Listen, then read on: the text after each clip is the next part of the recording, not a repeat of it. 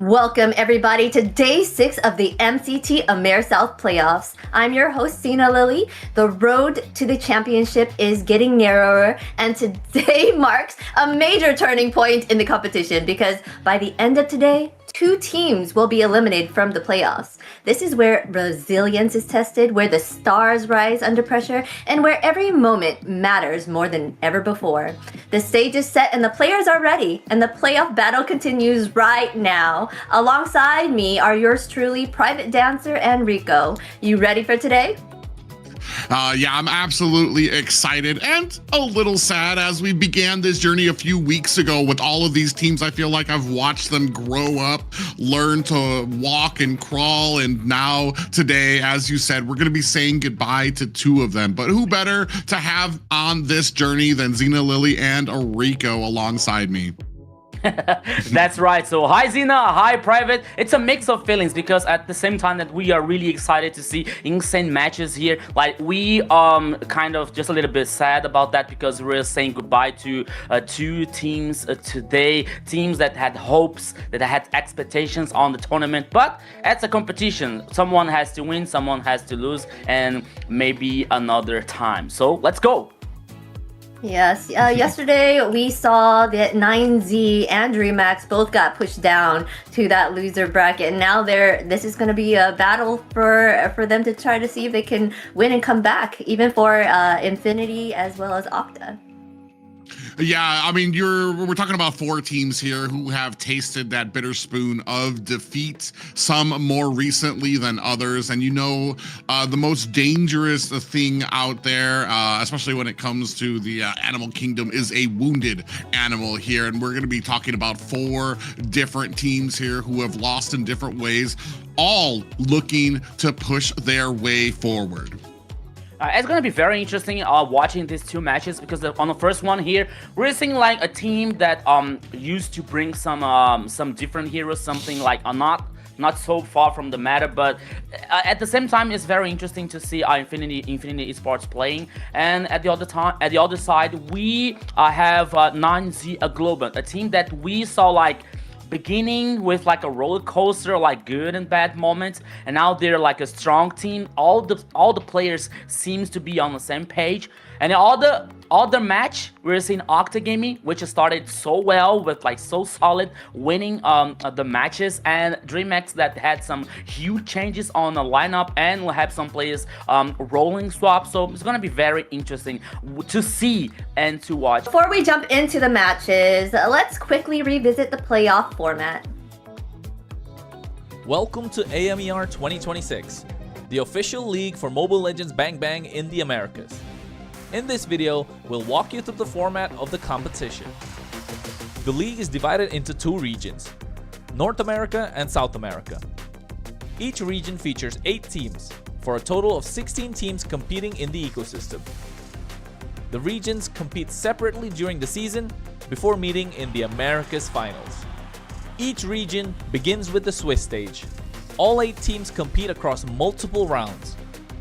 Teams are matched against opponents with the same win-loss record, ensuring balanced competition. Matches in this stage are played in a best-of-3 format. The playoffs are divided into 2 phases based on seeding. Lower-seeded teams begin in Phase 1, where matches are played in a single elimination format. Higher-seeded teams advance directly to Phase 2, which uses a double elimination bracket. Matches throughout the playoffs are played in a best-of-5 series. In Phase 2, teams that lose in the upper bracket move to the lower bracket for a final chance to continue. Today with these 2 matches, and to get things more spicy, as always, we are dealing with the global ban system, which is awesome, amazing, incredible here. Watching this plays like have to think about the strategies and the draft compositions. Yeah, it's been a finely tuned road for a lot of these teams here, but let's see that extra little spice like he was talking about, how the global bans have transitioned here into the AMER tournament. We'll have the global ban in MCT Americas to bring more dynamism and special strategies. Under global ban rules, each hero can only be selected once by each team. After every match, the 5 heroes used are banned for the remainder of the series. The pick ban applies only to the team that used the hero. The opponent may pick it next game. In best-of-7 matches, the global ban resets for both teams if it reaches the final game. Expect new strategies, fresh picks, and much more.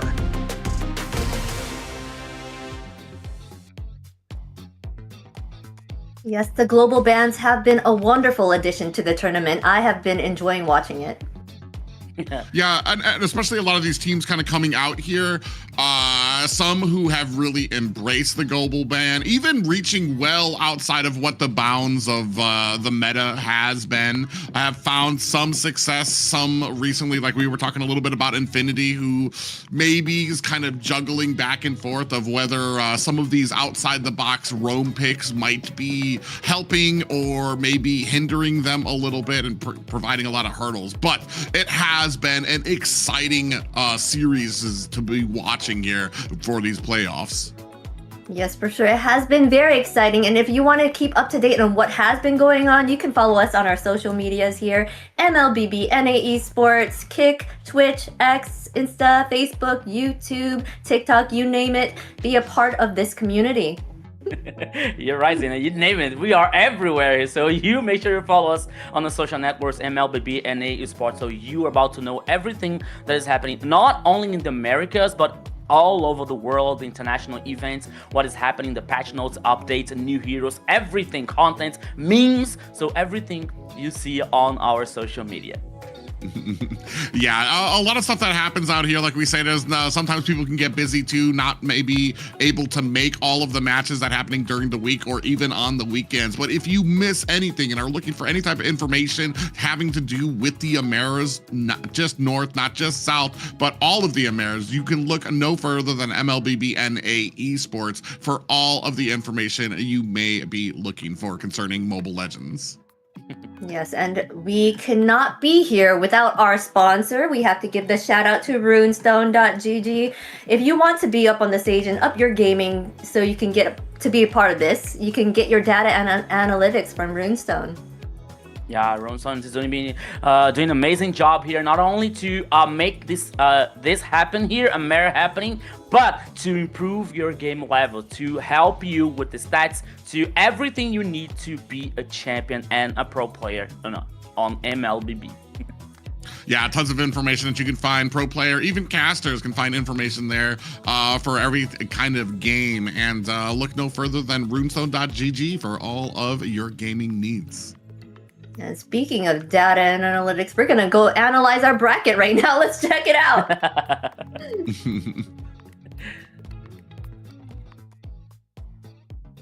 Okay. Private, what do we got here? Well, as you see, we kind of continued.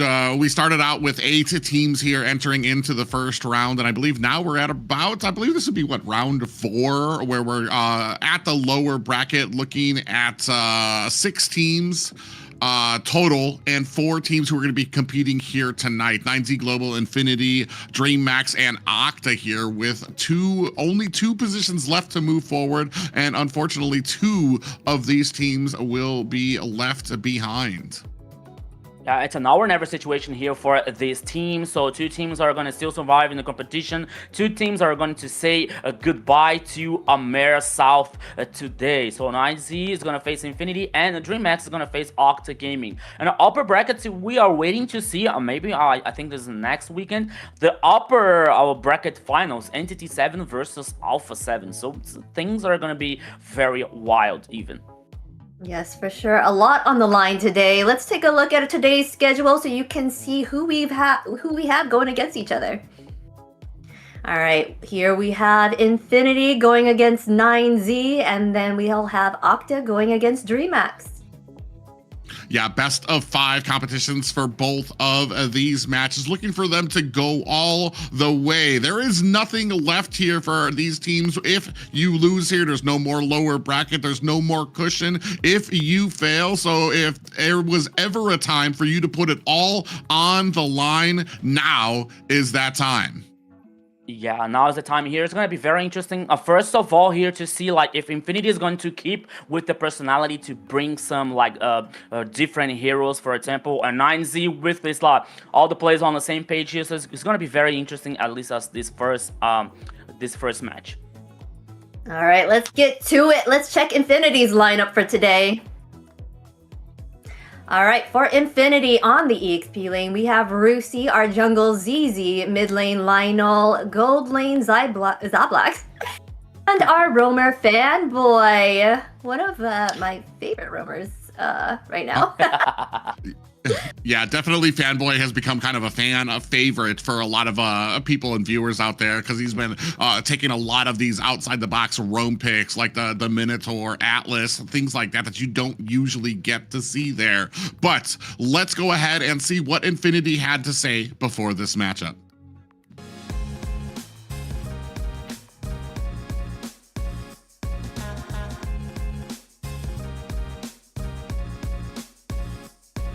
Rusi, hace 4 años. Dairo, Fanny, Sanford, yo mismo, la Pulapu, la Cofre de Paquito, el Saber, el Isla, Setiam, la Fanny,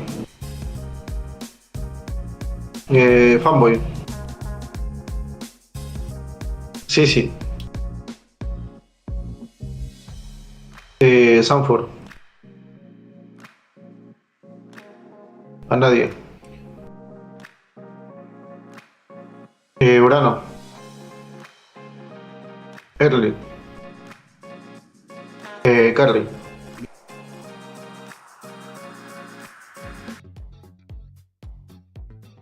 All right, seems Rusi has a hate for that Fanny, but here we go with 9Z Globant. We have on the EXP Chino, jungle Luisinho, mid lane Fashion, gold lane Gusta Lagusta, and Rome Alboro Crazy. Yeah, it's a very unusual lineup here for 9Z Globant, which we saw this team evolving game by game, weekend by weekend. But once again, let's check out what 9Z Globant is about to say.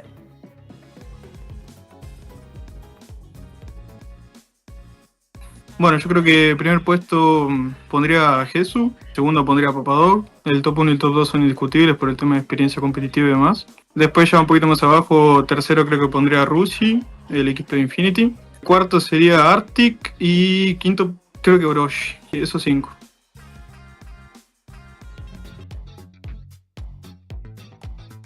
I am looking forward to these matches between Infinity and 9Z. I wonder what they're going to bring to the table today.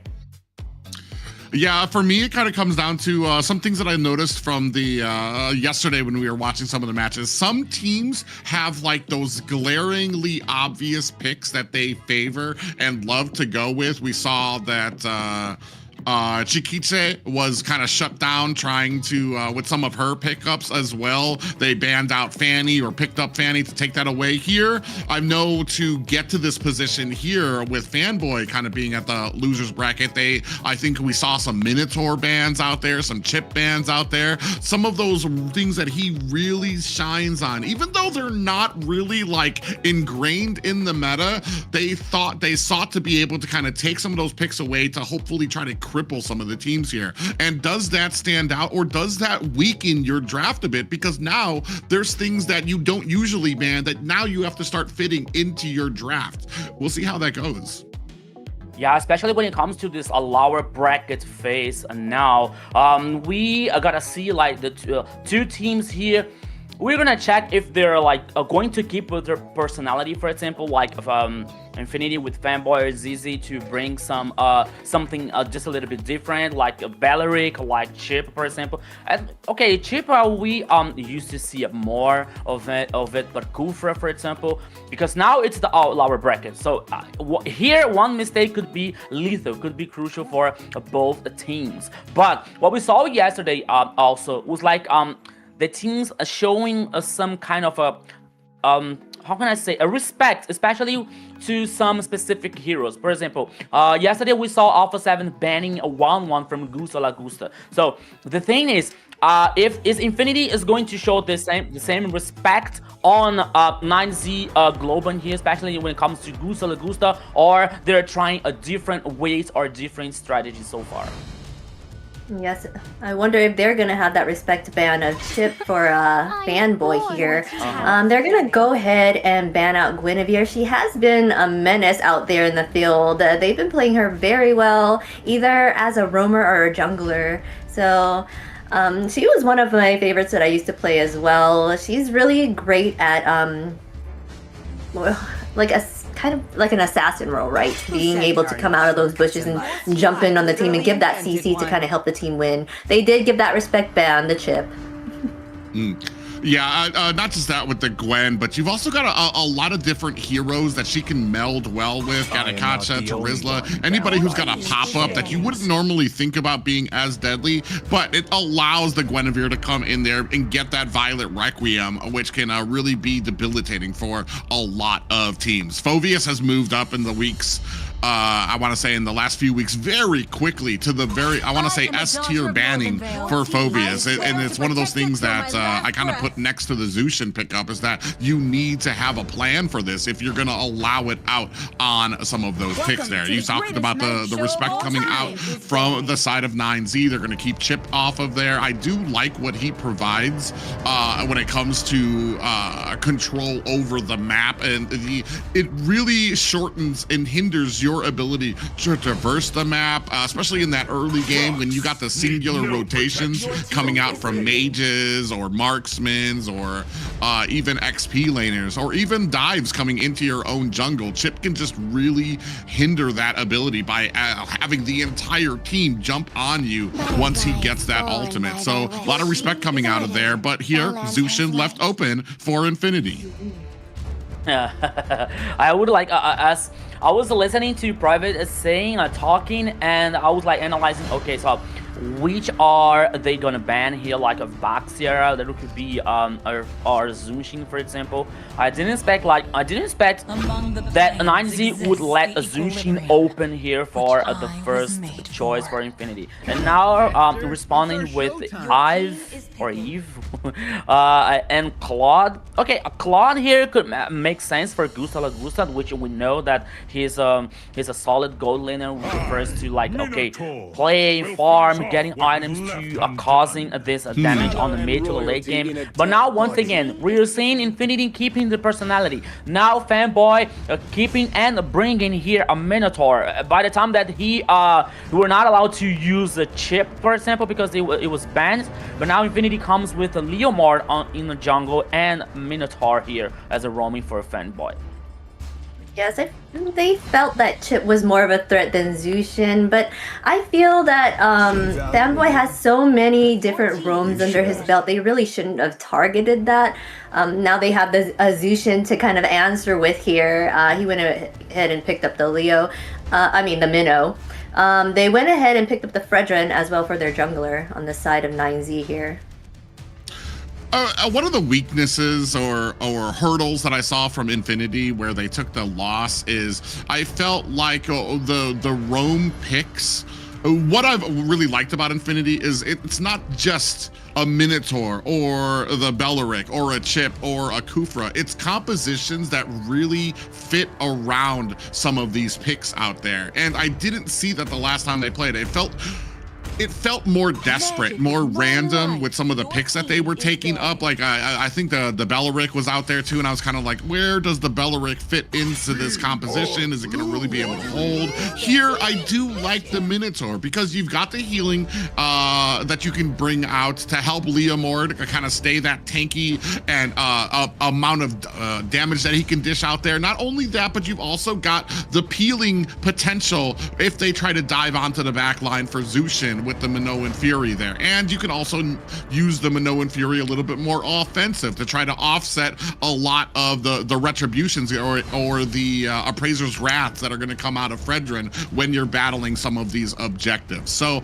I do like this pick here, and I do like when the roam picks kind of really meld into the rest of the composition for Infinity. Your team is bad. Yeah, it makes total sense here, especially when it comes to bringing this Minotaur when you have Zushin in that composition, because if we see here, it's going to be very hard for 9Z to put in the back line here, for example. Okay, Gusta with the Blazing Duet can try to do something, but still, Zushin has this ultimate that she can like get this reposition.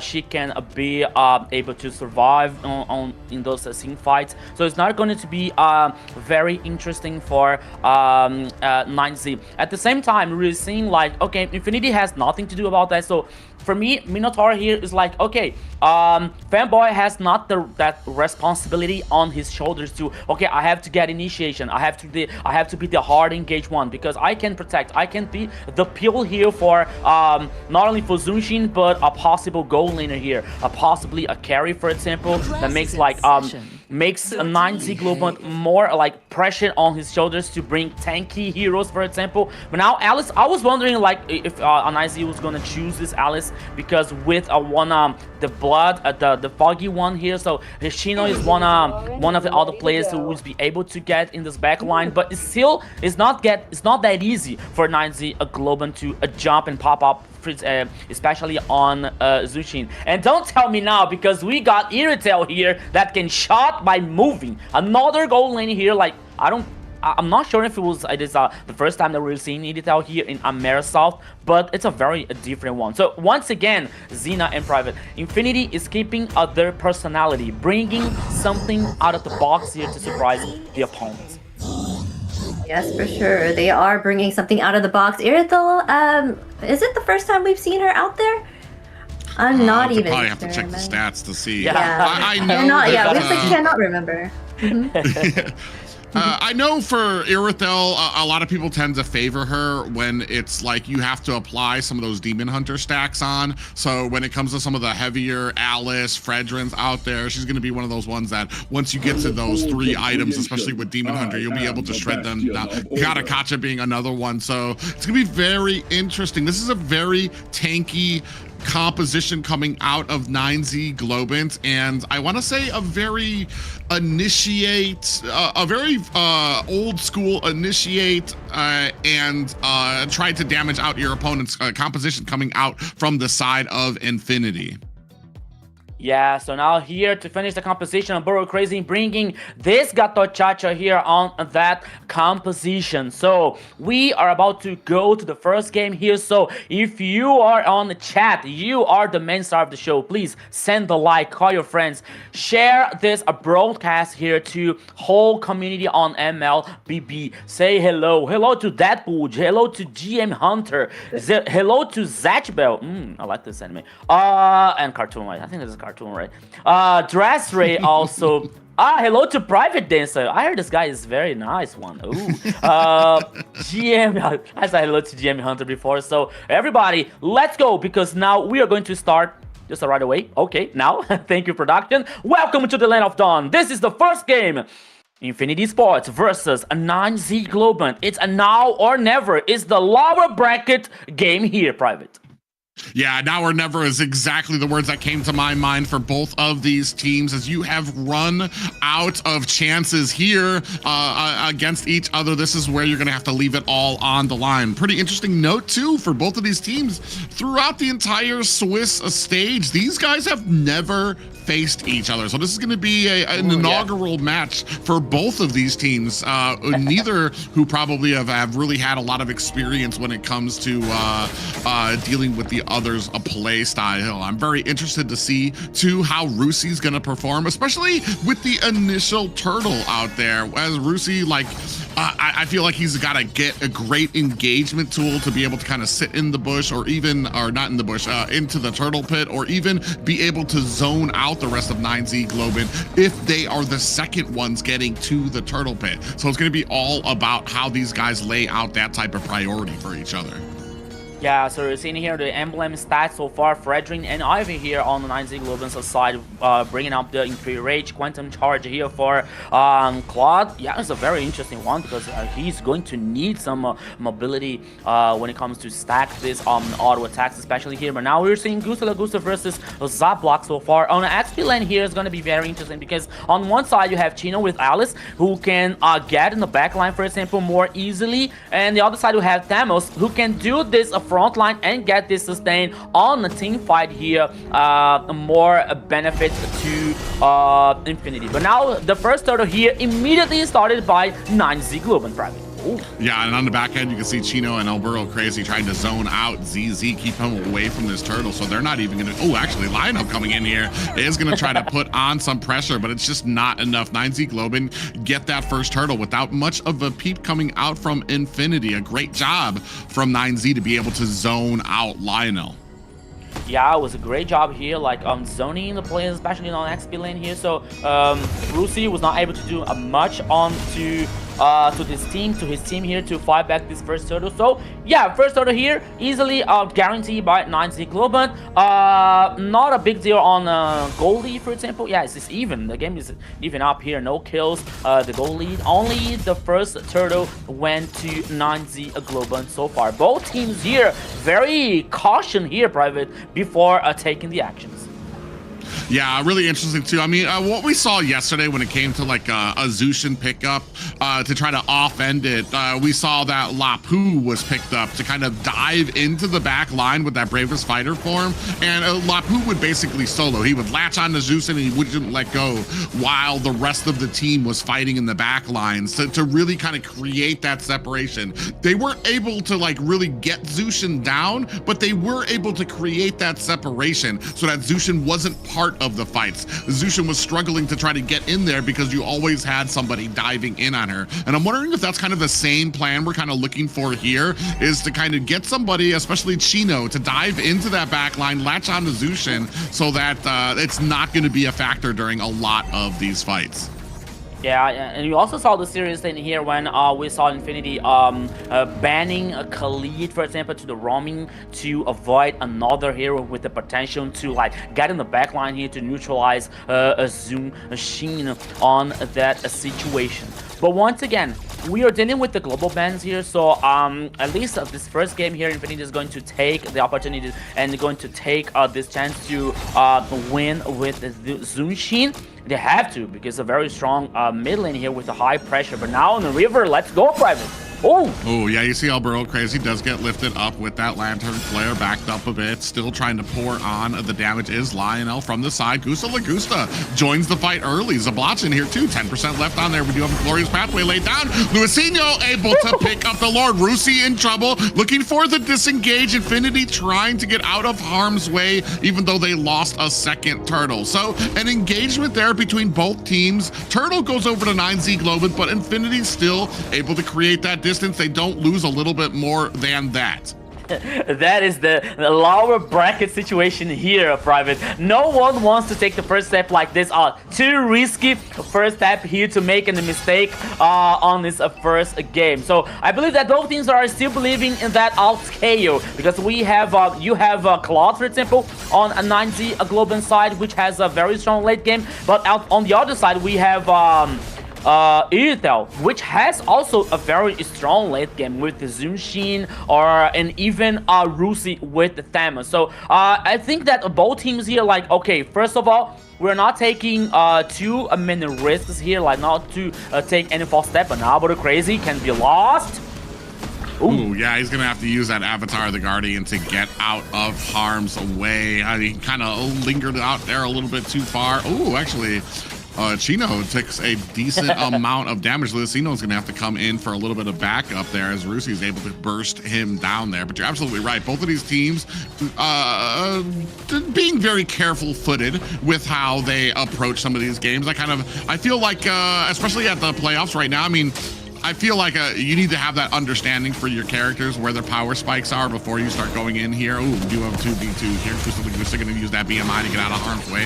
Alburo crazy, gets pushed back. He does not have that Avatar of the Guardian anymore as he just used that earlier. So that is going to cost him as he goes down to the damage of ZZ. Zablach going to be able to take down the tower. Now Lionel being chased down out of position. In comes Rusi from the flank to put on the damage. We do have a Throne of Ruin coming out from Chino as well. Is that going to be enough? Rusi able to find the damage onto Chino. 9Z Globan now looking for the disengagement as Lagusta has to use that Blazing Duet defensively to help aid in their escape.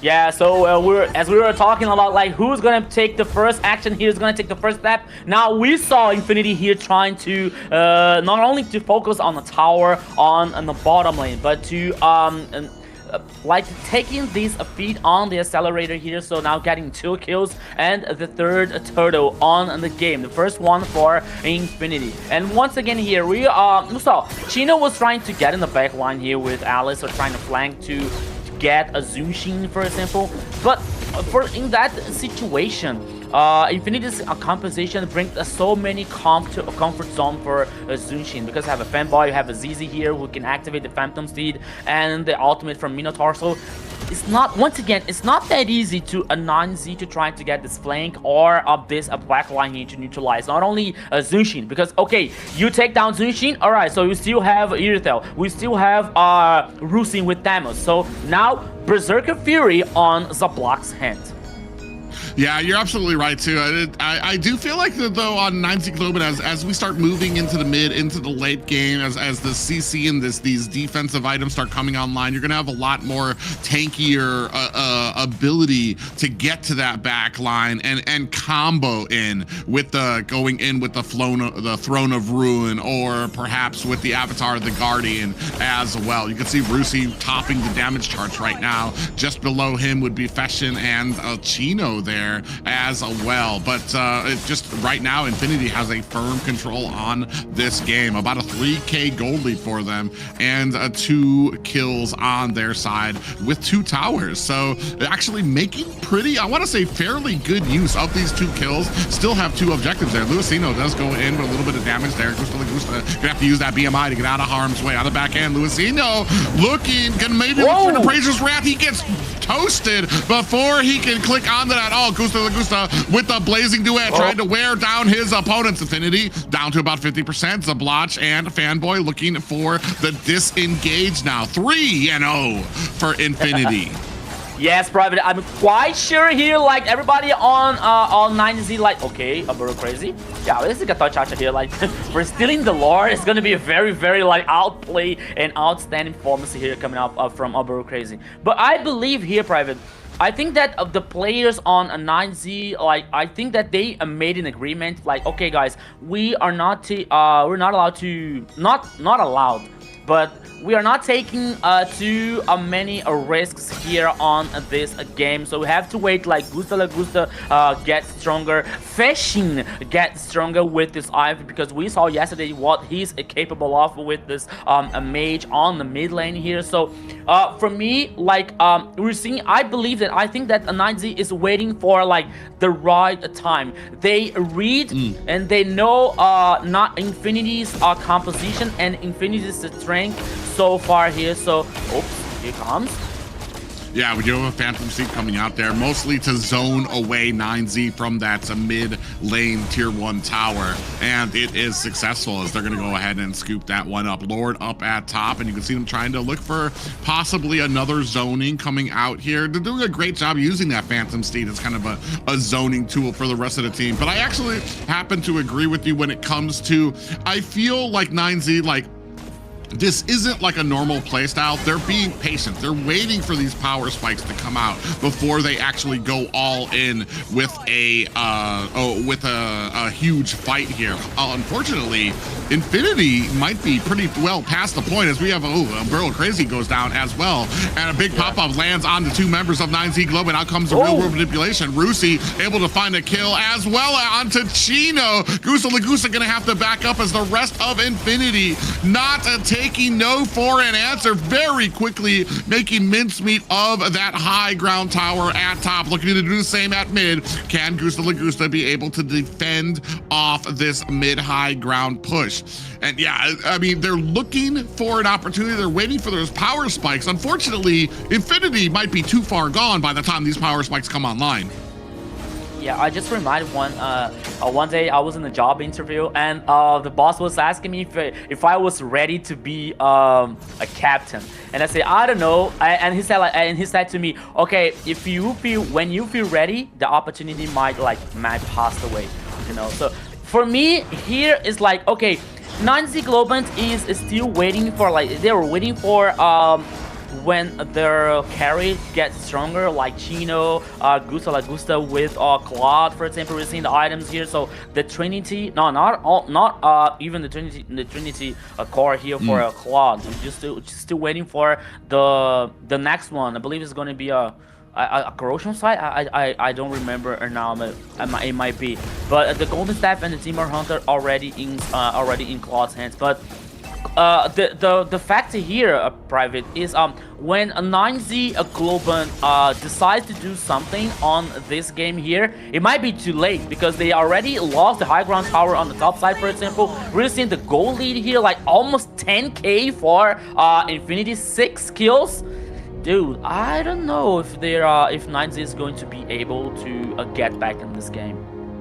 Yeah, and that's kind of the unfortunate thing, is because as this game goes kind of starting and continuing on through the mid game, I'm kind of like, all right, I don't feel like this is like a typical 9Z Globant game. Usually they're a little bit more pressurized, usually a little bit more forward with their offense here. So maybe we're kind of waiting for some of those power spikes to come on. But you're at a point that Gusta Lagusta doesn't even have his third item. Fashion, I don't think, had his third item as well. And you're about a 10k gold lead, or a 10k gold deficit right now, with only 2 high ground towers left. You're running out of room. But I mean, 9Z Globant, they were the ones that were able to come back against Alpha 7 as well in the last minutes. So I mean, I won't count them out just yet. But here, I mean, the difference is insurmountable and beginning to stack up against them. Chino gets pulled back on the backside. Oh, Minoan Fury catches 2 members of the side of 9Z Globant. Now you have a Lord flashing away at the core, bursted down by the side of 9Z Globant, while Infinity's still looking for an opportunity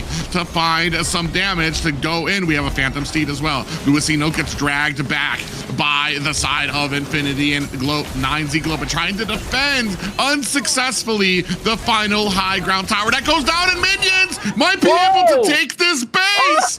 And Infinity with a very early and very dominant first game victory. Yeah, full dominance here coming up from Infinity Esports, 1-0 to them, Zena.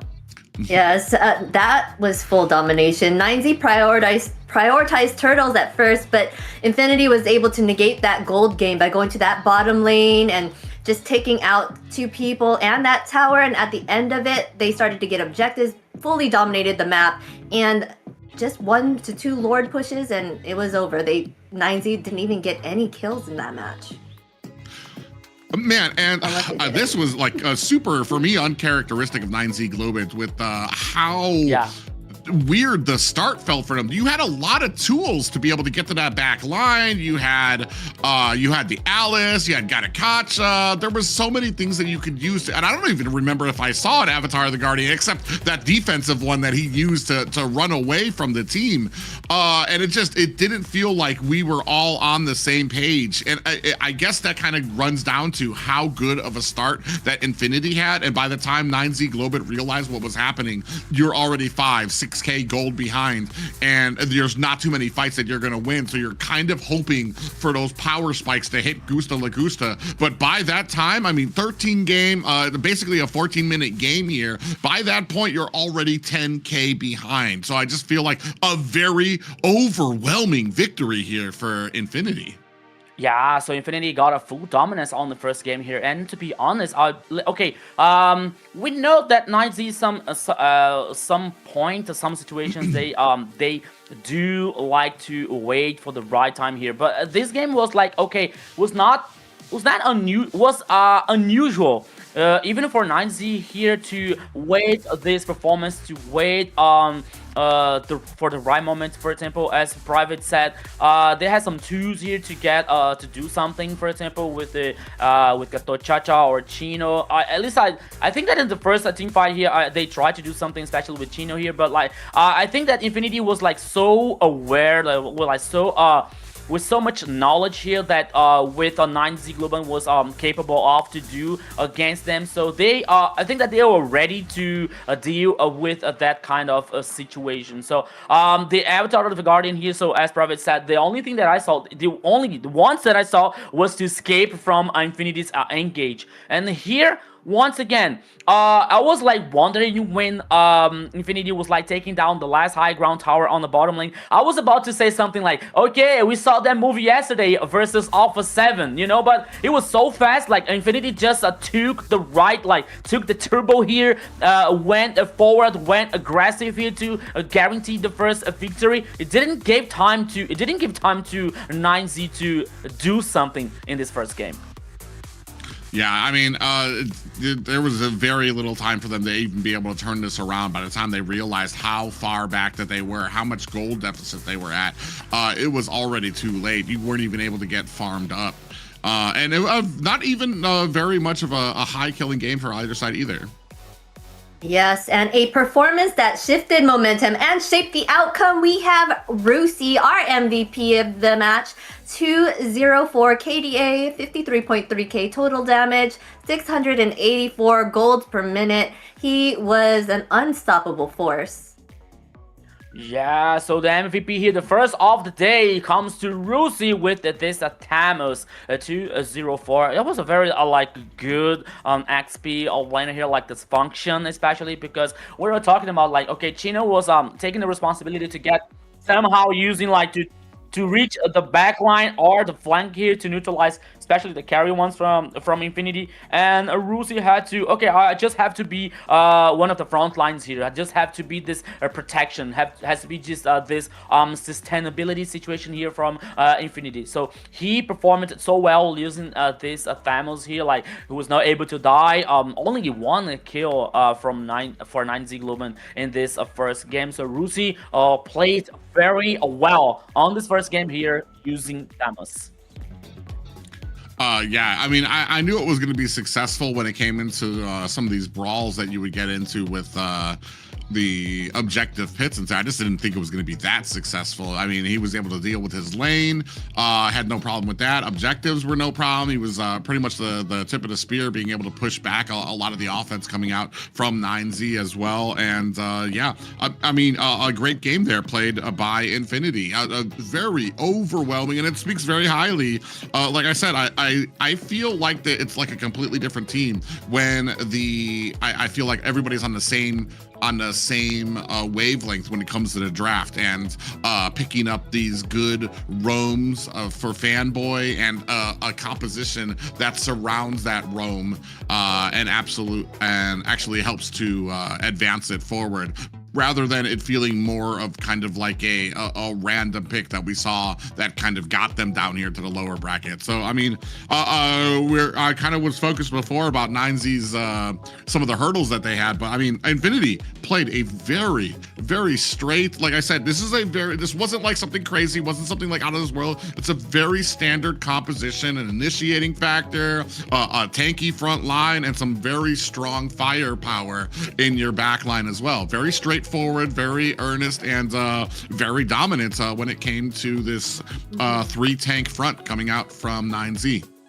Yes, they really had great CC there, and the fact that they gave them the Zushin to kind of start it off, that, like I was saying earlier, the target banning of Chip was, even though you're banning out the Chip, he has a lot of other roams in his belt. Chip is not like a huge factor for them to get any type of win, because they, like you said, meld very well and building the team with the roam and making sure that they engage and do things correctly and fully as a team. So their synergy in that sense really works well for them. Yeah, so and we can even talk about like, okay, if Infinity, what if Infinity brought something different on the mid lane, for example? What if they brought an Ivy or a Farsa? Honestly, I don't think that the result would be different here, because it was not only a Zushin's situation. Okay, Zushin is really strong, but we, as Private was saying, like, the whole like situation for Infinity, like everyone knowing exactly what they were supposed to do, the initiation one, the protection one here, so everyone like doing and working like a perfect engine here. So it was really, really nice to see Infinity play on this first game here so far. Yeah, and we'll see if that kind of continues, if 9Z Globin has something else in store. The chip ban, I mean, I guess, I'm not gonna lie, when it comes to map pressure, that can be something that's very hard to overcome, especially back when we were talking about the days when Lu Yi was meta and you had to worry about the diversion. Any bush on the map, it became like this heat zone that you had to constantly keep checking, constantly making sure that everything is clear. And so I kind of get and I kind of understand the chip ban, why you would prioritize it, because I feel like it adds, like the Zushin, it adds a lot to your plate that you have to do correctly, that you have to negate, that you have to be aware of to be successful. So why not just take it off of the floor? And I feel like it's not so much to hurt Fanboy as much as it is to help their team, because it would mean that the roam has to be keeping an eye out for so much more rather than just banning him out. Here we're gonna start off with a chip ban and a Zushin. Infinity definitely not wanting to let that out, especially with how dominant they were in the last game with that pick as well. Yes, for sure. They are still going ahead and banning the chip. That for sure is the reason then. They don't want to keep an eye out on the map there. And they do not want to give the Zushin to the side of 9Z, as that was... they knew what kind of a menace that could be. And of course, they're going to take out that Phobius as well.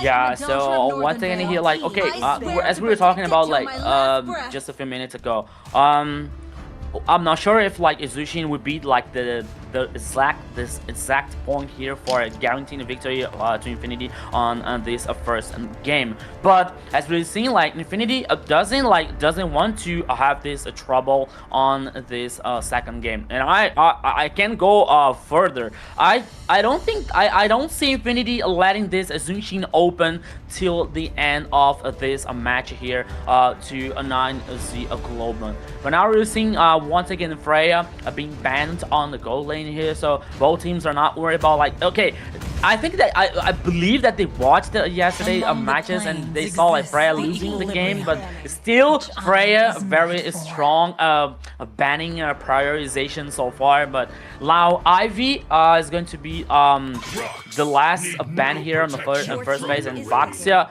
Alright, so here Harley is open for Luizinho, for example. It could be a very strong a pick for 9Z Globin. Harley, Marcel, I mean, if they pick up Harley, do you counter with the Uranus pickup immediately? Marcel's kind of the same thing. You've got counters where it comes to the Valentina can be picked up. We've banned out Phobius, so we've kind of taken off a little bit of the threat that can get onto a Valentina pick. And then we've got Sora kind of in the mix, kind of floating out there too, which is kind of it floats out there with that Valentina pickup as well, because it gets countered by the Valentina, so we're not sure where that's going to be the fit into the year. When it comes to the gold lane, Harith, yeah, the big priority here for 9Z Global, they're going to go ahead and scoop that up first, and waiting to see what Infinity will be answering with. I'm assuming possibly the another mid lane for the side of Infinity, which we like to usually go with in the first round of the draft. Yeah, since they already picked up that gold lane, they don't really have to worry too much on that. I would probably think they would pick the Granger, as you said, that Granger usually does well against the Hereth there. I think they will most likely prioritize their mid laner here. Oh no, they went ahead and decided to get their gold lane early here with the carry, making sure that they could shred any tanky fronts that may come along. Yeah, so the response here from Infinity was the Fredrin and carry to the gold lane. So, okay, here's the thing. I'm thinking that on the second game, 9Z is prioritizing Augusta's pick. Okay, we know that he's very strong. We know that he can carry the games here, but maybe if you're too early picking these heroes to Augusta, I think that it comes to it gives time to Infinity to think on in a strategy to not just to neutralize Augusta, you know, but to pick and do Zubblocks a comfort a matchup here for in the gold lane, because okay, as Zina talked about Granger versus Hereth, that could be an interesting matchup, but depending on the skill shot here for Zublock, he could be in trouble, for example.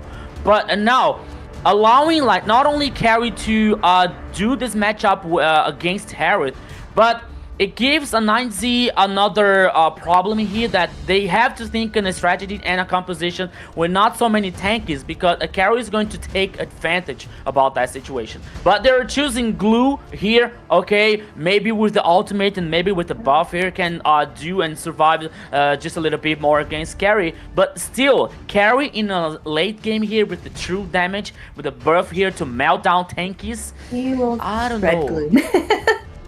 Yeah. He's gonna shred Glue if they make it.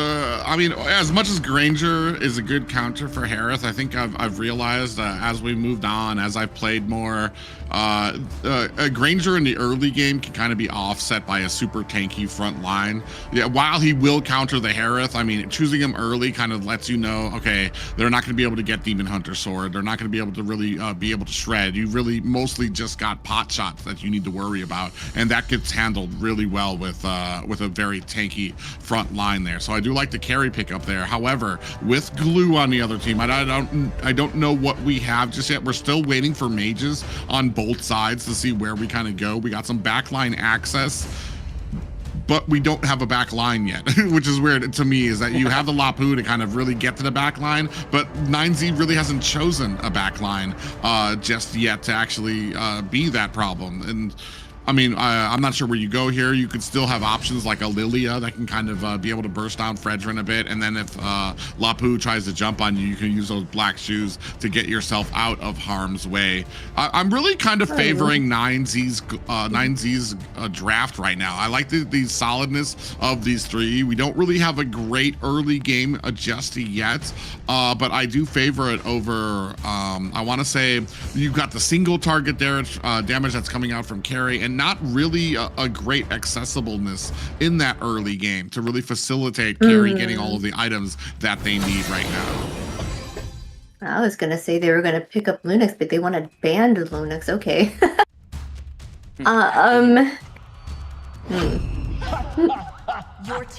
Gord. Oh, okay. Once again here, Gord being picked by Infinity on this on the second match here. Not in this today, but we used to see Gord yesterday as well here on MCT AMER South. I was thinking about, okay, with a more mobility here from Infinity, because they have carry, they have Fredrin here. Okay, it's just to secure and buy more time in this long team fight, for example. But they choose a Gord. All right, so when it comes to the magic damage, when it comes to this burst, he is a really interesting one. But I don't know, maybe now with ZTN here, especially when it comes to the her ultimate, to do something against that composition from Infinity, it might work as well here for 9Z.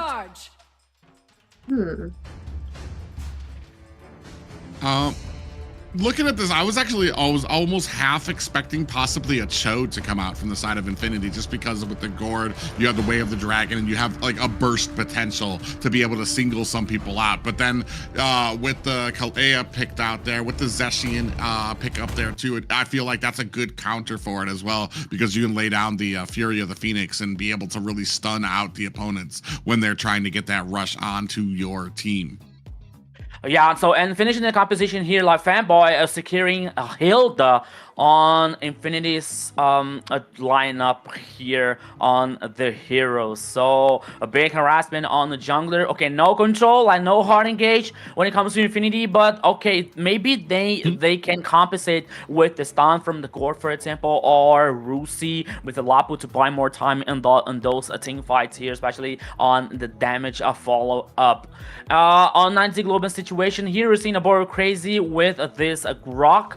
All right, so it's not the hero that then can reach a flanky or a backline, for example, but with the wall and the tectonic charge, it might be a very interesting wombo combo when it comes to 9Z Global composition. But ladies and gentlemen, my friends, once again, welcome to the Land of Dawn. This is the second game, Infinity Esports versus 9Z Global. 9Z Global versus Infinity. Who's gonna win? 9Z has to be so different than the first game.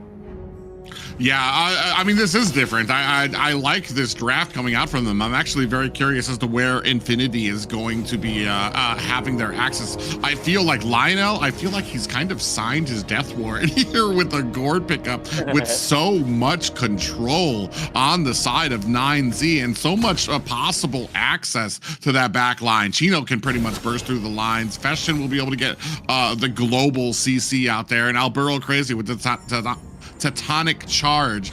I mean, as soon as that Mystic Gush comes out, he'll be able to kind of spot you and aim a lot of CC in your direction, which is something that Lionel's going to have a problem with, especially without the early rotations.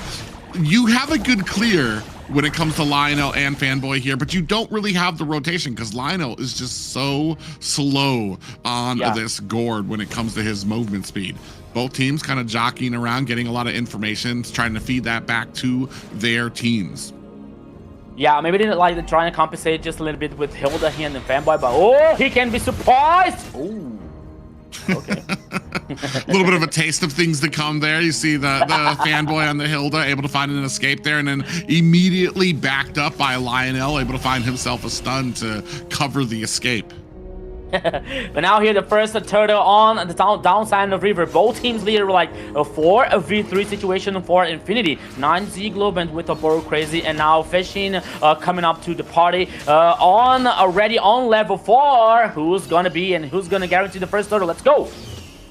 Yeah, you can see both roams do not have level 4 just yet, but the team's kind of jockeying for a little bit of position. Mystic Gus comes out there. Luisino and Chino gonna have to find themselves a flicker escape out of there, but Luisino able to find himself a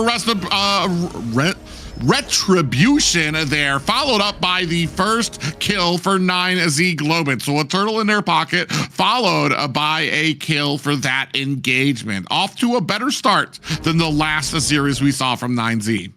Yeah, so results here, the blocks taking just a little bit of the golden energy, but still, that was a clever move here when it comes to coming up from a 9Z Global, because we saw like a Gord using the ultimate here, like causing much damage, but it wasn't enough to guarantee the kill. And then after that, 9Z came with a good response with the Tectonic Charge from Grok here and the Bro Crazy, and Suyo with Luisino with the follow-up in the burst damage. And to get better, it came with the Gusta La Gusta, like who had down from the goal lane on the top side here to get this first blood and get the first turtle for 9Z Global. Oh, Bro Crazy.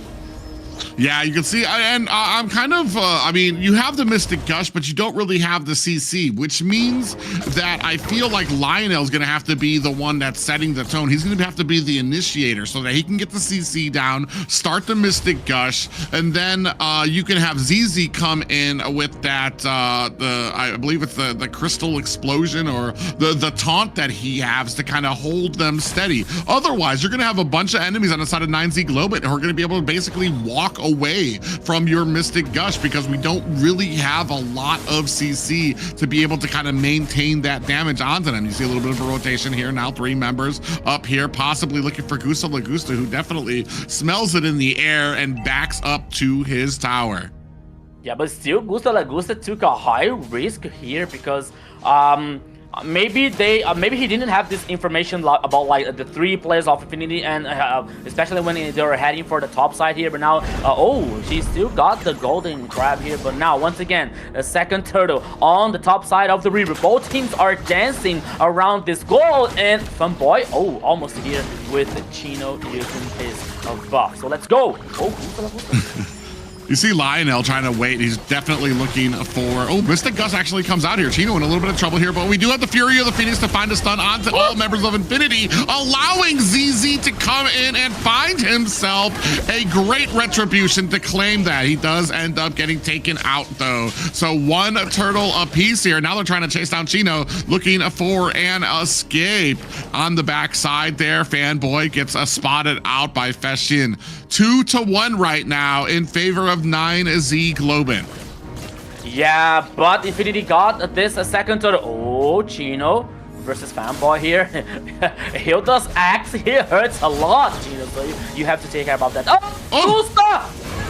Oh, tried to flicker away, and Lionel was ready with the flicker himself, even laid down the Zaman force, and still got picked apart by that Mystic Gush from Lionel. So even without the CC he has there, still doing a great job of being able to make sure that most of his opponents can suffer the full point of all of that damage.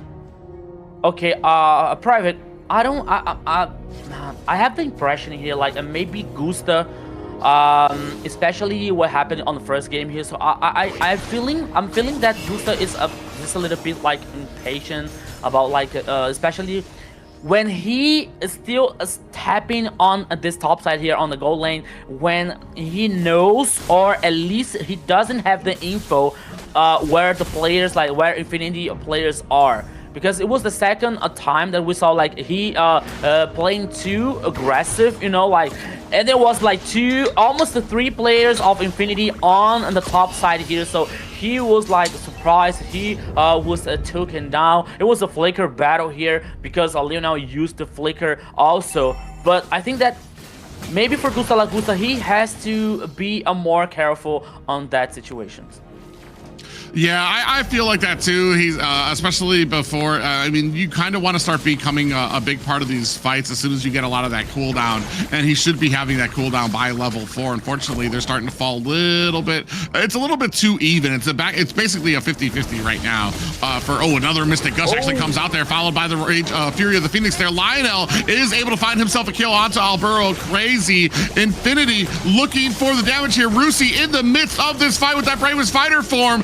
Last, but Luisino able to find the kill. Now the rest of 9Z Globin chasing down Infinity. ZZ gets taken down, and that's going to be the jungler for the side of Infinity. They no longer have a retribution to be able to take this turtle. Still continuing that pressure down at mid, and it looks like 9Z Globin will be able to find themselves a tower.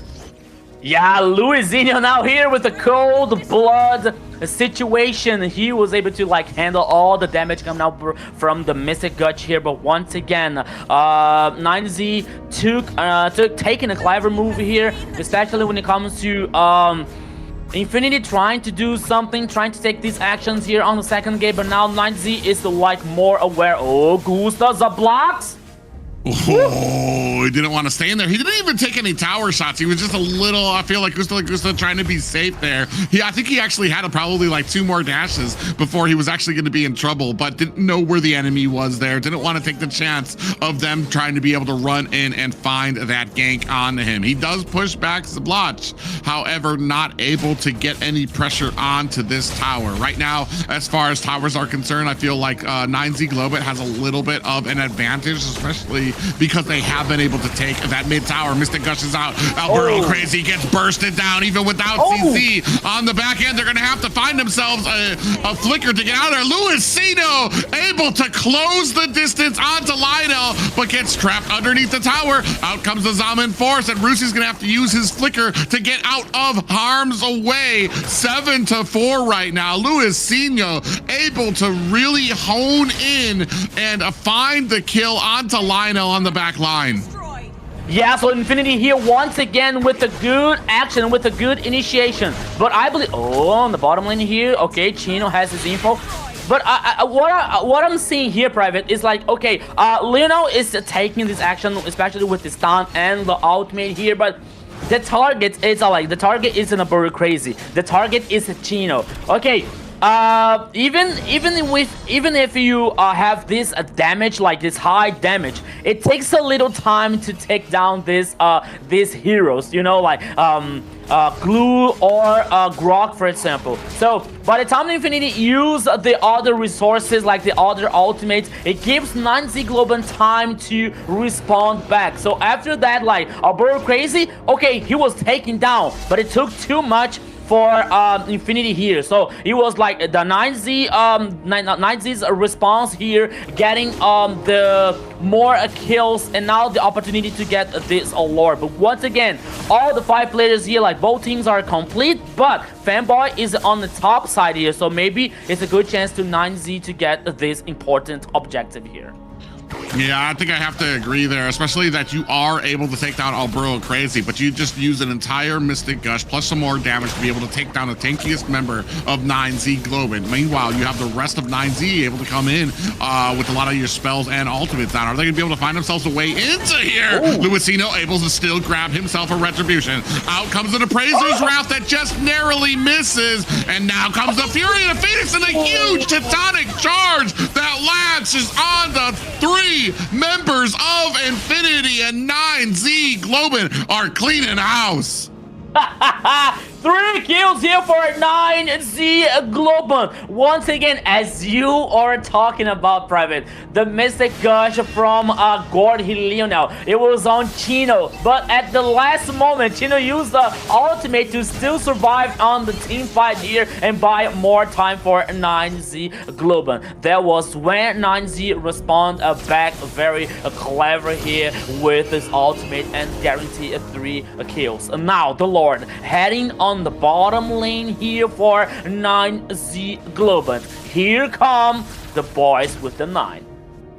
Yeah, I mean, not just the Mystic Gush, but also the Appraiser's Wrath coming out from ZZ. He just waited for that Appraiser's Wrath to come out and immediately used a split to jump onto ZZ's head and negated almost all of that damage. Not just that, but a great Fury of the Phoenix, able to latch down onto all of the enemies, keep them stunned, and Alberto Crazy found the perfect place to find a tectonic charge, hit a wall, bounce all of the members up, and a huge amount of CC that allowed Luisino to come in there. And this is what I was expecting out of the first game. There's a lot of potential here for wombo combos like that, where CC after CC after CC, which will allow Luisino to come in. They just weren't able to take off in game 1. Here, game 2, a 10-5 lead right now, and almost a 10K gold lead.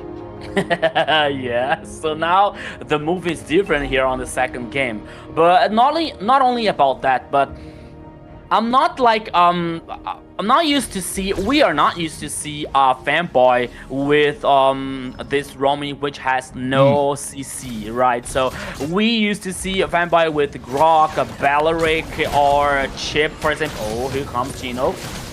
Ooh, yeah, they did miss all of that Fury of the Phoenix. Chino onto the back line. Ooh, latches on to Lionel, and another Teutonic charge does a land onto him. for the side of Infinity. 3 down now as they are continuing to work their way into this push. Only 2 high ground towers left for the side of Infinity. 9Z Globant looking for a way in, trying to put the damage out. Looking onto Zablotch now, putting the damage onto the tower. Trying to get Fanboy down. No, they're going to go ahead and turn their attention to the tower to tie things up here for Infinity and 9Z Globant. Yeah, so the second game here went to 9Z Globant. Everything is tied up here, Xena. All right, it looks like it could have been nerves on that first round, but they seem to have gotten it together this time around. They fully dominated the map, just like Infinity did on the last one, and did a wonderful job just taking it all, winning, taking the objectives, taking control of the map, getting those kills in.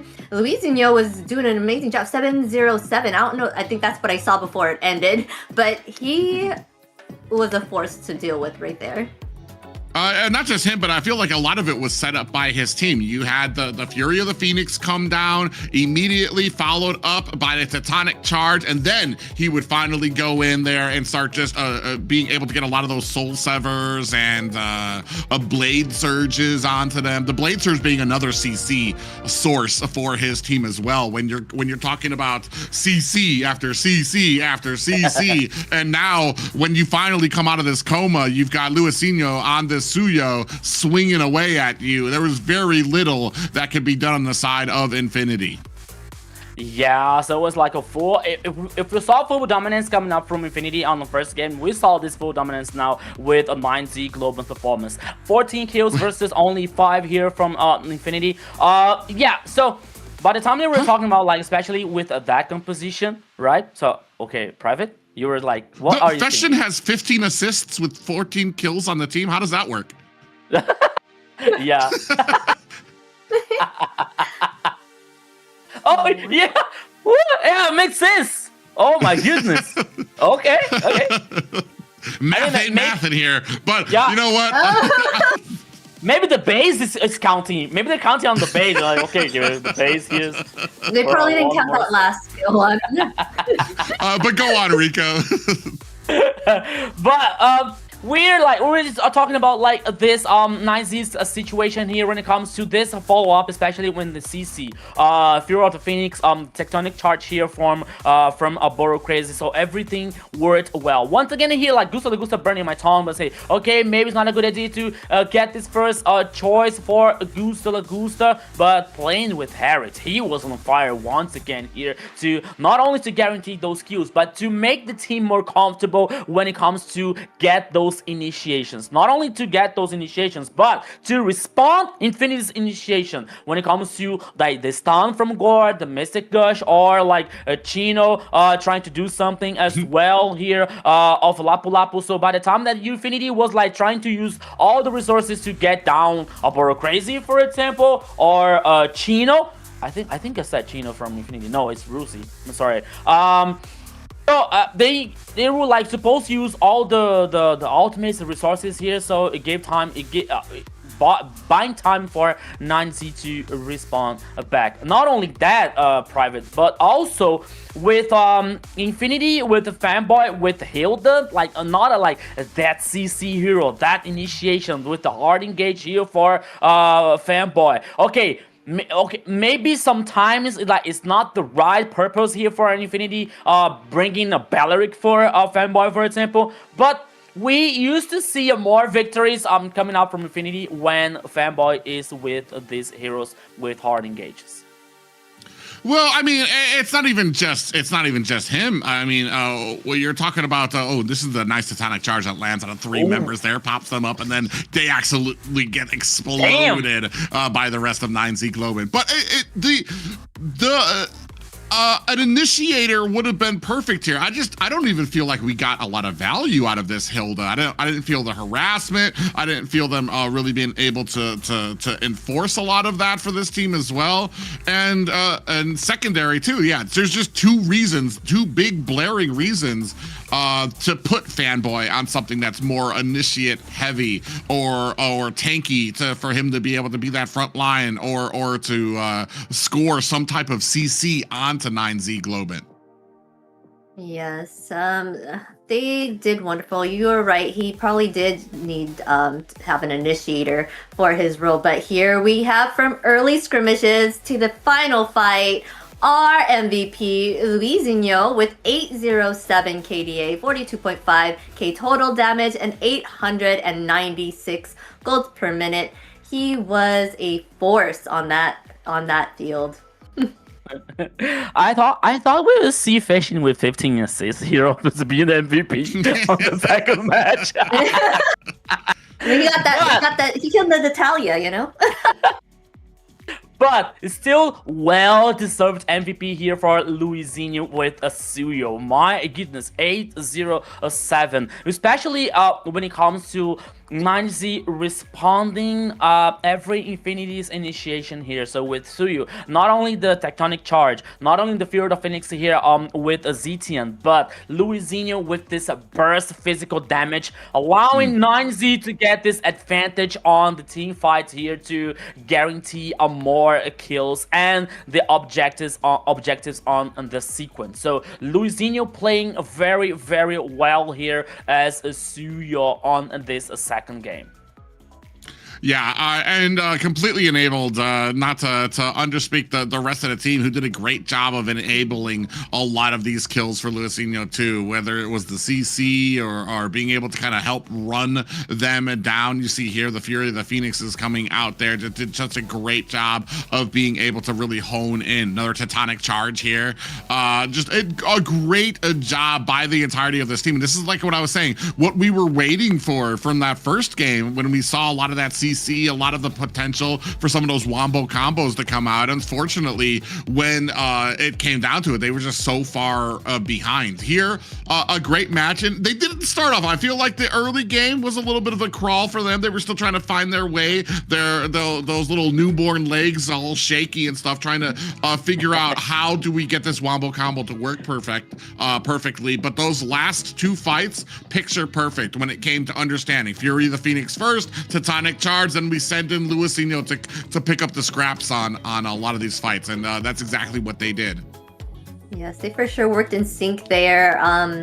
Together, they found that synergy for themselves. They had so much CC there to kind of help give that front for the backline to make a big difference for them as well. So, all in all, great show there. It could be anyone's game next, for sure. Yeah, and to be honest, I was wondering, like, okay, from the first game, like how the first game ended with the full dominance from Infinity. Like, I was thinking and I was wondering, like, okay, what if like 9Z absorbed that thing, you know, like absorbed that situation, but it was okay. It was totally different now on the second game. They guarantee this victory with yeah, it was a very good advantage. Don't remember like Infinity taking down a tower, for example, but it was a very good dominance for a 9Z global. But now everything is tied up. That's the beauty of global ban also here, because we are not allowed to see Infinity or 9Z repeating this composition unless it's going to be the opposite, for example, like Infinity copying the 9Z's composition so far, but I don't think so. But so let's see what they're about to choose, what they're about to bring for us as a surprise in this third game.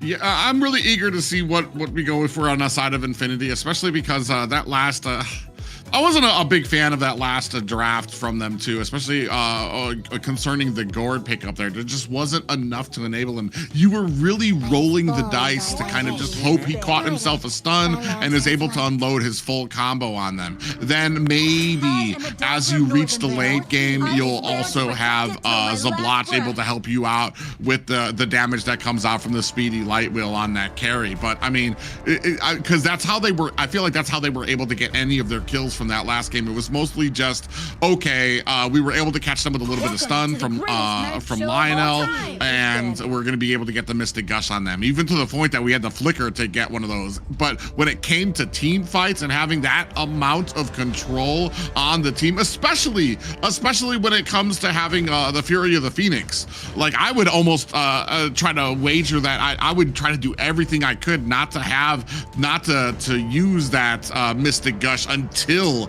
I saw that, because I mean that's just a perfect immediate answer. That comes out, it immediately stops the Mystic Gush. Not just that, but now all the opponents know where you are and can lock in on you. Who said there are no shortcuts in life? Yes, for sure. That combination that they had was really great, and they had it on time and like in sync for sure.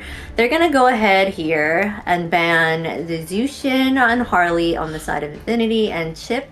They're gonna keep on with that Chip ban, and they have Freya here. I feel that the Hilda didn't do well. You said that Hilda usually does well against assassins, right? So them having a tanky person, he couldn't really fully invade well and to do what Hilda does, right? So I think that's probably where that kind of fell through and fell off as well for the team, and the team didn't do very well themselves, so that kind of like has her as kind of handicapped. Yeah, but I think that Hilda's performance depend very much on the mid choice also. So when you pick like a Zunshin, for example, or a mage with more mobility, it might be better for a Hilda here to make this harassment, to cause this pressure on the river, on the jungle, for example. But you choose Gord, you know, so he doesn't have this mobility, he doesn't have any type of escape here to like be free, or to not to pick so much pressure on Hilda's shoulder. We're seeing now Baxia here as the first choice coming from Infinity. It gives now 9Z Globans a chance to choose like Phoveus, for example, on the XP lane with who might be maybe with Khalid on the river here to make this pressure, especially into with these objectives. Or Private is still focusing on Gusta Lagusta's heroes here to get this advantage on the gold lane. Yeah, that's going to be the interesting thing. I feel like maybe you go with the Valentina to offset potentially getting a Sora on the enemy team, as well as picking up that Phoveus. Definitely, I feel like Phoveus has to be part of your plan here. I do know that they like securing Lewis. They like to secure Gusta Lagusta very quickly to make sure that he has the picks he wants. This has been a little bit of a change when it comes to, I want to say, some of the way 9Z has been drafting. Is I feel like they feel more comfortable when Gusta Lagusta is locked in. I feel like that's probably the hardest part of the draft for 9Z Globan, is to get him on something comfortable that he likes, that he's going to be able to carry with. Once that's over, then they can just draft around it. Here, Khalid going to be picked up by them, and Phoveus is actually very interesting to me that we didn't pick up Phoveus at all, because that's actually an option for both of these teams. Well, they have these teams, yeah, they've been playing Phoveus. That is not an option that they have chosen just yet, but they still have a chance here on 9Z to kind of pick it up, right? They still have either, because Khalid can go into the EXP lane or be a roamer, so they still have that chance open to them.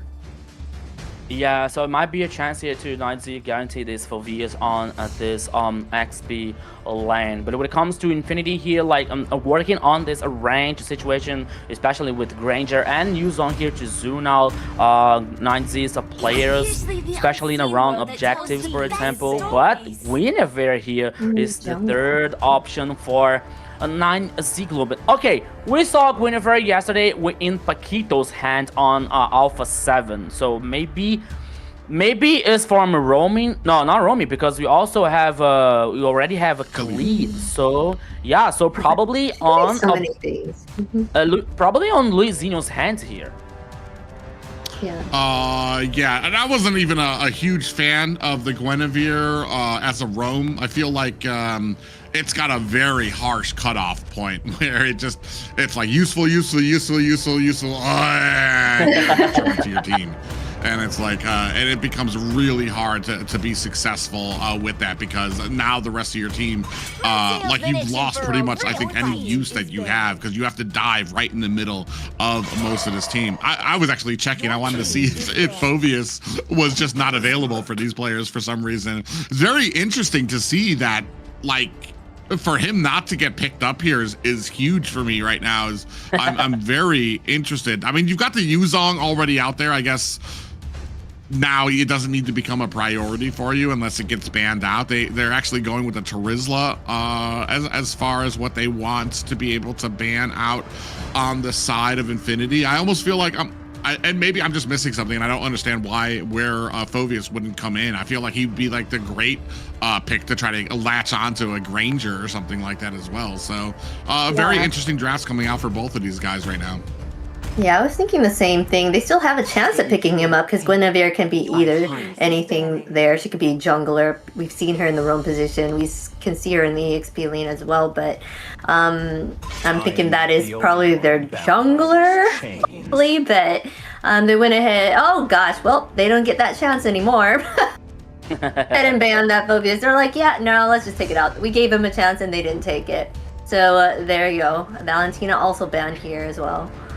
Yeah, but I think that I was wondering, like, at the same time, like, when 9Z choose a Guinevere here, like, for me, the Phoveus choice for XP was, like, very not probably. Am I right? I think I am. Probability? So, yeah, thank you, Zina. Because when it comes to Guinevere, okay, Guinevere has the jump and the Wrecking Violet, but most of the times you like to make this thing work, to make a Guinevere work, you have to have someone in your composition with some kind of a CC or a slowing down, for example, you know, like to help Guinevere's performance. So Phoveus has a very advantage to get in the back line, like getting with the demonic force here to jump on Granger's head, for example, or maybe Kagura now in the mid lane, you know. But at the same time, it wasn't like so helpful for Guinevere here on in the jungle to help this with the jump. But now analyzing here now, Kufra and Infinity once again here on Infinity's hands. Now we're seeing Kufra on Fanboys, a very hard engage one on Fanboy's hands. Now Kagura on the mid lane, mobility, a very burst high damage burst here when it comes to magical damage. So it was like a good idea here. It was like very interesting for Infinity. Assuming now there's only the mid lacking for 9Z Global. Valier. Okay.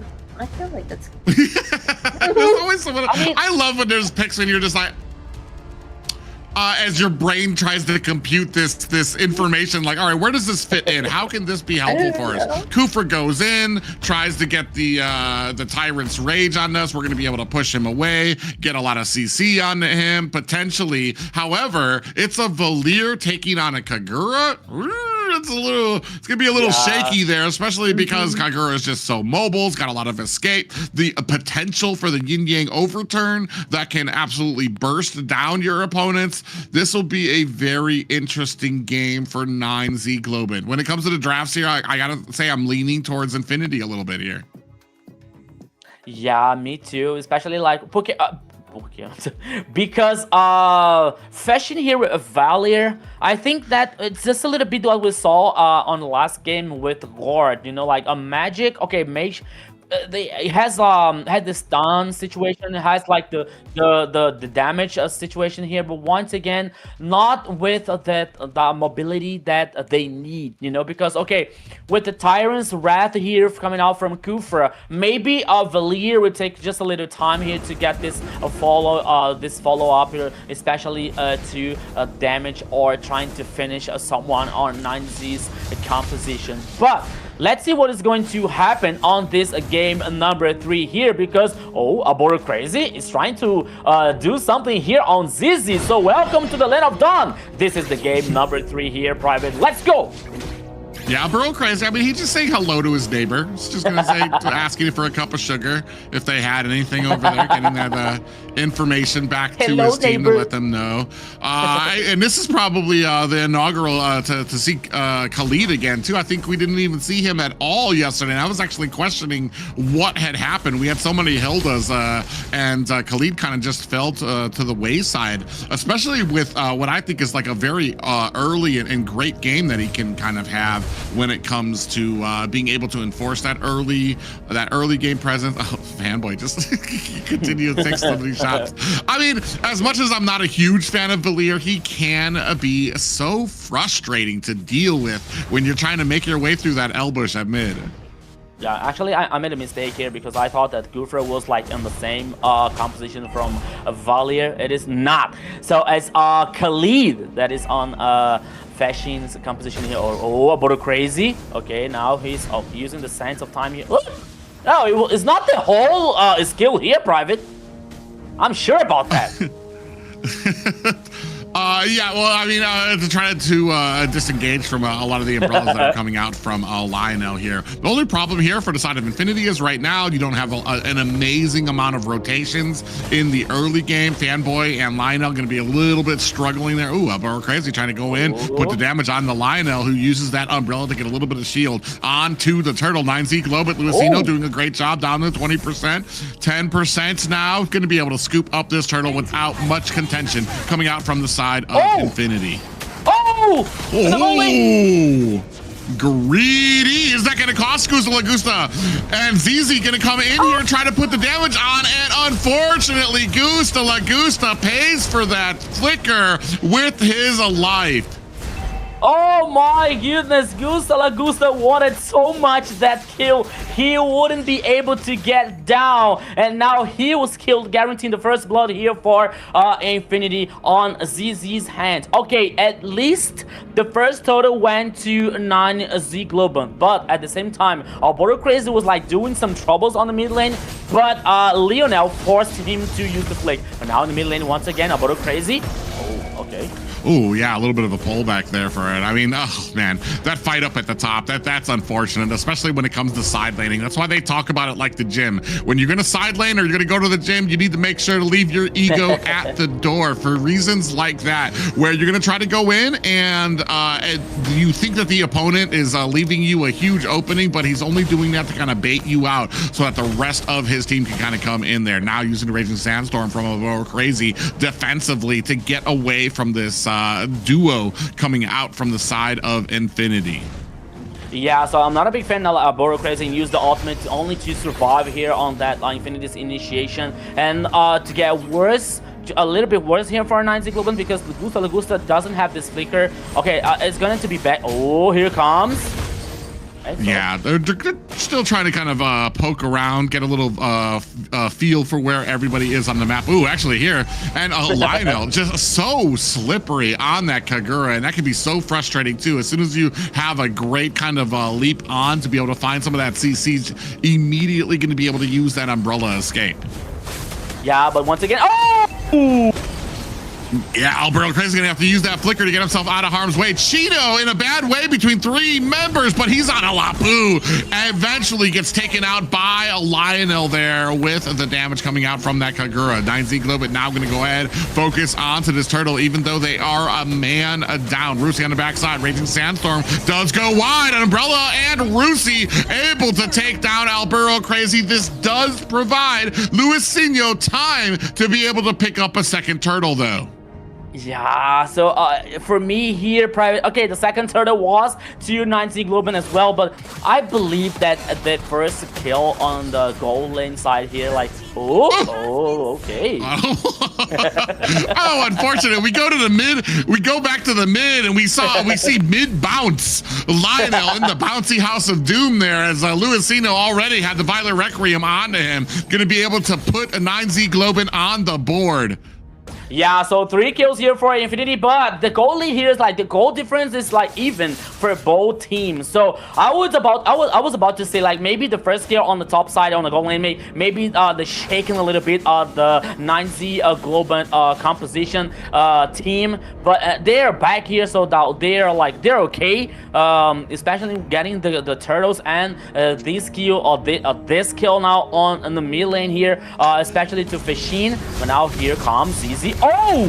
Oh, Alburo crazy. I'm actually quite confused as to why he went in there. Throughout this entire thing, while you were talking, you could see Alburo crazy basically following Fanboy, literally step for step, trying to make sure that he wasn't going to be able to come in with a Tyrant's Wrath to be able to kind of find that rubber band pop-up, and then ends up going in without the rest of his team there present and gets bursted down by 4 members of Infinity.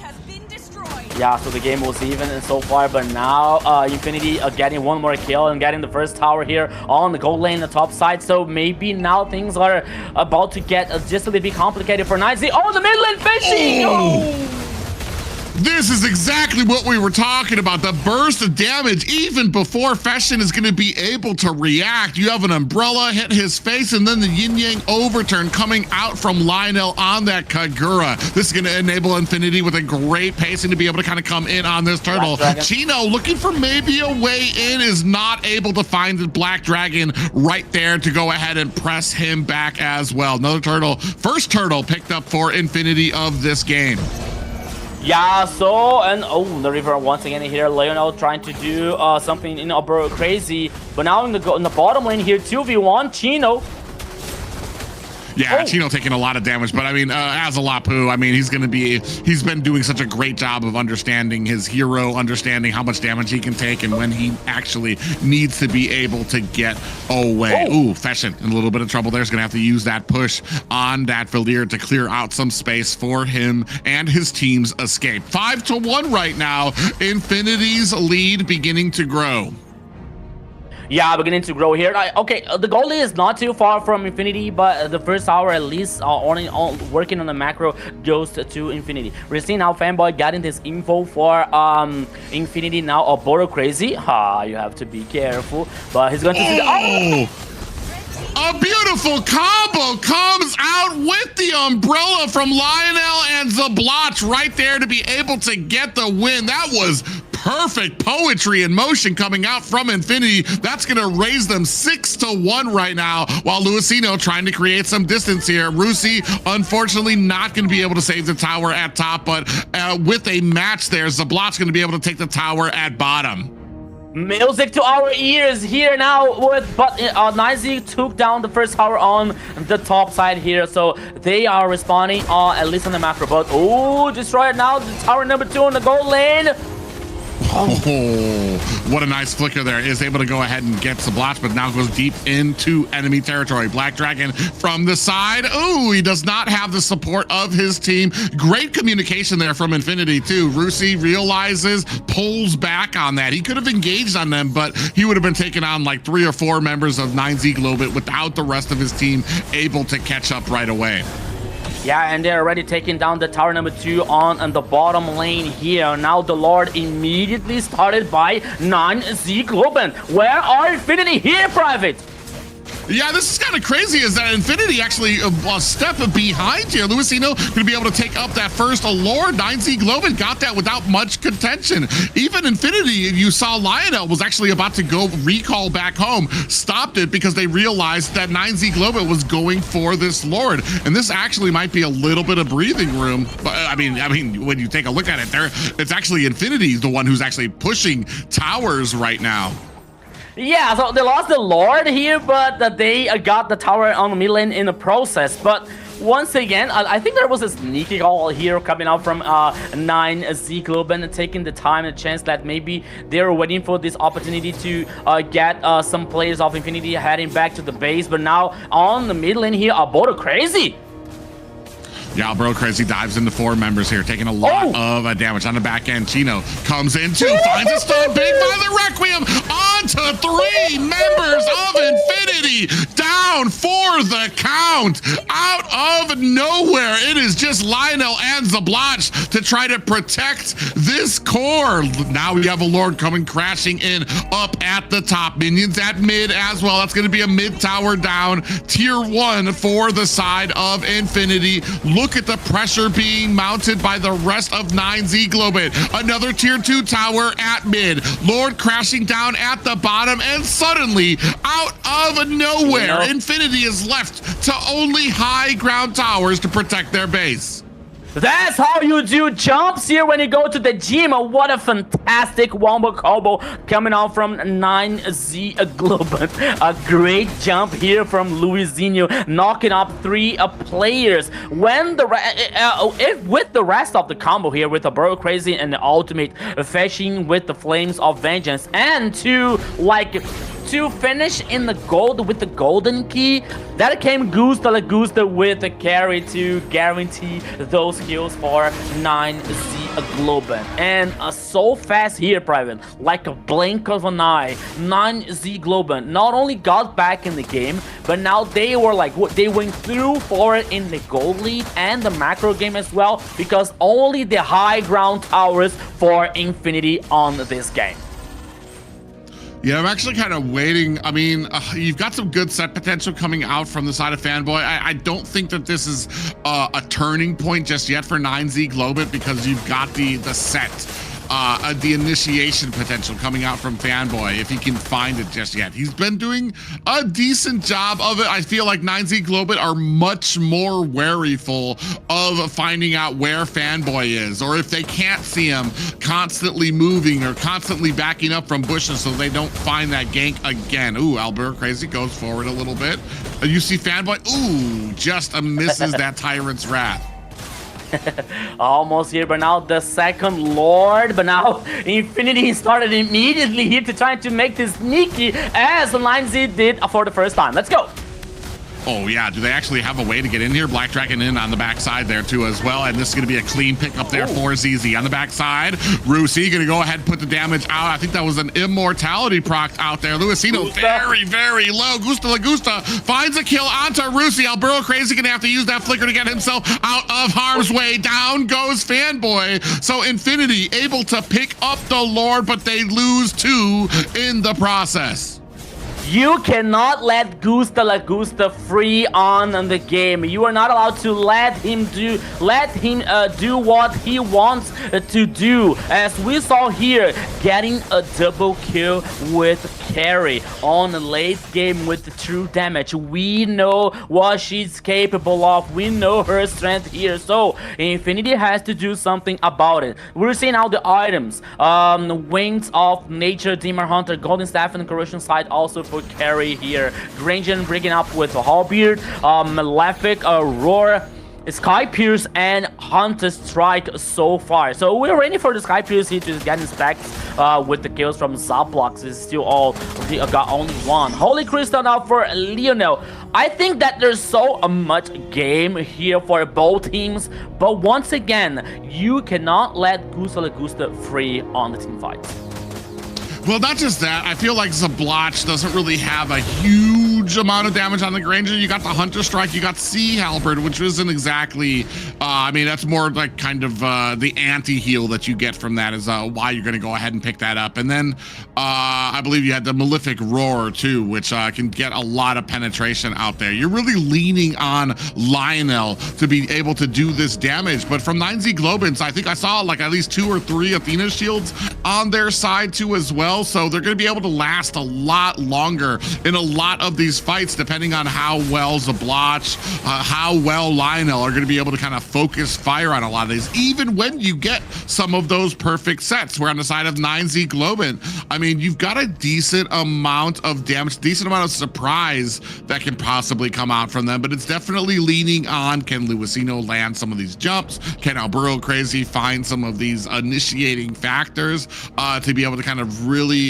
put a dent into Infinity and their pushing power? Right now, both teams I think are on even kilts when it comes to what they can do in objectives, to the point that you don't really need to worry just yet if you're Infinity. You want to push in, try to take these objectives from them, keep it 50-50. Yeah, and you're totally right here now, checking out like these 2 teams. Okay, only Alburo Crazy trying to get this info, especially on 9Z Jungle, but 3 players now heading up for 4 players on the mid lane here from both teams. While like there's a minion waves on the bottom lane, like just in favor for 9Z Global, because the next Lord is here on the bottom side of the river. Infinity now zoning the players of 9Z Global with a better position.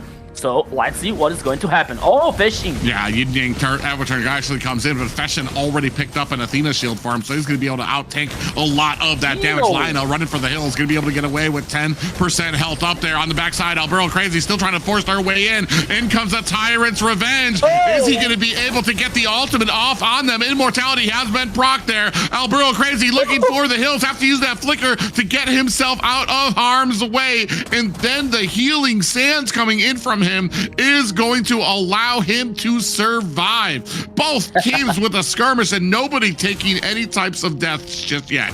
Yeah, so many ultimates here, so many fights, but no kill at all on this last team fight. But once again here, Infinity is starting immediately the Lord. But now here comes 9Z Globen with the full composition with all players. But now Alburo Crazy is trying to do in a flank, but Lionel is aware of that.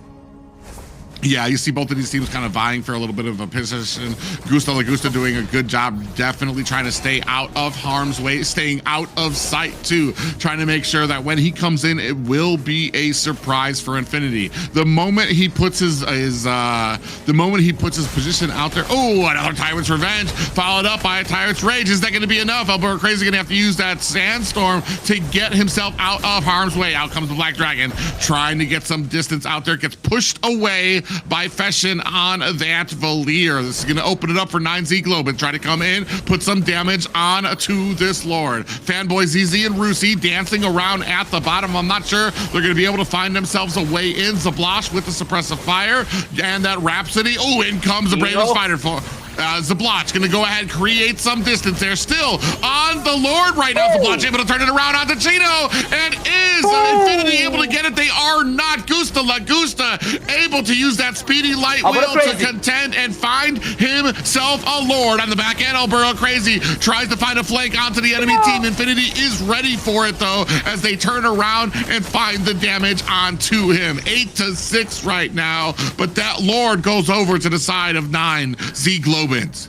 Why do you need the retribution when you have Gusta Lagusta here to guarantee this Lord with the carry? Another epic team fight here when it comes to the both teams. But once again, 9Z losing 2 players, but getting the Lord in the process. But apparently a useless Lord, because the most 4 players here of Infinity melting down this Lord before he even gets on the high ground tower. So that's it. Lord is taken down. Infinity trying to cause this pressure, especially on the mid lane here. But once again, I have to mention here, Private, a good job, especially on the sides here from a 9Z Global, because on the Lord team fight, Lionel was forced to head back on the base and clean it up. The minion waves coming up from the top side here, but not only the top side, the bottom lane was like a big wave coming out for Infinity. So for 9Z Global, sorry. So Infinity has to take care once again, especially on the sides. Ooh.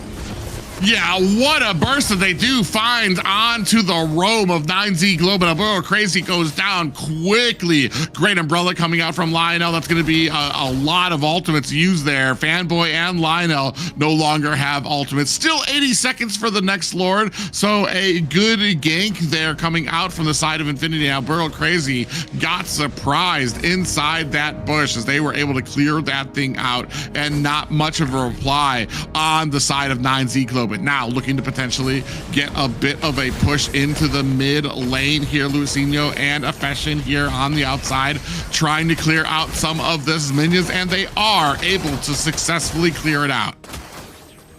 Yeah, so Alburo Crazy now with 3 seconds able to be back on the game again, but Infinity is focusing on the second tower on the mid lane. And now is Infinity's turn to cause this pressure.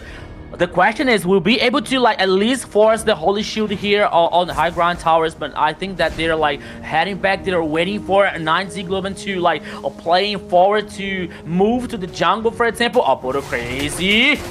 Oh. Yeah, taking a little bit of a Rhapsody there. Out comes the Umbrella from Lionel's going to have to use that escape to create some distance between him and Alburo Crazy. Alburo Crazy still kind of lingering at the bottom. Oh, come in very quickly.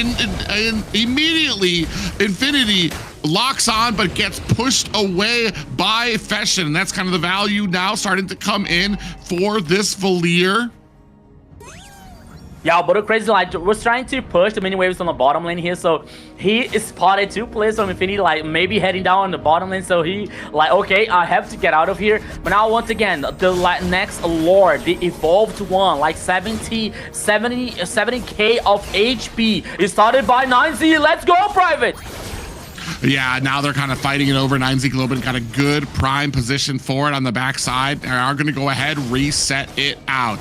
Oh, Immortality has been procced, and is that going to be enough for Ancient Sandstorm to get himself out of harm's way? Now trying to chase down Zablotch, still has the Immortality Tyrant's Rage, but a Violent Requiem lands onto the bunch as well. Rusi taking a lot of damage. Immortality on his side being procced. Is he going to be able to get an escape? Gusta Lagusta right there with the speedy light wheel to be able to take him down. Rusi and Zablotch down for the side of Infinity. 9Z Globin are now free to start on this turtle. Yeah, with 2 players down from Infinity here, 9Z Globin has the chance to get this Lord free easily for 9Z Globin. So here it is. One more important goal. 9Z Globin now in the sequence, trying to deny the jungle, causing dispersion, waiting for the next minion waves here. Oh, Bodo crazy. Okay, right. So he has the sands for. Oh, what a great jump! Yeah, Violent Requiem lands on a fanboy. So he used that flicker to get himself out of harm's way. Still has the Immortality out there. ZZ on the back end trying to support his roam with an escape. As we see, Immortality has been picked up for Chino. Nas, no Immortality now from ZZ. The Lord is heading on the top side with no high ground towers. Meanwhile, 9Z is focusing on the mid lane here with the car minion. Okay, he was already taken down, but now they are waiting for the Lord getting the base. Maybe here could be the end of this game, Private. Yeah, 9Z Globin looking for a final push. In comes the bravest fighter for no. Luisino comes in with the clone of his own. Pop-up lands on the Chino, who tried to come in with the tire with some damage of his own. They are going to be able to go ahead and burst down this Lord, but pressure mounting at the mid-high ground tower. They are going to be able to find themselves a way in through there. Only one more high ground tower left on the side of Infinity. Yeah, so it was not the end for Infinity here. They defend the base very well. Okay, they lost the 2 high ground towers. Only the bottom lane here left. But now once again here, checking out the items. Both the carry here, both the gold laners are in the full build. They even sold the boots here to get one more item, to get more damage in the process. Malefic gun here for Gusta Lagusta. Blade of Despair here for Zablotch. We're seeing our box here with Radiant armor here, with the anti-Kiraz, with the Green Horko, Immortality here. Blade armor here for Rusi, especially when it comes to Gusta Lagusta's damage to deflect just a little bit. Athens for Chino to avoid this burst damage coming out from Kagura. Not only Chino, but we're seeing Luisinho even fashion here with Athens. Gusta Lagusta with fashion just to avoid this bursting damage coming out from Kagura so far, Private. Yeah, I was about to say, I think they went to, they were handing out Athena shields out there for the side of 9Z Globin. Every single one of those players not trying to be the one marked by Lionel on that Kagura to get hit in the face with an umbrella and take that huge amount of damage. And with that off of the table, your only real huge source of damage at this point would be Zablotch on the Granger, who's really going to be able, you can really offend that by having yourself a strong front line. Speaking of which, we do have a going into the backside. Violent Requiem lands onto Fanboy, who is going to be able to tank out all that damage. Conceal play comes out. Rusi going to put some damage onto Chino, who's looking for that bravest fighter form. Alburo crazy on the backside looking for Lionel, but gets disabled as well. Ooh, Luisino comes in with the clone, is going to have to bounce right back out of that. Chino has to find himself a recall to base as he gets dumped down to 10%. Yeah, Chino here is forced to head back in the base. The Rusi is on almost a half on HP here. ZZ is aware about this Lord getting started by a 9Z Globin. But Fashion here with almost a half of HP. Once again, the Lord getting full reset. Both teams are dancing around this lethal, crucial objective here, Private. Yeah, this is actually very interesting as both teams are kind of pulling out the Lord, looking for a fight, waiting for the other side to make themselves a little bit of a mistake. On the backside, Zablotch right next to the Tyrant's Wrath. Oh, Tyrant's Revenge, I mean, and did not connect. So that's going to go ahead and take one little initiating tool away from the side of Infinity as we wait for that cooldown to be up. But you can already see 9Z Globe and Gusta Lagusta starting up on this Lord. ZZ on the opposite side looking for a way in. Albero Crazy from the flank position. Oh, Chino actually discables from the Lord. Now they're going to come in with our Raging Sandstorm and the flicker on the two members. Is that going to be enough? Chino able to find himself a kill onto Zablotch. The Lord Gusta Lagusta able to find himself another Lord. Immortality has been procced, and that is not going to last long for the side of ZZ. And a reply coming in from Infinity trying to burst on Albero Crazy, who still had his immortality. The dude here has the name of Boulder Crazy and Chino. What a fantastic initiation on ZZ and Zablotch, neutralizing the jungler, the retribution, the gold laner, and now here comes 9Z Globen to the possible end here, my friend Private. Yeah, 2 players down for the side of Infinity. Lord crashing through the mid. Umbrella is out there to do. Find a pop up and a Violet Requiem. Is that going to be enough? It is going to be enough to take down Lionel. And that will be game 3 going to 9Z Globant. A very tied up game here. Game 3-1 leading up to 9Z Globant. Now it's 2-1, Xena. What an amazing fight there. They had a lot of back and forth. Infinity pulled the lead slightly in the beginning there. Then after that, 9Z started to take it with basically by the 10-minute mark, they gained the Lord, took out 3 members, they took total control of the map, and then one misstep changed the map, and Infinity was able to claim the second Lord and push back. There was just so much going on there, and the jungles acted more of a support this time around. Both of them were low on kills and high on that assist, right? I honestly, I was actually very surprised, especially because we had the Fashion on the Valir. I thought Valir was going to be the biggest target for this team. But the build path coming out from the side of 9Z Globant, the early Athena shields too, really shut down a lot of the surprising firepower that could come out from the side of Infinity. Kufra would still be able to come in, find the Tyrant's Revenge, but Lionel, even with a full yin-yang overturn, was not going to be able to burst on a lot of these people who were holding an Athena shield, and that meant that your only source of damage was going to be the Granger, and he definitely was not having the best game of his life. But even with the Granger himself, you're only able to kind of really hit that front line. You're not going to be able to get around, or it doesn't really do AoE damage. And unfortunately, I feel like those types of changes and differences in this composition is what led to 9Z being so successful with it. Yeah, and we already saw here how much 9Z was taking this game so seriously, especially when it comes I think that almost all the players here made Athena shield here to avoid the trouble that could come from Lionel on Kagura.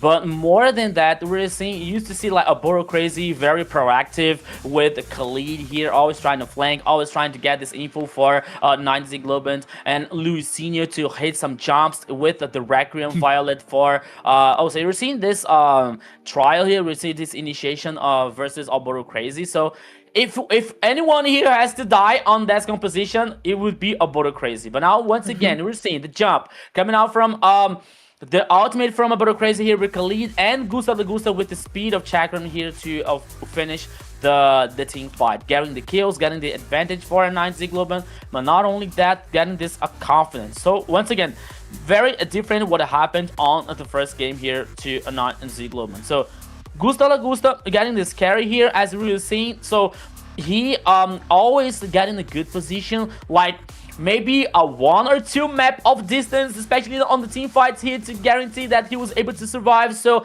he was really, really good for 9Z Globant in this game. Yeah, I mean, Gusta Lagusta even coming in to find two retributions, able to find himself to help secure 2 objectives despite not having the retribution for his team, and then kind of sitting, I believe, ending the game at like 6-1 or something like that for his side. Zabloch tried here. Infinity. I just feel like their composition fell off pretty hard. I feel like it got countered actually very hard by the side of 9Z Globen, as when you're trying to talk about the usefulness of a Kagura that is mostly burst damage. The whole team getting Athena Shield really was able to kind of slow down any momentum that she was going to have there. And unfortunately, the second half of this game, pretty dominant for the side of 9Z Globen, and still able to push in for the win. Yeah, we're seeing now in the last team fight here. So Bro Crazy and Chino, the fantastic duo here, like doing not only the flank but surprising the opponents and getting the kill on Zablox. So Zablox here with the Granger working on this range situation. It was like a comfort zone for Infinity, especially when it comes to fight these objectives, to fight to these goals. But now once again, 9Z Globen took in the actions, guaranteed the second victory here, Zina. And here we have it. They stepped up when it mattered most and carried the pressure with confidence. Luizinho has taken that MVP with 208 KDA, 34.3k total damage, 591 gold per minute. Wow, and didn't even die. I feel like wow. That's all I'm gonna say. Did an amazing job there for her. What? I mean, there were plenty of opportunities that we saw that, I mean, there was that one where the camera panned back to mid and we were already mid Violet Requiem. And you saw that, unfortunately, I believe it was Lionel had already been caught by it. He found a great amount of opportunities to get in, find that Violet Requiem, and his team was able to burst down. We did see, I think, a few Radiant Armors, but I feel like the answer to the offense coming out from your opponents was just much more apparent on the side of 9Z Globen, where you saw 5 Athena Shield coming out from them because they realized that Kagura was just such a huge problem for them. On the side of Infinity, I think we saw maybe 2 Radiant Armors coming out from them, so not really a lot of them. They were kind of hoping that they were going to be able to burst through it, and especially on the Granger too. This is one of the reasons that he's kind of one of those iffy picks against the Herod that I was talking about before, just because especially if you're gonna try to build some, we saw the Sea Halberd on him. If you're gonna build him like that, they've already really nerfed a lot of his damage and what he brings. You're not gonna be melding very well with Demon Hunter Sword either, so you're not gonna be this big factor when it comes to super tanky front lines. You're just gonna be able to kind of like put on some suppressive fire, get some poking in there for them. But with him as the only source of real damage, because you built so many Athena shields, and then we even saw there too, I think half the team had what comes after, what was the armor that stacks with abilities, the Antique Cuirass, sorry, the Antique Cuirass, okay, which really kind of shuts down a lot of what Granger can output as damage anyway too as well. So I mean, I feel like they did just such a great job understanding when it comes to itemization and being able to shut down a lot of the offensive power that was coming out from the side of Infinity. Yeah, so that was a good reading on the situation here coming from 9Z Global in this game number 3. A Granger. Okay, a Granger is a very good hero, but we have to think in so many situations when it comes to when you have to choose this hero here, especially when you have a matchup with a very like, okay, we can say that Granger might have this high DPS here, but you know, like the movement of the auto attacks, for example, is like really different from the others. It's different from a carry, it's different from a Harriet, for example. So it has to not only have the skill shot situation, but also waiting and waiting for this delay in animation to cause the attacks and cause the damage. You know, like it's really different from the other gold laners that we are used to see here. A Moscow, for example. So a Granger. it works in some situations, but with Infinity, I think that it didn't work because it depended so much like in what Fanboy was about to do, using the Kufra, for example, or Leonel to get a really good response with the Umbrella in this burst damage on the mid lane. So for Infinity, I was like, they played good, they played well, but I missed something to get the second victory. So 9Z Global only read that situation, bought the right items, his Athens and TKRS here to handle the damage coming out from the enemies, and it worked well for 9Z Global. But now here, game number 4. Draft coming up, we're seeing like so many gray heroes here, like that the heroes that are the teams are not supposed to get to pick. So let's go and let's see what is going to happen. Zunshin and Freya from Infinity, and now 9Z banning Chip once again, and Ivy here on the blue side.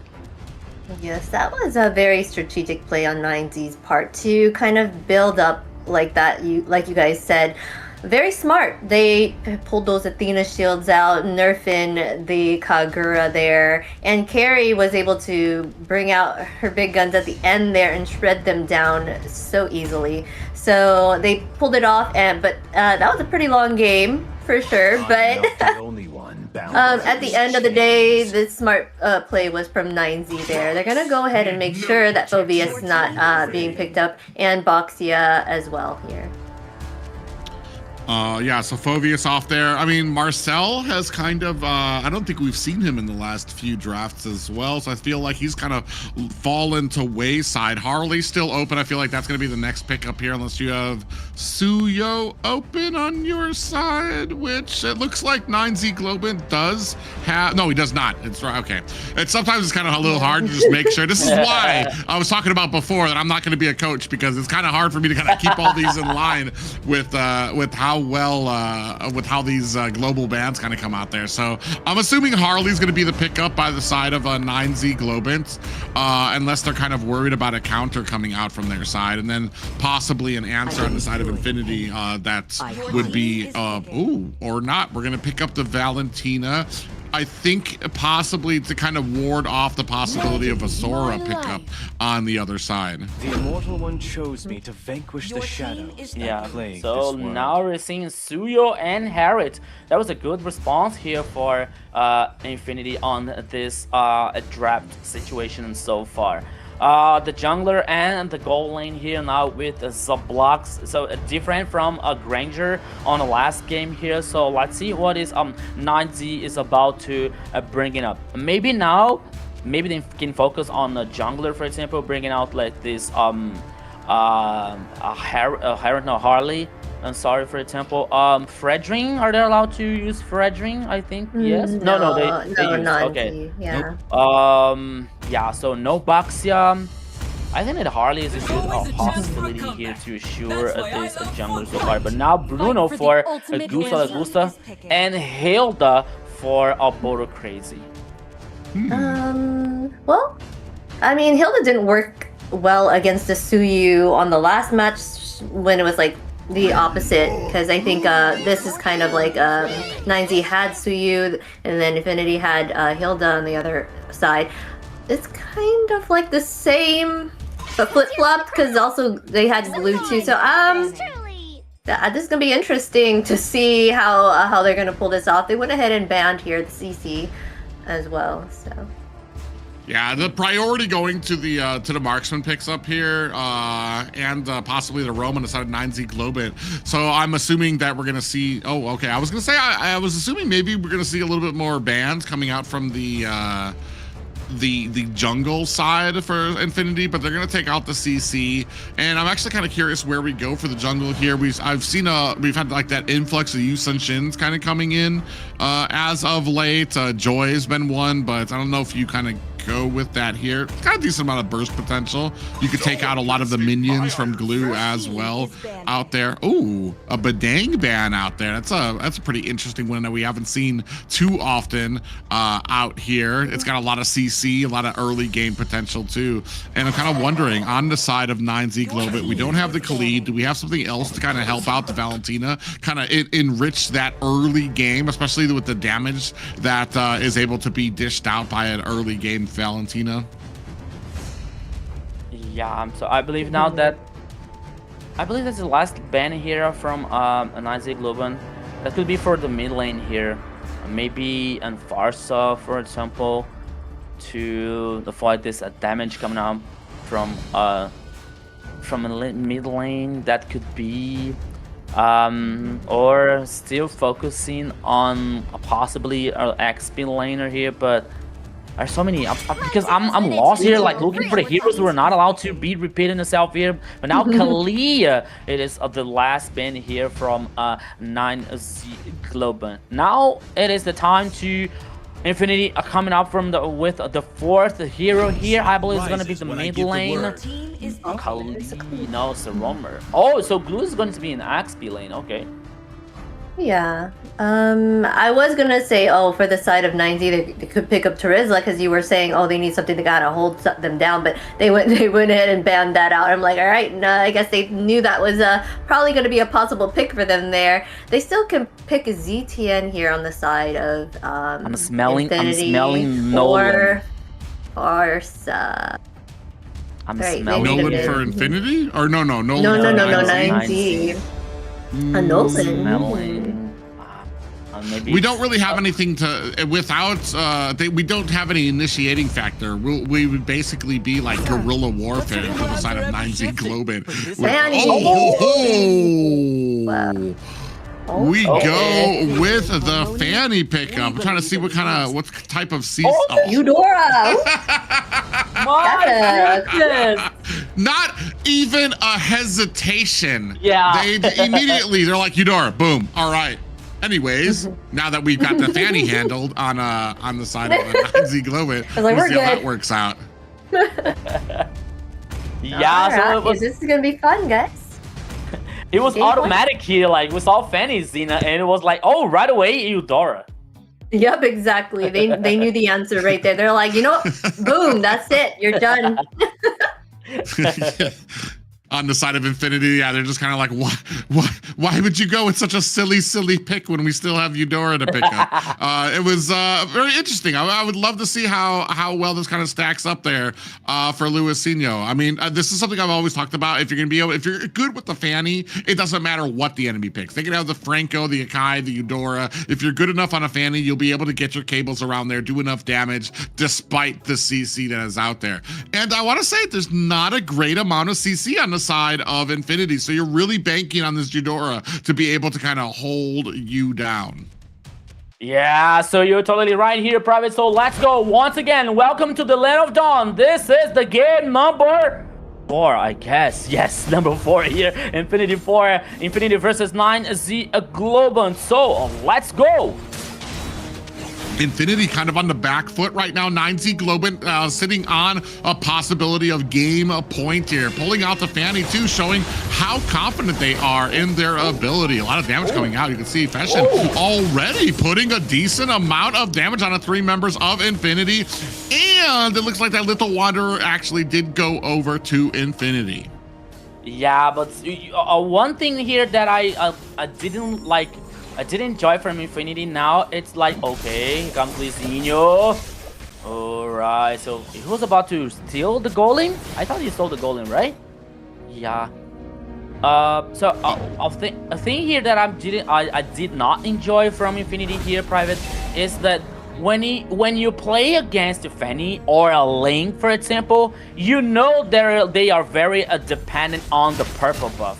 So maybe here, like, you working hard to, like, dominate this jungle, to cause trouble, you know, to avoid this buff for Fanny could be a very good situation. But oh! Yeah, a lot of damage actually going on to ZZ, and he almost gets taken out. A big flicker coming out from Alberto Crazy. He's going to find himself a disengagement to get out of harm's way, like a thief in the night, escaping without a reply coming out from Infinity. Lagusa almost got caught. There's a blotch on the backside. Might have bitten it off a little bit more than he can chew. Alberto Crazy 2-0 right now. Yeah, so we saw that movie on the last game here, but the result was different. We saw Gusta Lagusta using the flicker to try to get the kill on the last game, but now it was Zablox here to try to get Gusta Lagusta down. He couldn't do that, and in the process, he was taken down. Now, the first total on the downside of the river, but both teams are ready to fight back. Yeah, you can see now vying for position 4 members of Infinity. Alboro Crazy runs through all of them.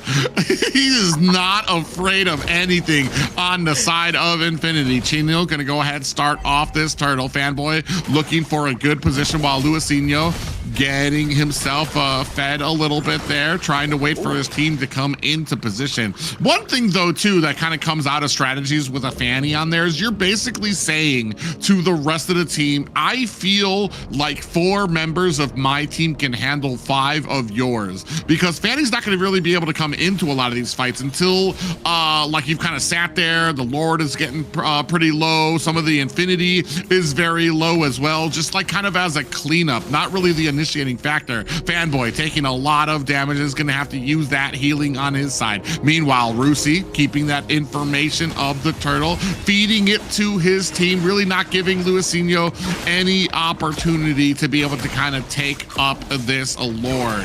Now both teams vying for a position. Chino and Fashion hiding on the backside. Alboro Crazy running through all of the members. Now they're going to come in. ZZ able to find a retribution on the turtle, being chased down by the cables. Luisino able to find a kill onto ZZ on the backside. Ooh, we do have a split there onto Fashion, who might be in a little bit of trouble, looking for himself a little bit of an escape. Out comes the Shadow, or it comes out the Sandstorm coming out from a Fanboy. Does miss a big flicker coming out from Fashion to avoid that. 3-0 right now for 9Z Globin.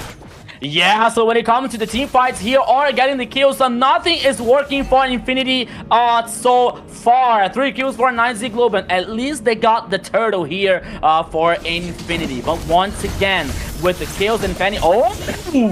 Oh, how quickly able to take down Lionel, who's supposed to be the counter for this. I don't even think Lionel knew what happened. He saw the cable and he was like, ah, and then got killed and run down with that cutthroat from Luisinho. 4-0 right now for 9Z Globin. Yeah, once again here, like Luisinho able to steal the golem from the ZZ jungler, but a little crazy here, like with the hammer axe here on the Fanboy. He is in trouble. Gusta Lagusta versus Zablox. Okay. Oh, Luisinho. Oh, yeah, you have the Zaman Force laid down there. Luisinho tried to come in for a little bit of a cheeky play on there. Oh, Luisinho, he smelled blood in the water, just could not make it work with those cables. He's going to be running back to base as well. 4-0 right now. Not a huge lead for the side of 9Z Globin, and they really haven't been able to make any type of objective moves out of these kills just yet. So it's not completely out of Infinity's hands just yet. You see? Did you see what I saw here, Prophet? It's Sky Pierce on ZZ's hand. Oh wow!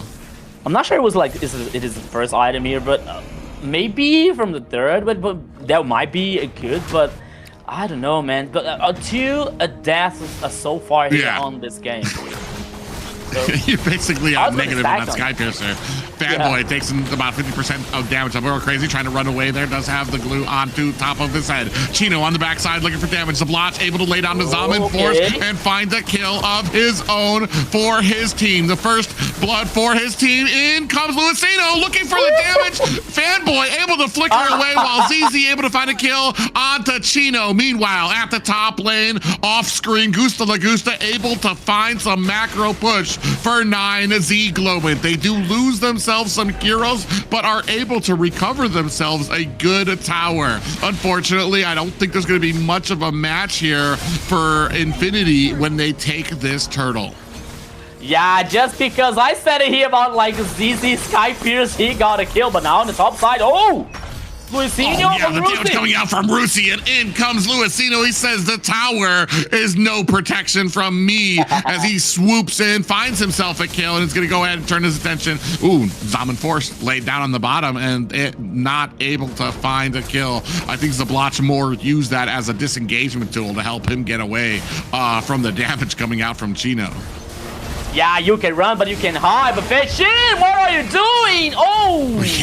Yeah, Fashion went too deep underneath that tower. I think they were really hungry to really equal out that macro at the bottom side as well. Fanboy, a little bit of trouble here, tries to use the healing, gets immediately stunned by Alburo Crazy. You see the Hunter Strike being picked up by a ZZ on the side of Infinity.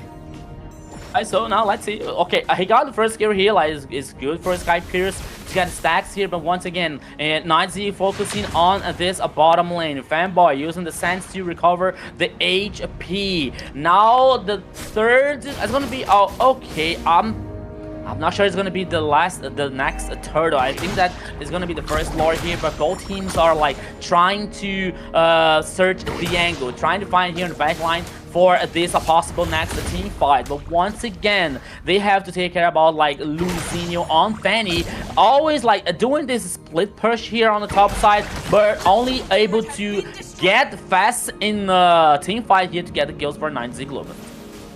Yeah, I mean, he's at least for Luizinho, he knows that he really can't, until we have an engagement opportunity, he's really not going to be able to make much use of his kit. So he's trying to stay active, trying to get those split pushes in where the rest of his team can't really join him. You see now we're going to have to turn somebody else. You're going to have Rusi go up there to try to answer that. Meanwhile, Luizinho is going to be able to have himself a great answer to get back into these fights very, very quickly. Lord is up now, as you see both teams vying for position. Luizinho and Alburo Crazy kind of up at the top. Alburo Crazy now going to go ahead and join the fight at the Lord right now, as Luizinho trying to cut off and get a little bit of a damage onto those minions on the backside. Cutting the lane up at top. Now looking to join the fight again here, being chased down by Rusi. Is he going to be able to come in? Oh, beautiful. Raging Sandstorm comes in, but Lionel goes down. Oh, actually, that was an IMU Raging Sandstorm. That one actually came out from Fashion, landed onto Lionel, and now we do not have our counter for the Fanny left anymore on the side of Infinity. So I feel like we're going to have ourselves a free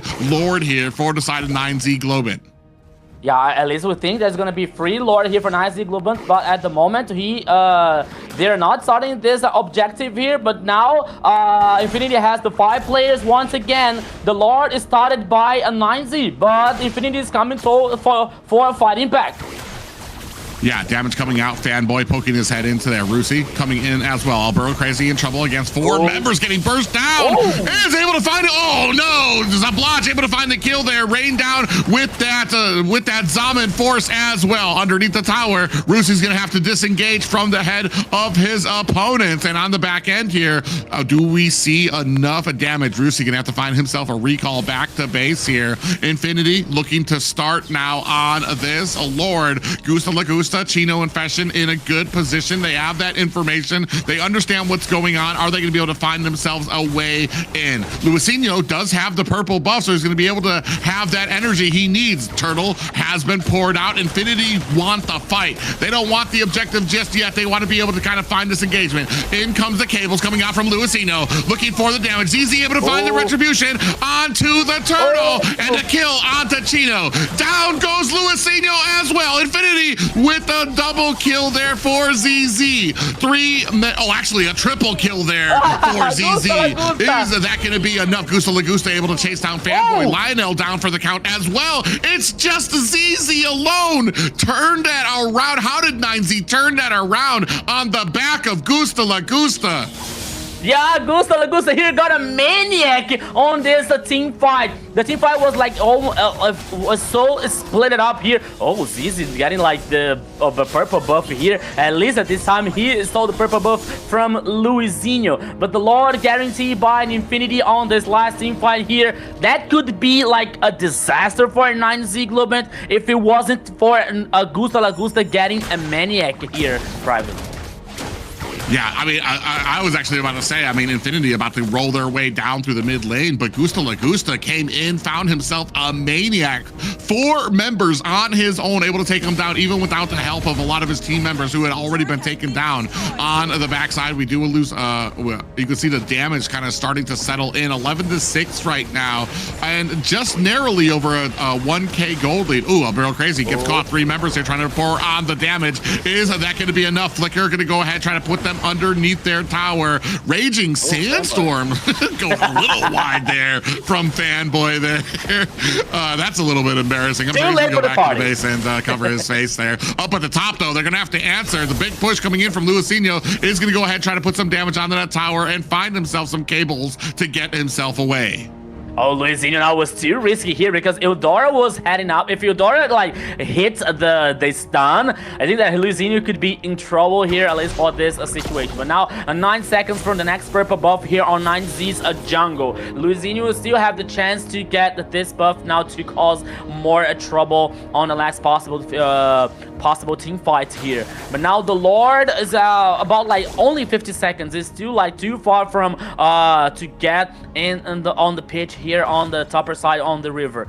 But once again, the goal lead here just a little bit ahead for a 9Z Globen, like 2K ahead. We're seeing here almost a 1K and a half for Gusta Lagusta with the Has Claws, with the Berserker's Fury, with the Malefic Gun. Now heading out for the Golden Meteor here. Okay, now already closed by finished by Gusta Lagusta. The Stallion side here, the Holy Crystal for Harriet, but almost.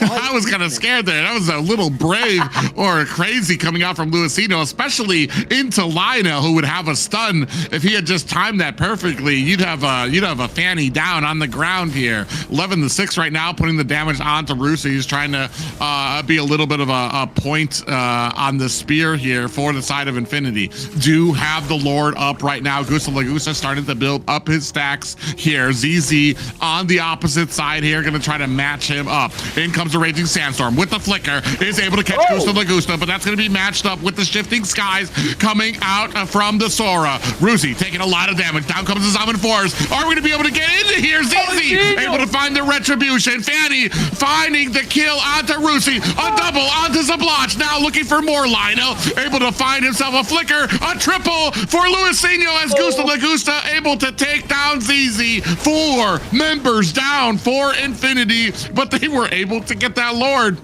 Gusta Lagusta like stole the Maniac from Luisinho now on the last team fight, but it doesn't matter because the 9Z Globant is heading on the top side here. Only Fanboy alive. This could be the end here, Private. Yeah, 2 seconds for Rusi to come up. Zablot's going to be the next one up there as well as the rest of 9Z Globant looking to put the pressure on. They are not going to be able to get the rest of the towers here. They still have tier 2 towers at mid and bottom. Top was cleared out, but that was due to the work that Luisinho was actually putting in there during a lot of these fights, pushing up that top, making sure to keep the macro heavy up there. So, I mean, it's no wonder that high ground tower has actually already been taken down there. So now probably going to be looking at more split pushing coming in from Luisinho to kind of work his way towards some of the other ones of these pathways in the mid and bottom lanes as well. Yeah, and in this process here, Luisinho was able to steal the purple buff from Infinity, and now he's guaranteed himself here his purple buff. So here, 15 minutes and 31 seconds on this game here. 15 kills for 9Z Globant. The goal lead now heading for like almost 5K for 9Z Globant. So far away here for the next Lord appear on the river. Fanboy is like, okay, on the bush here, on the pit of the Lord, just to get this info, just to face check here what is 9Z Globant's position. They have to take care. Luisinho pushing the minion wave, but he is really careful about that. He was able to like now head back on the base because he knows that he is not allowed to like playing so aggressive on the sides. Yeah, right now, I mean, you've got a good spread coming out from Infinity, but once 9Z Globit realizes that, I think we're going to have a big fight coming up onto this Lord. Still trying to keep a lot of this pressure mounted. You can see, I think that they're expecting, you see Lionel kind of posted up at top. They're expecting the fanny push up at top, the solo fanny push there, but you can see Luisinho going ahead, focusing at bottom, trying to put some pressure down there as well. Top lane's going to have to be something that is on Infinity's mind, because you can't fight too long without those minions beginning to push into your base. And we've seen that over and over here in the South, where a lot of teams begin to start forgetting about the macro coming in from some of those side lanes, especially if they've lost towers. The minions can start pushing in so quickly, and the longer and longer you sit into these objective fights, the more and more of a risk it is for your base. Yeah, once again here on Luisinho able to get this purple buff. The Lord getting started by 9Z Globin. Rusi, Zoblox, and Lionel just like a little bit far, but on the top side here, Luisinho versus... outplay coming in! Luisinho gets taken out by ZZ. That means you don't have a jungler for this retribution, and I'm not sure what 9Z Globin is going to be able to do. Luisinho looking for the 1v1 onto ZZ, and ZZ able to turn the tables onto him. That's going to mean that this Lord's going to be able to go to the side of 9Z Globin. Actually, it looks like they actually want to fight this out, but you don't want to go for the Lord. You actually want to try to find yourself a kill here. Lord down to about 25%. Rusi taking a heck of damage. Here come the Shifting Skies out from that Thora pickup. Split is out there, but they're able to get him into the back line. Looks like that Lord was picked up by the side of Infinity.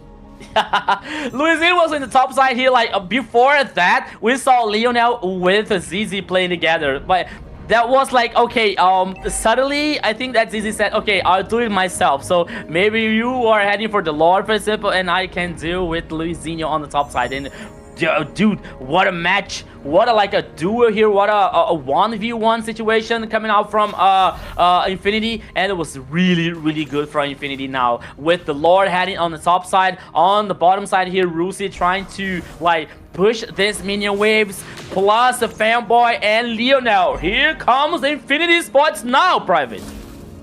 Yeah, Lord crashing in at top tier 2 towers, looking to be taken down at mid and bottom now. You have 3 members of Infinity here trying to help escort this Lord to the high ground tower up at top, trying to even out the playing field here. Down goes the high ground tower. Zaman Force has been laid down by Zblotch. In comes the cables from Luisinho. Not too much damage that he's able to put out there, as the rest of his team's going to be able to go ahead and finish off this Lord. Next high ground or next tier 2 tower is down at the mid lane. Only 2 more high ground towers, and just like that, Infinity manages to flip this game over and take the lead. Yeah, goal lead now heading for Infinity. Okay, it almost like not useless, but it almost like not mattering so much about the goal lead for it, because everyone is getting almost in a full build here at this point of the game. But we're seeing out the damage without ranking when it comes to Fashion with the 57k so far, and Zoblox with the Herald with the 56k on the goal lane here coming out from Infinity. And now 60 seconds for the next Lord. Another epic game here between these 2 teams. 9Z Globin trying to find a way, especially with Luisinho, to get this Lord, and not only that, to work on the sides here to cause more pressure on Infinity's shoulders. Let's go. Yeah, Luisinho going to go ahead and try to scoop up his purple buff. Fanboy there trying to go ahead and get that information. Ooh, a lot of damage going on to Alberto Crazy. Zaman Force was laid down by Infinity, but they were not able to stop Luisinho from grabbing up that purple buff. Meanwhile, it's going to allow him the cables he needs to get to the bottom, get that push, and get out of harm's way before anybody knows the better. Luisinho. You might be in trouble. You have to take care about that. But now here on the mid lane, both teams are like working and trying to find an angle to get a peek off, for example. Luisinho. Oh my god, Luisinho. Oh, Lionel finds the stun. Is that going to be enough? Luisino's still able to find the cables to get himself out of harm's way. Even with the gank coming in from Lionel, they do see a little bit of an opportunity, so they're going to immediately try to rush up to this Lord, try to put the pressure onto it. Luisino's right there, does have himself. You saw he was able to pick up that that physical damage bonus there. Comes in there. Does he have enough of damage to be able to help out his partner here? Zeno, ZZ is able to find himself a kill onto Alberto Crazy. The rest of 9Z Globe coming in for the damage. Out comes an IMU Sandstorm coming out from Fashion. Now Luisino coming in to find himself the crumbs he needs to find himself some damage. A double kill coming out from ZZ. Fanboy able to find Gusta Lagusta and ZZ with the full team wipe. Infinity with Fanboy and Zizzy is still alive and could be the final minion wave heading on the mid lane here. Only the high ground tower and Zizzy alive here. I think this could be the end. No more chance here for 9Z Globe and Private. Yeah, 9 seconds for Alberto Crazy. ZZ's gonna make mincemeat here. And ladies and gentlemen, Infinity bringing us to a game 5. Everything is tied up so far in this first match of the night. Xena 2-2. Oh my god. What? I just gonna say, what a throw. I'm just kidding. But 9Z was confidently going in there. They had full control of the map and they just were doing an amazing start, right? But then just that misstep at the end where they lost 4 people and I forgot. Sorry, I forgot what happened. But that misstep at the end just turned the tides. They wiped out the whole team and was able to regain that and push that mid lane right there. Infinity had it all right there, and what a great win for them. I wish I could see hopefully see the replay at that last fight there, because you pushed back Luisino to the point that he had to go back to base. So the entirety of Infinity was running for the Lord to try to get to that objective first. As they got there, I believe they were intercepted by 9Z Globin, but now you're fighting a fight 4v5. And I believe ZZ got a couple of good kills there. You dropped Gusta Lagusta, who was the main damage dealer. And then that was kind of a wrap for 9Z Globin. Even with Luisino coming in there, and especially kind of coming in early, he really is the pick-off one. Like, yeah, once you get everybody very low, that's the one who you want to kind of come in and find the cleanup for him. Unfortunately here, a great job by Infinity to read that interception that came out, and 9Z Globin went down 1 by 1.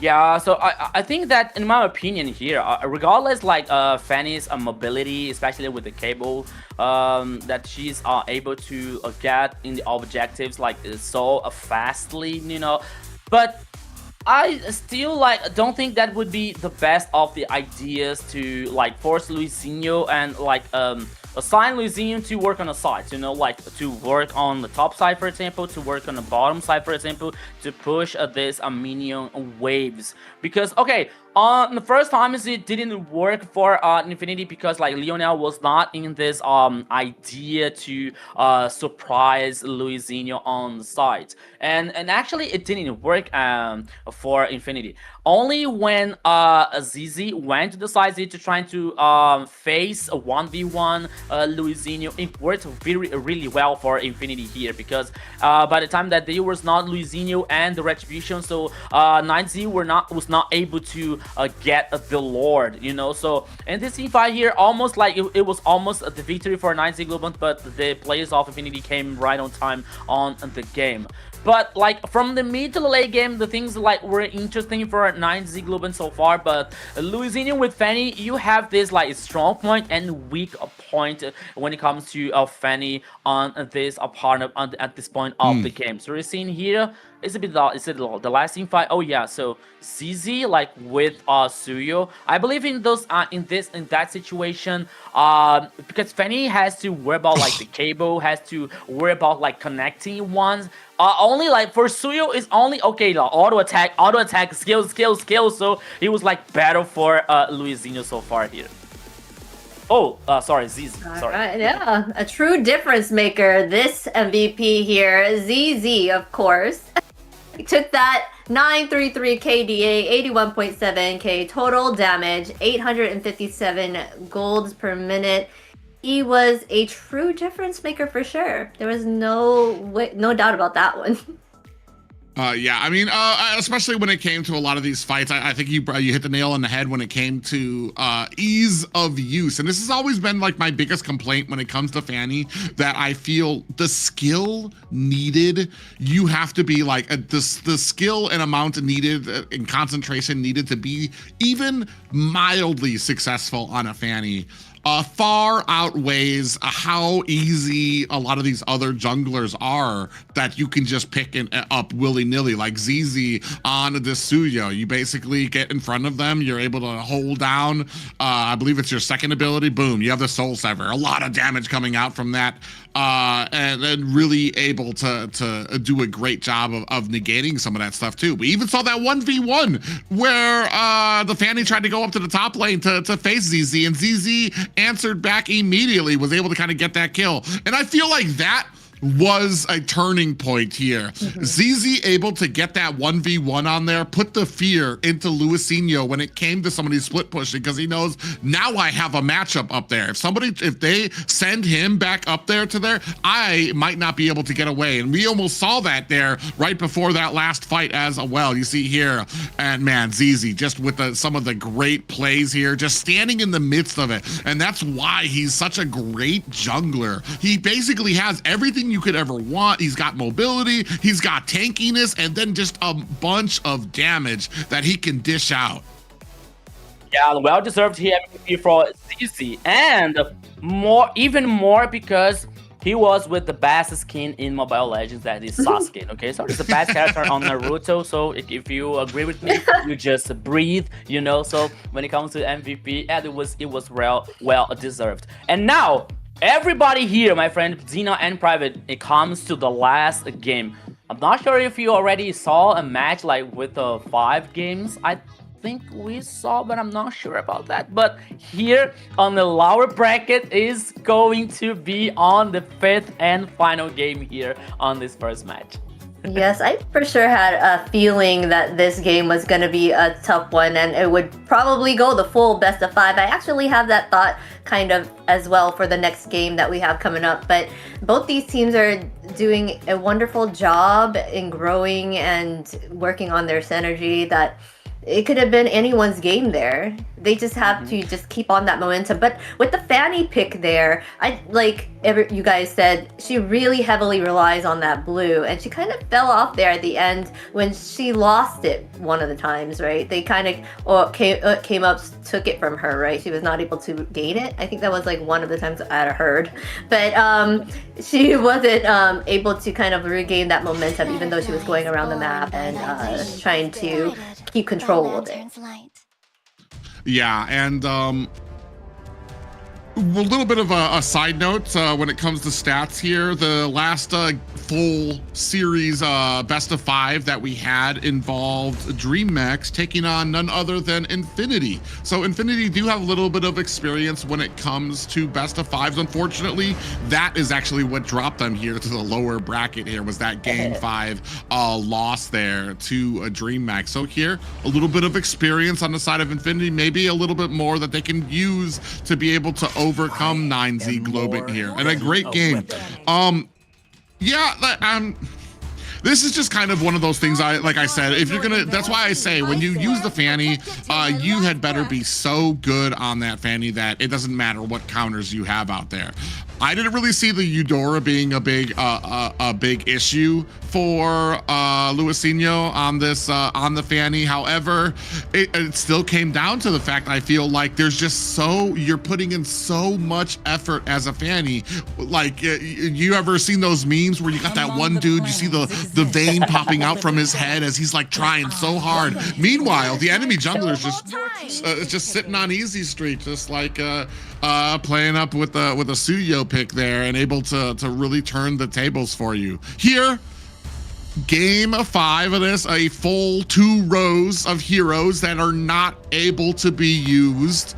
Does this favor the standard picks that kind of come out from 9Z Global, or maybe it favors the more flexible picks that we've been seeing from Infinity out here that leaves open maybe possibly a lot more of the meta here in Game 5? Yeah, so I'm thinking like I'm seeing like all these gray heroes here. So I wonder who's going to be here on the 5th game here. Rafaela, Leslie, Hanabi, It's gonna be Angela. Just kidding. Angela. Papi Pum are about to already be able to see Papi Pum. I don't know about that, but Baxia from 9Z Global. Oh, wow. Okay, forget what I said. I'm so sorry what I said. I'm so sorry. And Marcel, and now the next one here from Infinity. Yeah, they for sure still have a lot of the meta picks open for them to choose from here. They're going ahead and picking that Marcel and Beatrix combination over here on the side of Infinity. They got that free Baxia there on the side of the 9Z. This one might be a really good matchup for them. It all depends on if they actually know how to use Marcel correctly here to help the team out. The only thing that kind of I feel is off about picking this Marcel and the Beatrix is the last time we saw this successful Marcel and Beatrix is because Beatrix went ahead and rushed that BOD. So you had Nibiru's Passion blasting away at everybody, held in line by the Golden Hour, and once the Golden Hour was up, all this damage just wiped over the team. Right now, you're going to be facing a Baxia, so I feel like the priority is going to be to try to pick up a Sea Halberd to try to negate a lot of the healing that Baxia is going to be able to output, and that's going to nerf a lot of the damage from Beatrix, at least in the early game, where I feel like this combination might shine. So that's the only thing I'm kind of worried about when it comes to this. Here, picked up an Akai, especially going up against the Farza. Very interesting from the side of Infinity.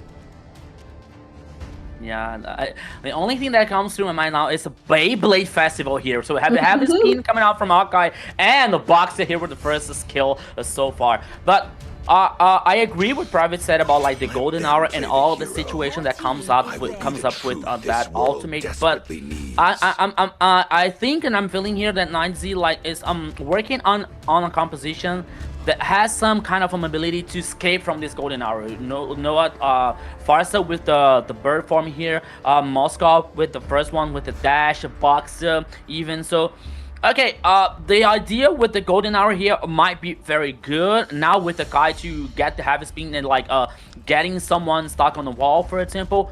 But with the delay, the animation delay here could be like a problem for Marcel, especially if 9Z read that situation and escape from this ultimate coming up from him. Yeah, they have so much mobility on the side of 9Z. Could even get away from Beatrix's like ultimates that she may be gunning at them, you know. So I feel like this is a smart choice there on the side of 9Z, and the fact that Moscow is able to like switch positions quickly with his skills there as well. Right now it's looking rough for them to try to catch the side of 9Z here with their CC for sure. Yeah, but it's not just the Golden Hour that you have to be worried about when you're facing a Marcel. It's that passive that he uses to be so upfront in early game, because that's a stun too, where he can just run into you, get the stun from you, and that is what sets up a lot of the tempo for a lot of these fights as well. So you come down with the feathered airstrike. Marcel immediately runs at you to try to get that stun. Even if the stun doesn't land, you've disengaged the feathered airstrike that came out. So that's a big part of the damage that comes out from 9Z Globin here. So that's going to be very interesting to see where we go from here. I believe Akai, is that going to be the jungler here? I think we kind of put it out there as the possibility of being something that's flexible for the side of Infinity. I do assume it's probably a roam pickup from Infinity, just as history goes, because Fanboy, I feel like, is a little bit more comfortable using some of these different roams that can come out. And Marcel goes where, on the mid lane? Or? Oh, yep. I don't know what I'm talking about, obviously.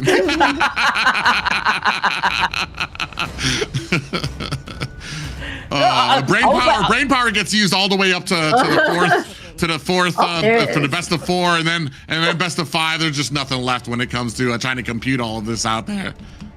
You know the best part? I was buying your idea. Like, okay, maybe we'll have some visionary situation here. Like, okay. Well, like, okay, Marcel was gonna win, like, on XP lane, for example.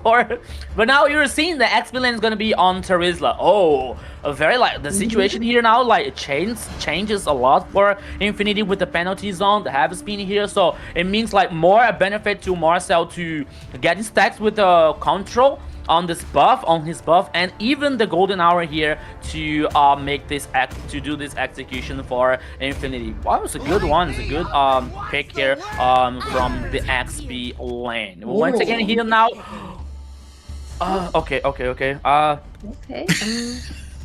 Bye guys. Nobody panic. Nobody panic. Over here, they added the control there from Terizla. I was talking about how the mobility from 9Z was hard to deal with for Beatrix to kind of land her shot, so that was the answer for them. But they went ahead over here and picked up the Xborg and Lolita. Xborg is also one to kind of be able to escape in, like, the CCs or all of that. And then they picked up Valentina here on the side of Infinity. Lolita, I don't think she's gonna block too much. I mean, like, you can block some things from Beatrix, but what? Some shots, a little, like, easy shots. That's it. Well, hear me out, because if you are using the golden hour to set up the Nibiru's Passion, that gives Lolita enough time to plan and get that shield up in front of it. When the golden hour ends, you hurry up, you run up there, you get the shield, and you toss all of that back at them, potentially. I mean, I would love to see it in motion. I just feel like it's better on paper than it is in actual gameplay here, Rico. Yeah, that's what I'm thinking about here. Like, Lolita, I like Lolita a lot, but yeah, but on that competition here, maybe. Okay, using the shield here to, like, avoid the projectiles coming out from Beatrix, for example, or even Valentina, that might be good, you know. But against the golden hour, I want to see how it's going to work here on 9Z's composition. But now here, my friends, everybody on the chat, everybody who's watching the AMER South so far, welcome to the Land of Dawn. This is the last game and decisive one. One team is going to keep on the competition. One team is going to say goodbye after this game. So let's go private. Yeah, guys, if you are watching the stream, please drop us a like and a share. Maybe set up that alarm so you can find out when the rest of MLBB North America will be fighting as well, as we go into this 5th and final game here of our first series of the day. Waiting to see, I want to see Fanboy. The aggressiveness, that's what I'm going to be looking for Fanboy here. You can already see him already going ahead, trying to get that information from, actually takes a little bit of stuns coming out from the side of 9Z. Loban is going to be able to find himself and escape, but the great Marcel users that we've been seeing so far are the ones that are aggressive. They use that passive on cooldown. As soon as it comes up, boom, another stun, and that's going to be what's going to help out Infinity set up a lot of these engagements that they're going to come in with. Speaking of which, is Easy going to come in here? Chino, a little bit of trouble here. Faraga armor is out for him, and is going to use that flicker to get away from ZZ and Rusi. Luisinho waiting is gonna come in. I wonder, I don't even know who stole that golden there. Me too. I don't know, because of the Beyblade form here. I was like I wasn't able to see that shining point heading to the player. I didn't see that, but the turtle here is started by Infinity. Oh, Fanboy here with like so low HP, but still the first turtle here had by Infinity private. Yeah, big pick up there for Infinity. That's going to go ahead and set the tone for the rest of the map. Not just that, but you can see the pressure up at top. Rusi already putting some damage, taking some gold off of that top tower as well. Once we start getting into these team fights, it's going to be very interesting to see if Luisinho is going to be able to kind of keep himself up, especially with the threat of a penalty zone coming out from Rusi. When it comes to the drafts, I have to say I'm kind of in favor of this the side of Infinity right now. Gotta say, when it comes to, I just feel like there's just more initiating factor. Oh, Fanboy almost got taken out. Numenon Blast coming out from Alburo Crazy to help facilitate that escape from Feshin, who did lay down a feathered airstrike, almost finding himself a first blood here over Infinity. Yeah, so Fanboy here almost caught up by a feather airstrike coming up from Feshin here.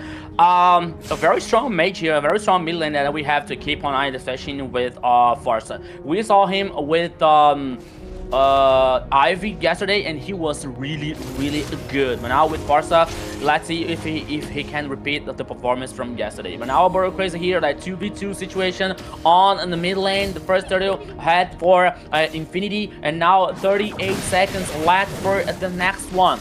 As you were talking about, Chino taking so much pressure here on Rusi in Terizla, taking the gold energy on the tower on the top side. But it's still not like a dangerous situation. But now ZZ on Lizinho. Okay, ZZ stole the golden crab, right? Okay. Yeah, definitely, because I didn't see that float over to Luisinho there, but now we have a double down at the bottom. Ooh, Feathered Airstrike comes out, followed by a Numenon Blast, and Last Insanity does not find the kill. Feshin with the momentary flicker out from the backside. Luisinho comes in looking for the stun on the backside. Fanboy able to find himself a little bit of an escape, while the turtle being started by the side of Infinity. Little bit of a fight coming out there as the rest of Infinity come in to provide that suppressive power onto Chino. Down to 10%, and ZZ finds an easy scoop up of the second turtle of the game. Second turtle here goes for Infinity as well, like working on this high tempo here. The initiation on Fashion here, like forcing him to use the flick, heading back to the base to get this HP back. So it was the perfect time to Infinity to get the second turtle. But now here on the bottom lane, it's a 3v3 situation. But Luisinho is around here with the Batia to respond any kind of initiation from Infinity. Yeah, right now both teams kind of relaxed around the map right now. Still a very low kill game, 0-0 right now at the 5-minute mark. You see a glowing wand has been picked up by Lionel right now. Still haven't kind of gotten out of the laning phase just yet. Both teams very easy, a lot of are very even, a lot of respect being paid for both of them, not wanting to be the first one to make a mistake. This game being so important for both of these teams. One will be going home, one will be moving forward after this. You can see Fanboy takes a little bit of damage there from Alburo Crazy, more or less just kind of getting feelers out there from both of these roams. Yeah, so now you see Fanboy here playing aggressive. Oh, I think that Alburo Crazy has this information here. Oh, here comes. Okay, the bottom lane. Oh, he might be in trouble. Yeah, but he does have that shield there, and I feel like the safest place for him is kind of in the marksman lane there too, especially because you're gonna have that shield that's gonna be able to reflect a lot of those, a lot of that marksman damage anyway. So it's not really much for him to have to be worried about as long as he has that shield up. Ooh, Lionel gonna have to use that IMU Last Insanity very quickly. Fanboy comes in, gets a little bit of that passive off, finds a stun onto Alburo Crazy. That's gonna help Lionel be able to get himself away so that he can come back even faster. 5 seconds left on this next turtle. Yeah, so here the battle on the mid lane, like could be a 5v5, but Gusta is on the top side, but with the Spear of Destruction, he can join the fight anytime he wants. But oh, the turtle! Yeah, Numenon Blast comes out, but that's going to be a third turtle for the side of ZZ. Meanwhile, 9C Global going to be able to equal this out, get a tower of their own. Gusta Lagusta able to get that. Oh, on the backside, Chino might be in trouble. Going to have to use that flicker to get out of harm's way. Here comes the golden hour. Is this going to be enough for the rest of the team? They just actually end up disengaging. Maybe a little bit of miscommunication coming out from the team as the feathered airstrike raining down damage from the side of 9Z Global. Now trying to put the pressure onto that mid-tier 1 tower. Heavy spin, putting Luisinho onto the backside, and that, ladies and gentlemen, is going to be a first blood at the 7-minute mark. Yeah, first blood here. It could be better for Infinity because Fanboy got the kill here after the hard work coming up from ZZ with the heavy spin. But still, Infinity getting this first blood here with the 3 turtles. Goal lead here heading for Infinity, almost a 2K ahead. And 9 Zieglerman. Okay, they have Goose like getting the farm on the sides here, like waiting to get these items, waiting for the power spike for Moskov. But still, Infinity is trying to do something. It's being proactive all the time in the map. Yeah, I think I was right when it came. Ooh, a tower. Actually, Rusi able to find himself a tower, but I feel like I was correct. I saw Zablotch did pick up the Sea Halberd, so definitely not rushing the BOD here. Definitely going for more of a kind of a support early build there to kind of counter the healing that's going to come out from Luisinho on this Boxia pickup. So you're not going to really have that huge amount of damage in this early game when it comes to some of the golden hours out. Albero Crazy in trouble. He's going to have to use that dash to get himself away. Now you can see Infinity really starting to push their luck, push into the jungle. Numenon Blast coming out. Rusi very slow, catches a little bit of damage on the back end, but no worse for wear as the rest of Infinity still continuing to try to mount this pressure at the mid lane. Yeah, I was expecting here Leader coming in with the flicker to use like this Numenon Blast in a better way, but now Gusta with the golden staff. But as you said, Infinity here like being more proactive. Luisinho with the Beyblade mode here, he could be killed. Golden Hour? Golden Hour is going to go ahead and back off. Last of the team, Last Insanity coming on. Albero Crazy, who gets taken out by a Lionel. And that's going to be the second kill of the game as minions begin to start their descent onto the mid lane. Ooh, Fanboy gets taken out by a Fashion. Answered back as 3 are down for the side of 9Z Globin. Luisinho, Fashion, and Albero Crazy. Oh, Gusta with like 2 HP here, 2% of HP here was able to survive, but still Infinity now having so much pressure on the map, on like 9Z Globan side. Gold lead now heading almost to 5k to Infinity. The Lord heading on the top side. Only the high ground tower on that side here. More advantage for Infinity. Here comes. Yeah, Lord beginning to crash up at top as the rest of Infinity beginning to mount their offense on the rest of the towers here, mid and bottom. You can see mid with the minions all around it and Infinity starting to crash out there. The rest, the bulk of 9Z Globin starting to try to take down the Lord up at top as minions begin to clamor for the bottom. Fanboy comes in, finds himself a little bit of a stun there onto Luisinho as the rest of Infinity look for the disengage.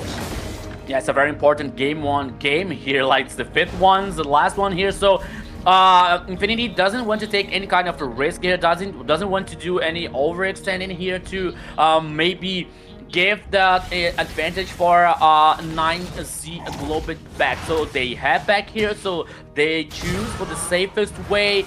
Probably they're waiting for the next Lord here to maybe to cause the end of this game. But once again, we saw that move yesterday with 9Z versus Alpha 7. So they have the resilience, they have the patience here to anytime and anyhow reverse that situation. Yeah, for me right now, my only thing is I'm not seeing the value that comes out from this Lolita pickup. Waiting for them to, that's what I'm waiting for. I'm waiting for like, where is the value? What are we waiting for to really kind of kick off to kind of get the combination that we want to be able to kind of maybe turn this around for our team? Because right now, 9Z Globin on the back foot, almost have their backs against the wall, still have all the high ground towers up. But Infinity looking very, very strong here. 5k gold lead for their side. Yeah, 5k here for Infinity, 20 seconds left for the next Lord, and yeah, they now trying to do something on the bottom side here, maybe find someone lost, but 9Z is much worried about the Lord, so they have a better position now. They have the full domination on the river, and 6 seconds, that could be like the advantage that 9Z needed to reverse that situation. Oh, looking for, do we have a golden hour? No, just a little bit of a freeze trying to come out there. Big penalty zone lands onto 3 members. Numenon Blast gonna have to be disengaged there. Down comes the feathered airstrike. Suppressive fire coming out from Fashion as the rest of 9Z Globin looking for the disengagement. And they are on their back foot. Infinity, super comfortable here now to be able to go ahead and pick up this Lord without much contention coming out from the side of 9Z Globin. Still holding on to this golden hour. Luisinho cannot find himself a way in. Gets caught by the golden hour. Infinity now looking to close this one up. Can they find a kill? Down goes Luisinho. Zablotch there with a kill of his own. 2 down as they take down Chino as well. Meanwhile, on the opposite side of the map, Gusta able to find a tier 1 tower to try to equal out some of this pressure with some macro at the bottom lane. Yeah, and somehow to delay the Lord, but oh, here comes Infinity here to finish the game. Yeah, Alberto crazy. They do find a stun onto him now. That's going to make mincemeat of this high ground tower. 5 members. Heavy spin is out. Onto the backside. Numenot Blast trying to put the pressure onto Infinity. ZZ very low. Immortality has been proc. Gusta Lagusta right there trying to put the damage onto him. Is this going to be enough? As Rusi taking a heap of the damage coming in is Fanboy to get some of that CC onto the side of 9Z Globin, who has to turn around and deal with this Lord crashing at the bottom. Once again, 9Z Globin able to defend the base. They lost the high ground towers here in the process, but is still alive. But you see the base here, HP now. 1 more minion waves heading for the base. Defended by a 9Z Globin. Infinity heads back once again. The damage dealt ranking so far comes to Leo now and on Valentina and Rusi with the Terizla. So Infinity being more proactive all the time here, especially when it comes to Marcel and getting the stacks on his buff and getting the control with the golden hour, with the penalties on here coming up from Terizla and Beatrix from the blocks with the 3 kills so far, being more proactive also. We're seeing the items here, so the halberd, the Has Claws, the Malefic Gun, the Blade of Despair to Beatrix, Wings of Nature, Demon Hunter, Golden Staff, and Corrosion Sight for Gusta Lagusta so far. Wishing Lantern and Infinity Glaive here for fishing on Farsa. She has a very interesting damage, but I want to see like the 4th item here from Farsa, like to finally see her causing more damage on the next team fights. But maybe it might be too late for a 9Z Globin when this item comes up.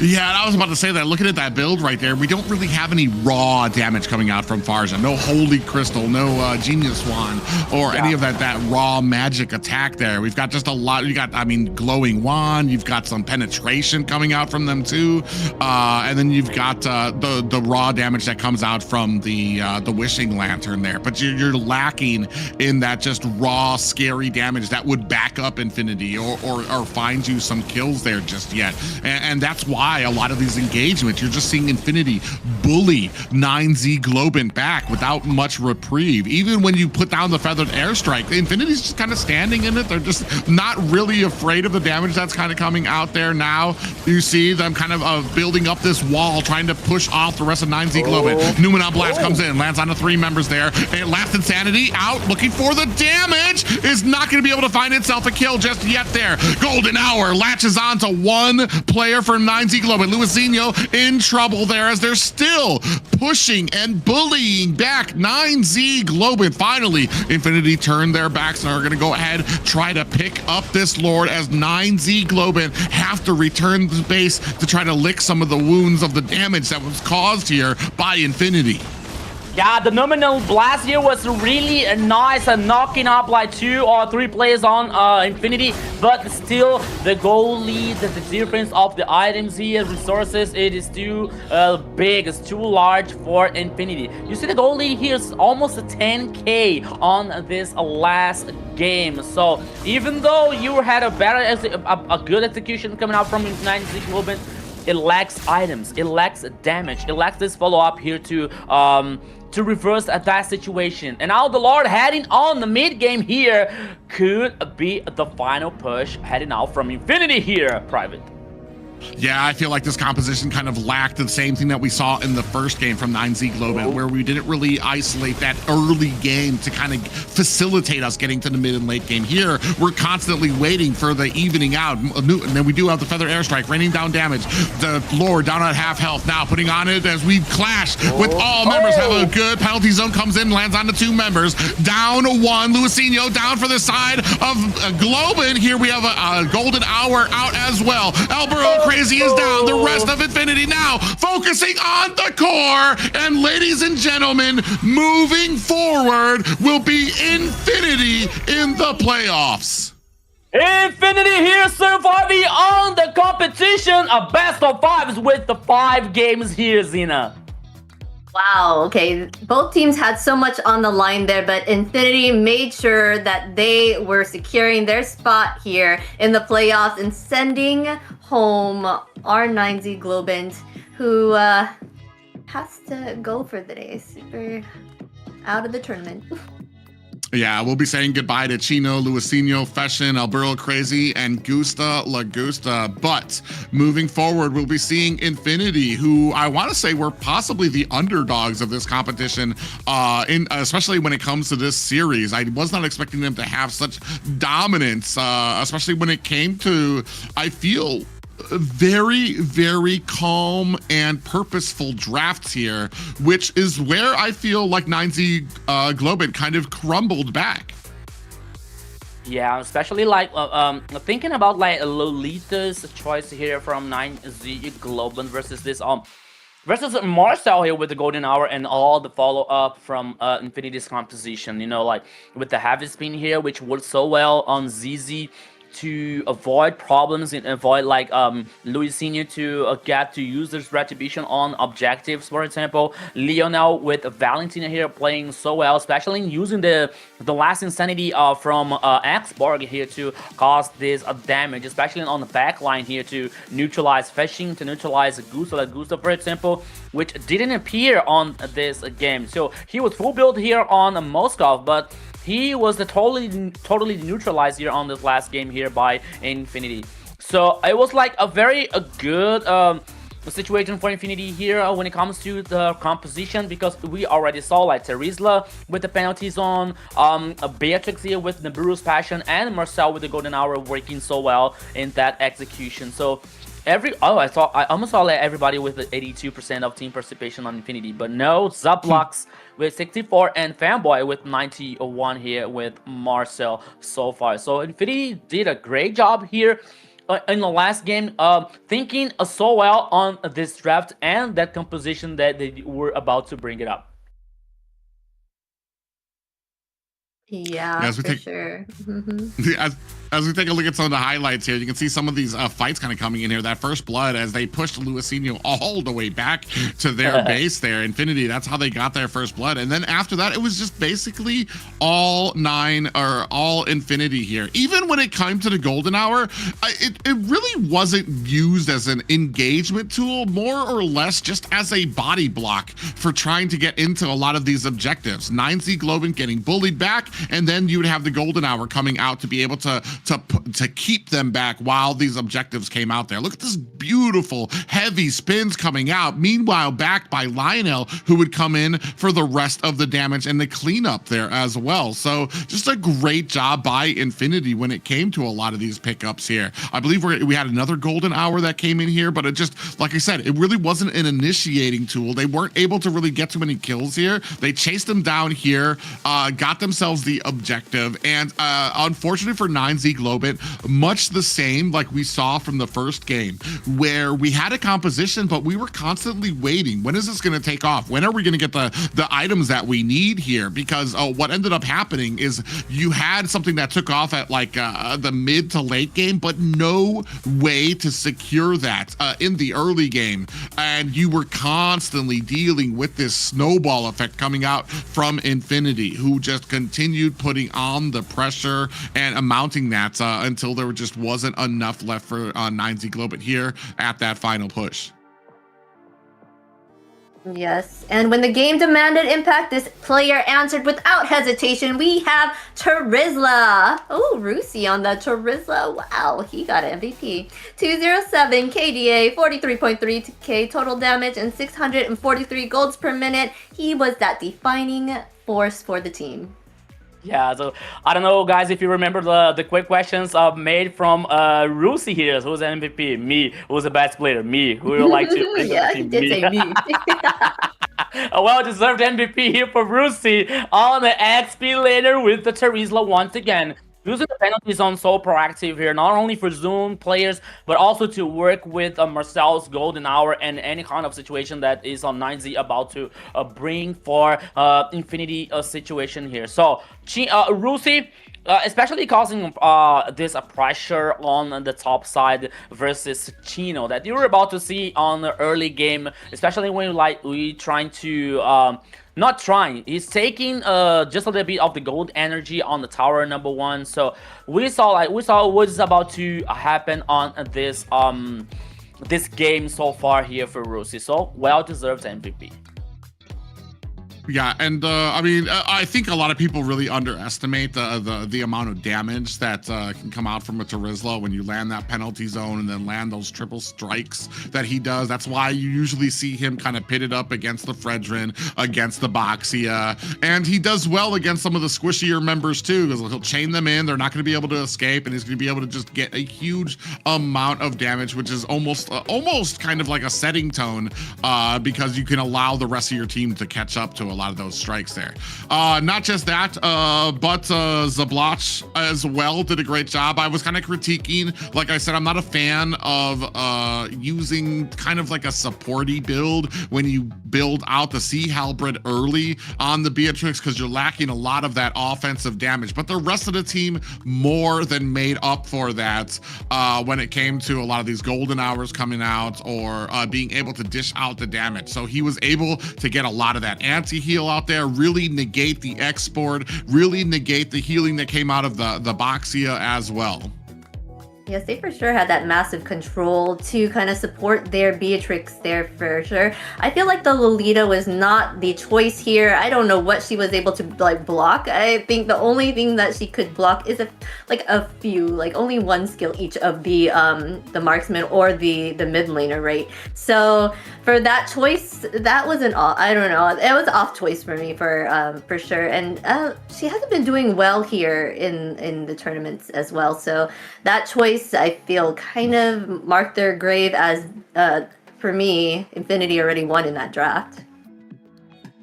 Yeah, so we're talking about like this Lolita's choice on the draft for a 9Z Globan, especially when it comes to what we had on the other side with Marcel, with the Terizla on the penalty zone especially. So I think that not only about Lolita situation here, Private, but also, once again, as we were talking about, like, okay, it might be very similar to what happens on the first game when 9Z Globan was like, still waiting,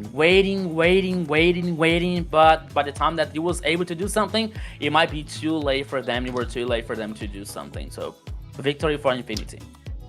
I think I'm kind of on the same page when it comes to Lolita, and I think it's more or less because I've faced Lolitas, and I think I even faced one last night that actually did a great job of countering. But that's when you got a lot of marksmen on your team and a lot of projectiles that she's going to be able to reverse. We had one player that I felt like this countered, and I feel like you were putting all of your beans here to try to counter this Beatrix, and kind of not really looking at the rest of the team and what they were going to be able to bring. So a very interesting draft there coming out. I mean, it wasn't all sunshine and roses for Infinity 2. They had a couple of drafts that I was kind of like, I'm not sure where this is kind of taking off or where we're going. But I mean, eventually, like I said, this was their inaugural meeting. These guys hadn't met in the Swiss stage before, and I feel like 9Z kind of got a little bit overwhelmed with the different picks that could have come out from the side of Infinity as well. They started things out with, I believe it was the,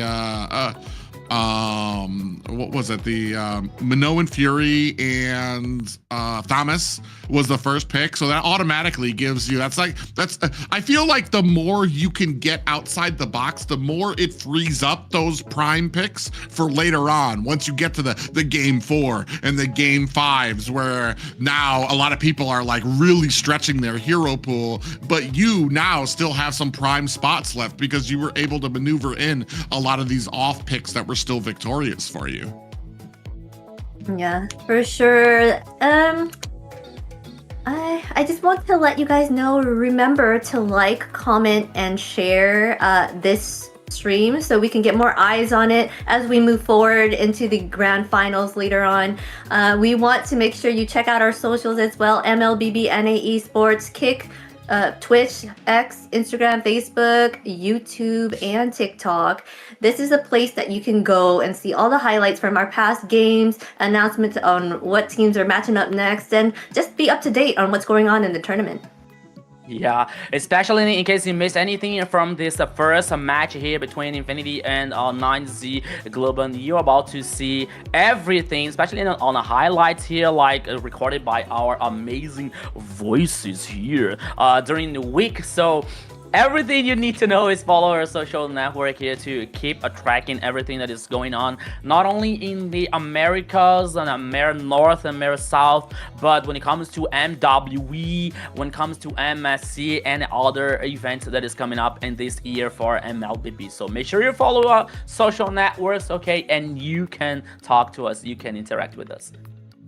Oh yeah, there's so many events kind of coming up too. I think we've got the qualifiers for MWI coming up as well. Pretty soon EWC will be kicking off. There's just so much going on, especially with MLBB North America. Like we said, this is the inaugural AMER tournament here. You're dealing with the South right now, but one of these teams will be chosen, will fight their way to face what the best team is in the North as well. So it's going to be a lot of information, a lot going on, a lot of different opportunities and different tournaments going on. So keep your eyes peeled for our socials to get all of that information for yourself. And speaking of opportunities, we got diamond drops for you guys. Make sure you stay and hang out in the chat. Keep talking. Make sure you keep engaging and stay here because you will get a chance at getting these diamond drops. Yes, you have the chance to get free diamonds here if you stay tuned and watch our streaming, our live here on AMER South. So you have the chance to get these diamonds to buy that recall effect, to buy the emote that you're looking for, or that skin that you are looking for. So make life easy using Suyo and Sasuke's Sasuke's skin. That is the best one here. So yeah, when it comes to the collab with the MLBB, they are the best ones. I'm not gonna lie, especially when it comes to some of those skins. My favorite personally is the Naruto. I love the way they kind of blend in a lot of the different forms that Lucas has to kind of bring in that skin as well. But yeah, you guys, tons of diamonds for you to be able to buy your own skins and find your favorite as well as when it comes into it. So keep active and keep it positive. And just so you guys know, we couldn't be here without our sponsor, of course. It is runestone.gg. Make sure you check them out. We get the data and analytics from them, and you can too, to up your game to be on top tier, just like these players here in the tournament. Yeah, way even better than get those skins that you're looking for is to improve your game level with Runestone here. Check your stats, everything that is happening here, so you can check on Runestone. So thank you once again to make this happen and to help the community to grow everything up on the MLBB. Yeah, Runestone doing their best to become that one source of everything that you need for your games. Make sure to join them and check them out at runestone.gg, guys. Yes, for sure. What amazing matches so far, guys. The match, this tournament, it took all the way to the best of 5. That is an amazing fight that they had here, for sure. But before we go, we're gonna take a quick break here, and we want to see you back for the last best of 5 we have going on. So we'll see you guys in a little bit.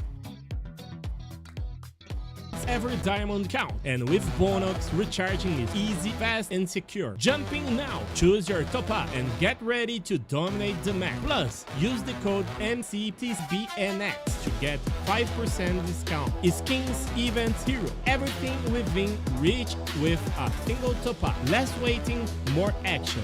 Recharge with Bonox and play it at next.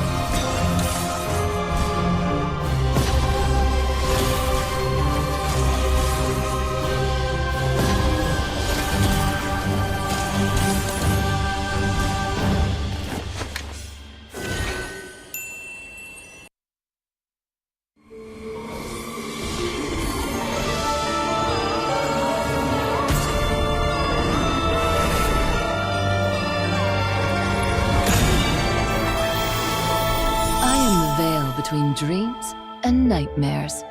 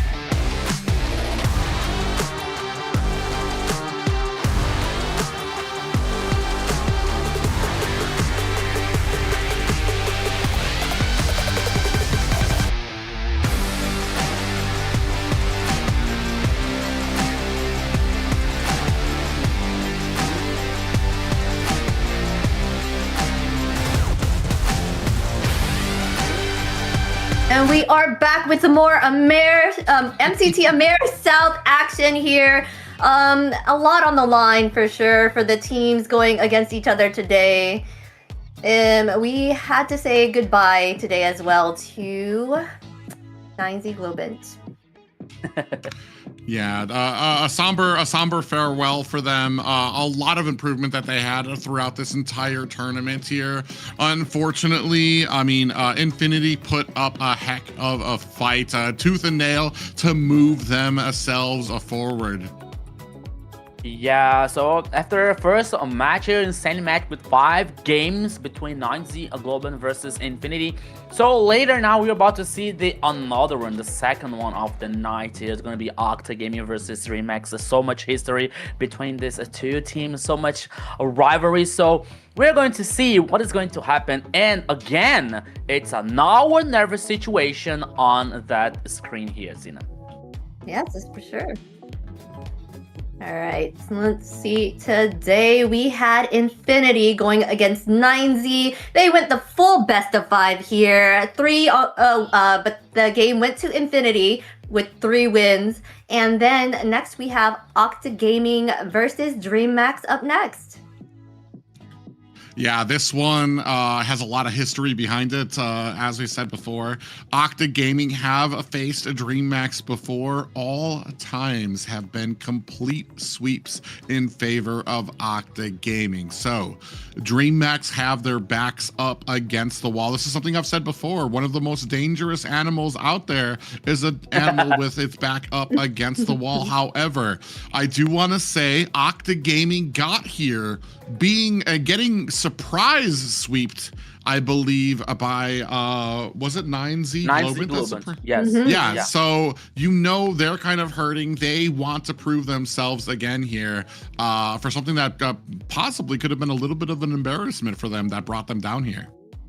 Yes, let's see who we have on our lineup here for Octa. Today we have Lucy on the EXP, Thanato Tizzy on the jungle, mid lane Sajin, V2 on that gold lane, and our roamer will be Saber. Yeah, so here comes Octa Gaming, the an unbeaten team, at least like on the last game. So let's see what is Octa Gaming is about to see. What the hell, unbeaten? They lost. Salve rapaziada, meu nick é Thanato, sou o jungle e capitão da Octa Gaming e eu vou trazer uma gincana para vocês citando qual seria o meu Dream Team da MPL. Vou começar pela rota. De rotação, eu traria o Vaguinho. Ele tem um estilo de jogo característico bem agressivo, coisa que o Saber também tem. E eu já conheço o Vaguinho, já jogo com ele há um bom tempo. Então acredito que faria sentido trazer ele. Para complementar o Mid, faria sentido eu trazer outro jogador que já trabalhou comigo anteriormente e também já trabalhou com o Vaguinho, que é o Syndra. Eu acredito que o nosso Mid ficaria bem conexo, os 3 juntos, teria uma boa conexão. E seria um Mid bem agressivo, o que facilitaria para a gente jogar da maneira que eu gosto. Puxando agora para Gold Lane, eu poderia citar vários nomes que são excelentes na Gold, só que eu vou priorizar um pouco mais quem já jogou comigo, além de também priorizar pessoas que eu não teria barreira linguística, como por exemplo o Zia, que seria uma opção excelente de Gold, porém meu inglês não é tão bom, então eu não sei se faria sentido eu citar ele. No caso, eu traria o Joel Krill como gold lane. Ele fala espanhol, mas ele já mora no Brasil há um tempo, então não teria tanta barreira linguística, ele entende o que eu falo. Já joguei com ele anteriormente, onde fomos campeões da outra. Então acho que seria a opção mais segura para mim trazer de gold lane. E na Exp eu não consigo pensar algum tão facilmente, porque tem muitos Exp laners bons aqui no Latam. Poderia ser o Rezu, por exemplo, mas entra na barreira linguística. Então acredito que para suprir esse papel de Exp laner e que seria uma boa substituição pro Rezu, para mim provavelmente seria o Black. O Black é alguém que tem muita experiência, tem um estilo de jogo característico com boas calls. Eu acho que o Black seria a opção mais segura para Exp laner também. Então no final meu roster saiu eu, Vaguin, Syndra, Joel Krill e Black. É isso. All right, let's see. Oh. Let's see if their synergy, like he says, is enough to beat DreamMax here with our EXP laner, Goo, our jungler King, mid lane Shaikiche, gold lane Zeus, and Blink will be the roamer.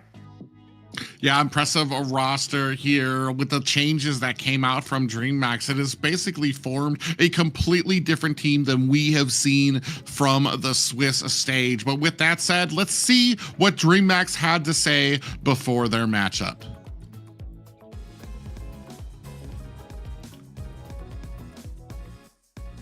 Salve rapaziada, eu sou o Blink, rotação da DreamMax, e hoje vou fazer aqui uma brincadeira de respostas rápidas. Blink 2019. Harley Zilong Luiz King Ling Flash Collector do Granger. Nossa, Joy. Saber. Zushin. Eu.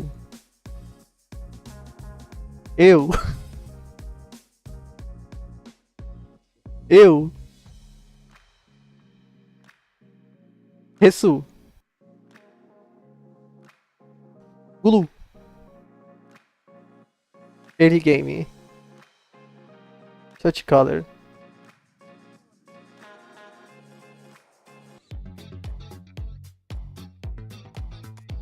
Blink seems to think very highly of himself answering all those questions as me. Yeah, I was about like to hear especially. I think there's the last one.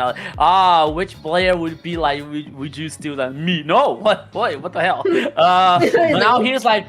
Yeah, I've seen like, and Blink is saying a lot of information like not so different from his line. Like the favorite, like his main was Harley, a hero that he would like to play. I think there's Glue. Okay, at least Glue can be used in Roamer. So many. His favorite skin, Collector from Granger. Like, oh, he's a Roamer. It's like being a Collector from a Marksman here, but okay, that's okay. There's so much to see and talk about here. This match, this best of 5 between Octa and DreamMax here private, because as you said, Octa Gaming like came with a victory from a DreamMax, and now they have the chance to get the full revenge, especially after these changes that DreamMax been through. I feel like it's unfortunate to say, but I mean, we've watched DreamMax because they went from the bottom of placements of seeding to the bottom 4 of seeding here in the playoffs. To a team that has grown, that has been able to defeat Infinity, which is the team we just saw that just got over on 9Z Global. Even got a dominating game win over Entity 7 that we saw yesterday, which came like out of nowhere. So there are those little bits of hope for them here. They do, but this is a huge mountain that they are going to need to climb here. And like we said before, they've already been wiped twice by Octa Gaming. So you know Octa Gaming has an understanding, but they've never faced, I want to say, this version of DreamHack's. Yes. Some things from yesterday that I kind of had notes on.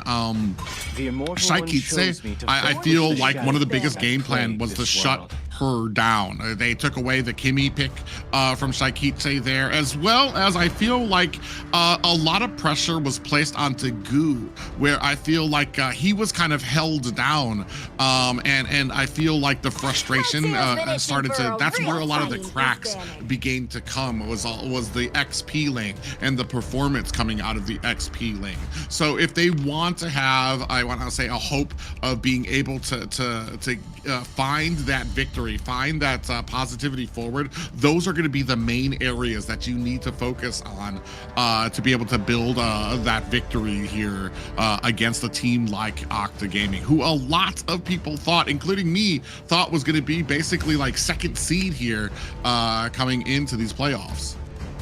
Yeah, Entity 7 did find the ingredients to kind of counter DreamHack to get them from getting any more wins there. Shaikiche and King are a major factor in a lot of those wins that they had there. They're gonna go ahead and ban out Phobius, Boxia, and Kalea on the side of Octa here, and banning out Freya, Suyu, and Zushin, picking up that Harley for first pick here on the side of Octa. Yeah, Octa Gaming here picking Harley here on the jungle for Thanatos TZ, so an early game, like a consistent early game when it comes to Octa Gaming. It's especially they prefer and they are used to play in this style, like prioritizing early game especially. And now let's see what is DreamHack is coming up here. Maybe like with Valentina, maybe for Shaikichi, or guarantee the goal lane for Zeus. That could be another idea, maybe with a Harriet here. So we have to wait because they're cooking so much. Okay, Hilda and Claude. Okay, Zeus is getting Claude here in the gold lane. Yeah, so they do go ahead, secure up the gold laner for their team, especially adding to that a lot of early game pressure. It might be a little early to show the Hilda in my taste, just because I feel like you leave it open to kind of be countered out by a Gatakacha, another tanky front line that can really slow down the Hilda, where she has a lot of issues when it comes to CC or slows that can really be a detriment to a lot of her kits. On the side of Octa Gaming, definitely curious where we go with the Harley out there. Maybe we secure up a Uranus here just to kind of take that off of the table for DreamHack, something that is usually really big in being able to counter out the Harley. Or do you save up the Uranus in case the enemy picks it up during some of the other rounds? But it does look like they're going to go with the Glue and the Valentina pickup here. Yeah, I did say, you mentioned before that Hilda is great against any like squishier heroes to start with that are junglers. So the Hilda pickup was I feel like a kind of smart pick on their side if they were gonna go and invade and kind of stop Harley from farming, because if he cannot build up, he kind of falls off there for sure. Yeah, so I don't know what else they're gonna have to go ahead and pick up a mid lane here for DreamHack.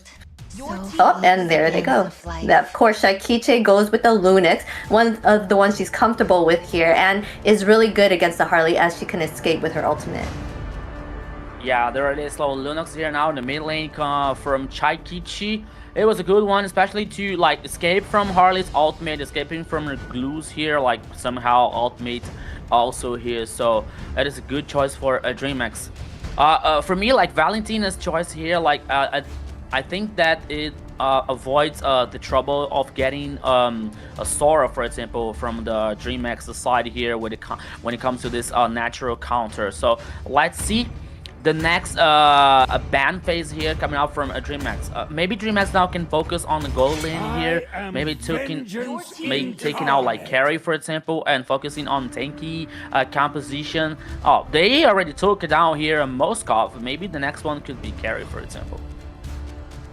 Yeah, definitely trying to focus on that. And that's a big reason for picking up the early marksman. It means that now that you have yours, you can start trying to ban out some of those priority picks from the other side there as well. I do like some of the answers that are kind of coming back and forth here when it comes to being able to secure and protect. Like you said, the Valentinits is really going to offset a Sora pickup there from them. And then on the other side, you answer that immediately with the 1x pick, which we've seen before, just does a great job of being able to counter out the glue and the damage that can come out from there. Here, preambling this pickup of the Harley with the Kalea ban as well. So I'm kind of wondering, and especially we went with the Hilda, so we're not going to be able to kind of go with any type of isolation type of composition from the side of DreamHack. You're going to have the Hilda, but the big thing for me is, are we going to be able to kind of make use of this Hilda and kind of have that front line where, and especially because I feel like we're kind of lacking in CC. That is where Claude really shines. You get that CC down, Claude can come in and he's just got a nice amount of time that he can lay down a lot of that blazing duet there. On the other side, interesting that we have the Terizla ban kind of coming out. I was actually quite curious where that was coming from. Possibly to set up a Fredrin pickup by the side of DreamHack. Yeah, they still need their jungler here as well, and an EXP laner here on the side of DreamHack. So that could be a possibility to kind of like negate that. But you are right, they are lacking that CC that is needed to kind of hold down the enemy for Lunix and Claude to kind of dish out their skills on there and take them down. On the side of they're gonna go ahead. Well, they're still missing that CC, but they're picking up this Lancelot. I wonder what they're gonna choose here for that EXP. All right, so here a choice from DreamHack. It comes to Lancelot to a King.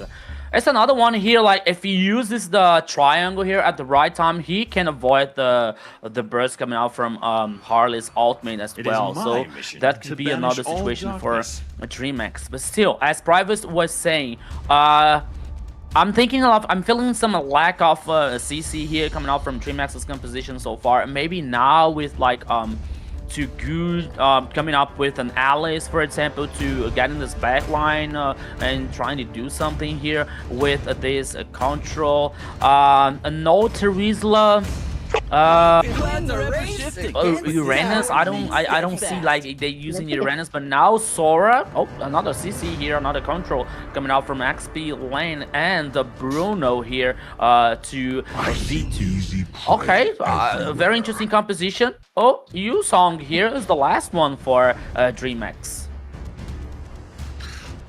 It's very interesting here. I feel like we have a full-on engaged composition coming from DreamHack here, where everybody really needs to be on the same page. Either you engage or disengaging, because you have no CC to stop anybody. There's not going to be a lot of opportunities for you guys to read off of each other just because the lack of CC. So it's either in or out on who's making those calls. A very interesting composition. Octa Gaming, I like it. Like we said, it's got a lot of the standards that you look for in a composition, whether it's the damage, the CC that comes out, and a decent front line to be able to kind of protect your squishier players in Segan and V2. Yeah, so especially like I think that this is battle on the river, especially around the objective here, is going to be very strong for both teams, because on one side you have Valentina, Harley, and Glue. On the other side you have Lancelot, Chaikichi with the Lunox, and Blink with Hilda. I think that Hilda is going to cause just a little bit pressure here on the river, for example. But when it comes to CC, Saber has the advantage on Glue, especially to buy more time for Octa Gaming. So I believe that most of the things and most of what is happening on this first game is going to take out from this Trinity: the mid lane, the jungler, and the roaming here so far on this first game here, Private. Yeah, I'm very eager to see how this kind of takes off. I feel like what we lack in CC on the side of DreamHack, we make up for in mobility and damage output that can come out. However, Shaikichi and Zeus, you're really waiting for a decent amount of items to come out before they really start to come online. Yes, yes, yes, and online here we are once again. Now is the second match of the day, of the night. Octa Gaming versus DreamHack here. Welcome to the Land of Dawn. One side, Octa Gaming, other side here, DreamHack. Let's go, my friend Private. Yeah, like we said before, DreamHack have had this matchup before against Octa Gaming. Octa Gaming have been so dominant, able to find 2 sweeps off of their opponents, and now DreamHack's looking to change that history here with this third series here. This one's going to be a best of 5, and we're hoping to see this one go the distance. It's going to be sweet. It's going to be very wild here. Both teams working on, especially on the mid lane here now. Sagan, and Chaikichi, and Saber, right? Yeah, Sagan and Saber. Like, it was like almost a tongue twist here from me.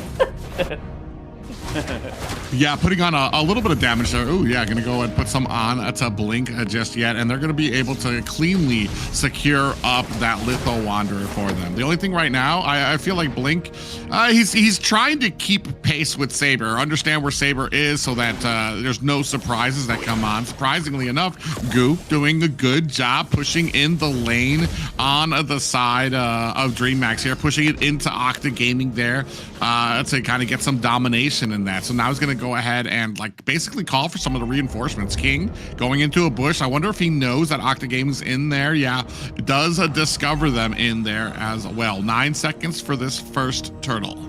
Yeah, King was like, oh, I'm a crazy live, but not so far. Oh, King! Ooh, yeah, has a little bit of that disengagement. Ooh, Petrify comes in and a pop-up! And down goes Thanatos Tazy. Black Dragon into the tower of Octa Gaming. That's going to be a potential free turtle for the side of DreamHack. Here comes the surprise coming up from DreamHack. See the Petrify from Gru, guaranteeing the first kill for Shaikichi and the first turtle as well for the Dragon Boys. Oh, Zeus here and Shaikichi now taking a lot of damage on the bottom lane, but they still survive. They'll be able to get back in the base, and the first turtle goes to DreamHack here, Private. Yeah, you see there, and that's one of the big things about the Flying Cloud map. Zeus, you saw him immediately turn around to go back to base, and he's going to be able to get back fairly quickly before he loses anything much on his side for this for these minions here. V2 going to take a decent amount of damage there, goes underneath the tower. Blink takes a bit of damage for that. BMI used by Zeus to get him out of harm's way. The one thing too is there's a lot of damage negating abilities on the side of DreamHack too. You've got the Black Dragon, you've got the Thorned Rose. Ooh, Zeus, as I say that, Zeus taking a lot of damage. Speaking of damage negating abilities, it doesn't really have much on his side, but Black Dragon, Thorned Rose from King, Shaikichi has the Brilliance that can come out. So you've got a lot of, I think you isolate a lot of targets. Octa Gaming has very few targets they can go for that don't have an ability that will be able to get them away from a lot of that harm and a lot of those danger zones. Yeah, so we're seeing now once again here, like Blink trying to get this harassment, trying to get this info from the jungler. Saber is on the bottom line once again here in a 2v2 situation. Meanwhile, Thanatos TC clearing the path, but oh, Saber. Yeah, Saber takes a little bit of damage there from Blink. Ooh, with the ultimate coming out from that Hilda pickup, but not enough to really do much, especially when you've got that split. Glue is just so durable, and that's why he gets so much pickups here in the current meta. Yeah, so it's, he didn't head back to the base here, like using the green zone to regen the HP here. Now the second turtle on the top side of the river. Both teams are dancing around that. Let's go! Yeah, we do have 4 members here. Black Dragon is out as well. Blink does kind of suffer a split there as well. Big pop-up lands onto King.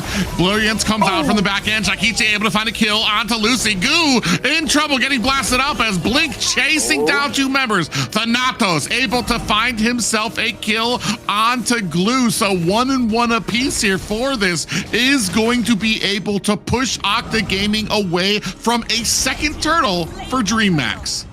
Yes, 1 player down here for both teams, but the turtle, this next one, goes for a DreamHack once again. But now, see, Thanatos, he's up to do something. He's up to something on the bottom lane here, maybe to surprise Zeus here on the tower. He is very patient. He is waiting for the right time, but oh, DreamHack knew that something's weird on the bottom line here, so heading up the players to respawn back any kind of the trial here from Octa Gaming.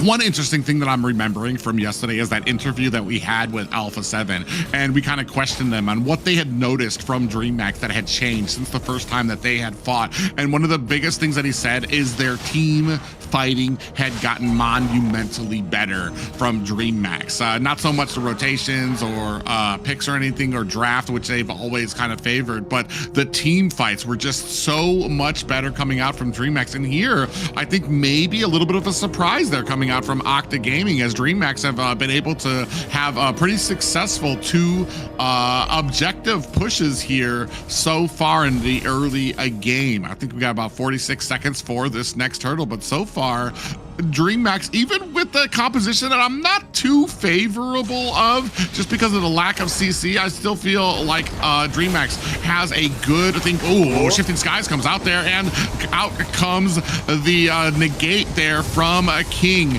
We have the Thorned Rose that was able to kind of get rid of a lot of damage, and then he was able to puncture his way out of that damage. Yeah, and actually it's kind of interesting here because as you were saying, like you were expecting Octa Gaming to get the 2nd seed, for example, on AMER South so far, especially because of the first performance of Octa Gaming. And then suddenly, like, they got a 3-0 sweep from 9Z Globan. And okay, on the river, oops. Yeah, Brilliance actually coming out. That's the IMU, and the Flicker Singing might be in trouble here. Underneath the tower, Blink finds the kill, and is able to get away. Meanwhile, King taking the deadly magic, is able to find himself and escape. V2 finds a kill onto Goo. 2 down for Octa Gaming, 1 down for DreamHack. Is this going to equal up a turtle for the side of Octa Gaming? I know DreamHack is very low, so there's not going to be much contention on their side. Meanwhile, pressure mounting at the mid.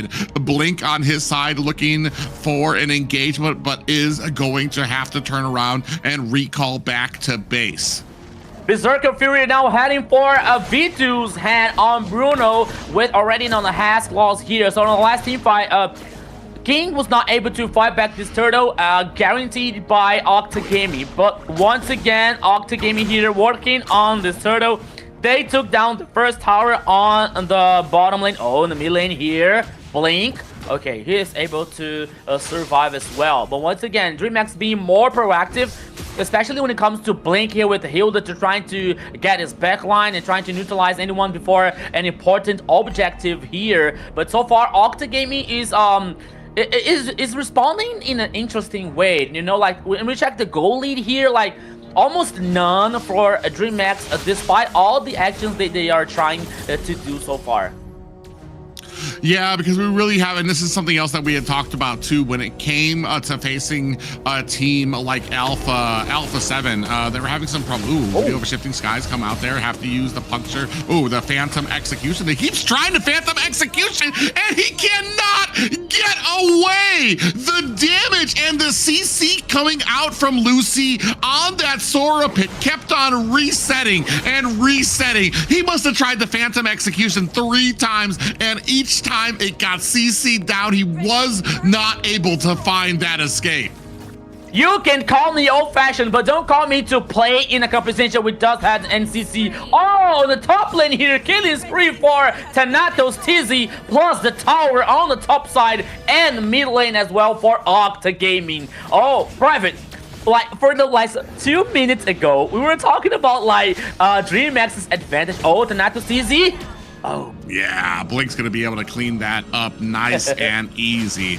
But yeah, we were talking about, I feel like Octa Gaming just waiting for a couple of those power spikes before they actually go in. Split there on by Saber there. Shakiche looking for an angle to get in here. Possibly looking for some of that surprise. Blink on the other side. Goo coming in here is going to get surprised by Segan coming in there. Do we have a Black Dragon?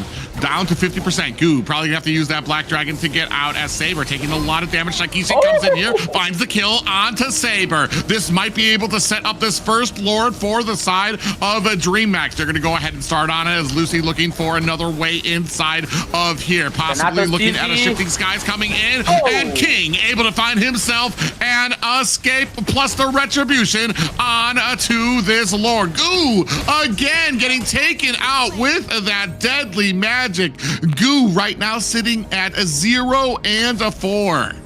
Okay, a worthy sacrifice here for a DreamHack, taking down Goo to guarantee the first Lord. Now, with one player less, okay, they're on like 11 seconds left here to him to get back in game once again. And the Lord now activating on the bottom lane here. DreamHack has to take this chance, take this opportunity to take down towers on the map, because so far Octa Gaming is dominating. Sorry. Yeah, I mean, we're pretty even when it comes to golden kills right now. We do have a little bit of a Thorn Rose that does land on the Saber. Oh, Phantom Execution actually comes out there. But, oh, the damage coming out. We do have a little bit of a problem for King. He does get disengaged there with another Thorn Rose. Thanatos is going to have to find himself a teleport out of there. Goo in trouble again, looking for an escape, is being chased down by the rest of Octa Gaming. 0 and 5 for Goo, but it does allow DreamHack the opportunity to clear the tier 2 tower up at top. I believe that in DreamHack communication, I believe that someone say like, okay, if someone has to die here, it has to be Goo here on the XP lane with the Yuzong so far. But now, oh, here comes again. Yeah, we do have the Brilliance kind of coming out from Shaikite. She's going to try to put the damage here onto the Saber. Yeah, there it goes again. Shaikite picking up another kill. 5-0 right now on this Lunox. I mean, who else but Shaikite would be able to do that so early in reaching into the mid game? Immediately knows what target she needs to go for, knows that it's going to be Saber on this glue, and is always around to be able to kind of find some of those kills right now. Still, I feel like it's a little even on both sides. 3 towers to 4 in favor of Octa Gaming, and the gold lead not really there for either of those teams. But however, I feel like the further and further we get into this game, Octa starting to come together, starting to find the kills, starting to find some of these objectives.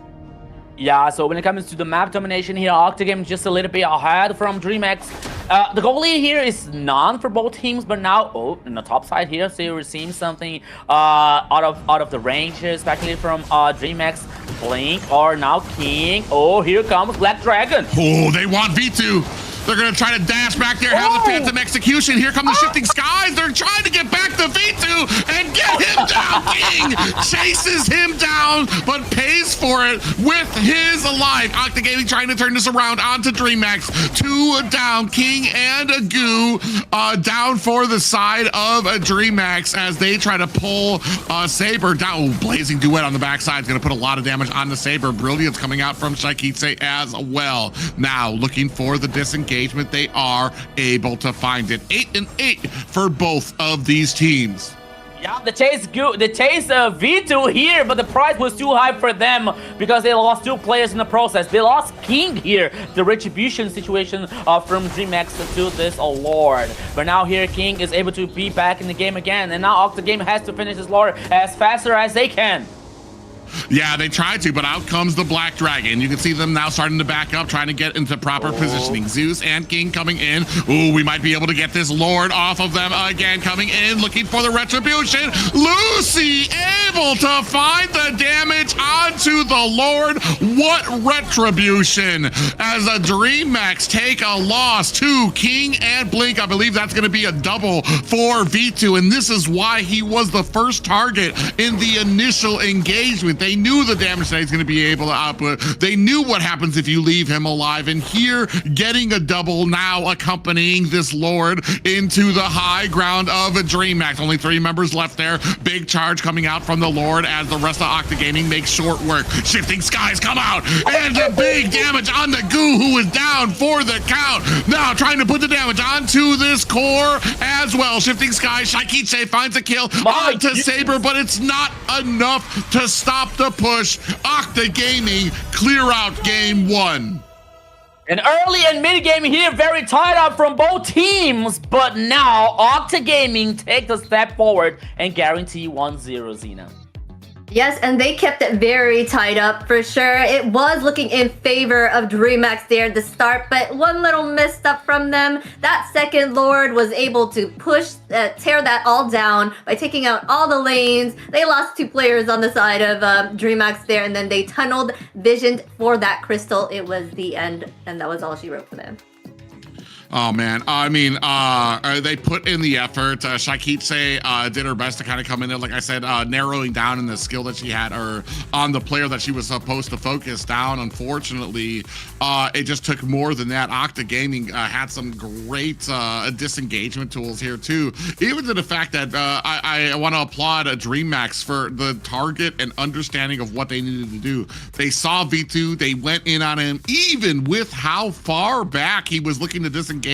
King with the tunnel vision, able to still find that kill under eventually though taking a death his own. Unfortunately, I still feel like one of the biggest the problems right now for Decided DreamHack is I feel like XP lane is kind of getting outmatched right now when it comes to a lot of these team engagements. Octa Gaming put on a huge show here, especially Lucy on this pick. I feel like that was a big part of the success for Octa Gaming here too. You have the pickup of the Sora, and you already had the only counter out there in the Valentina pickup as well. Yeah, so I agree with you here, especially on Goo's situation here, because okay, he was with Yuzong here, especially with the Black Dragon when it comes to the situation to zoom out the Octa Gaming players, for example. But the follow up here, especially from DreamHack, that could be better if they like worked better with a Goo, for example, you know, because we saw like most of the times like Goo being just a little bit lost here, so getting taken down on this team fight, and with this misadvantage from DreamHack. Oh, Lao King here trying to escape, but the whole like Octa Gaming, almost the whole Octa Gaming composition was like back on his feet here to guarantee the skills. So Goo was trying to, especially on this flank, but with the Yuzong here using the Black Dragon, it's backed when you see DreamHack with a follow-up with this damage caused by Shaikiche, for example, or Azu. But what we saw here was Goo sometimes lost. All right, now it's time to spotlight the player who left their mark on this match, our MVP V2 with the Bruno, 414 KDA, 67k total damage, 762 gold per minute, a defining factor for the win, for sure. Yeah, I mean, there's a reason you saw such a thirsty dive for him. I want to say 2 minutes before the end there.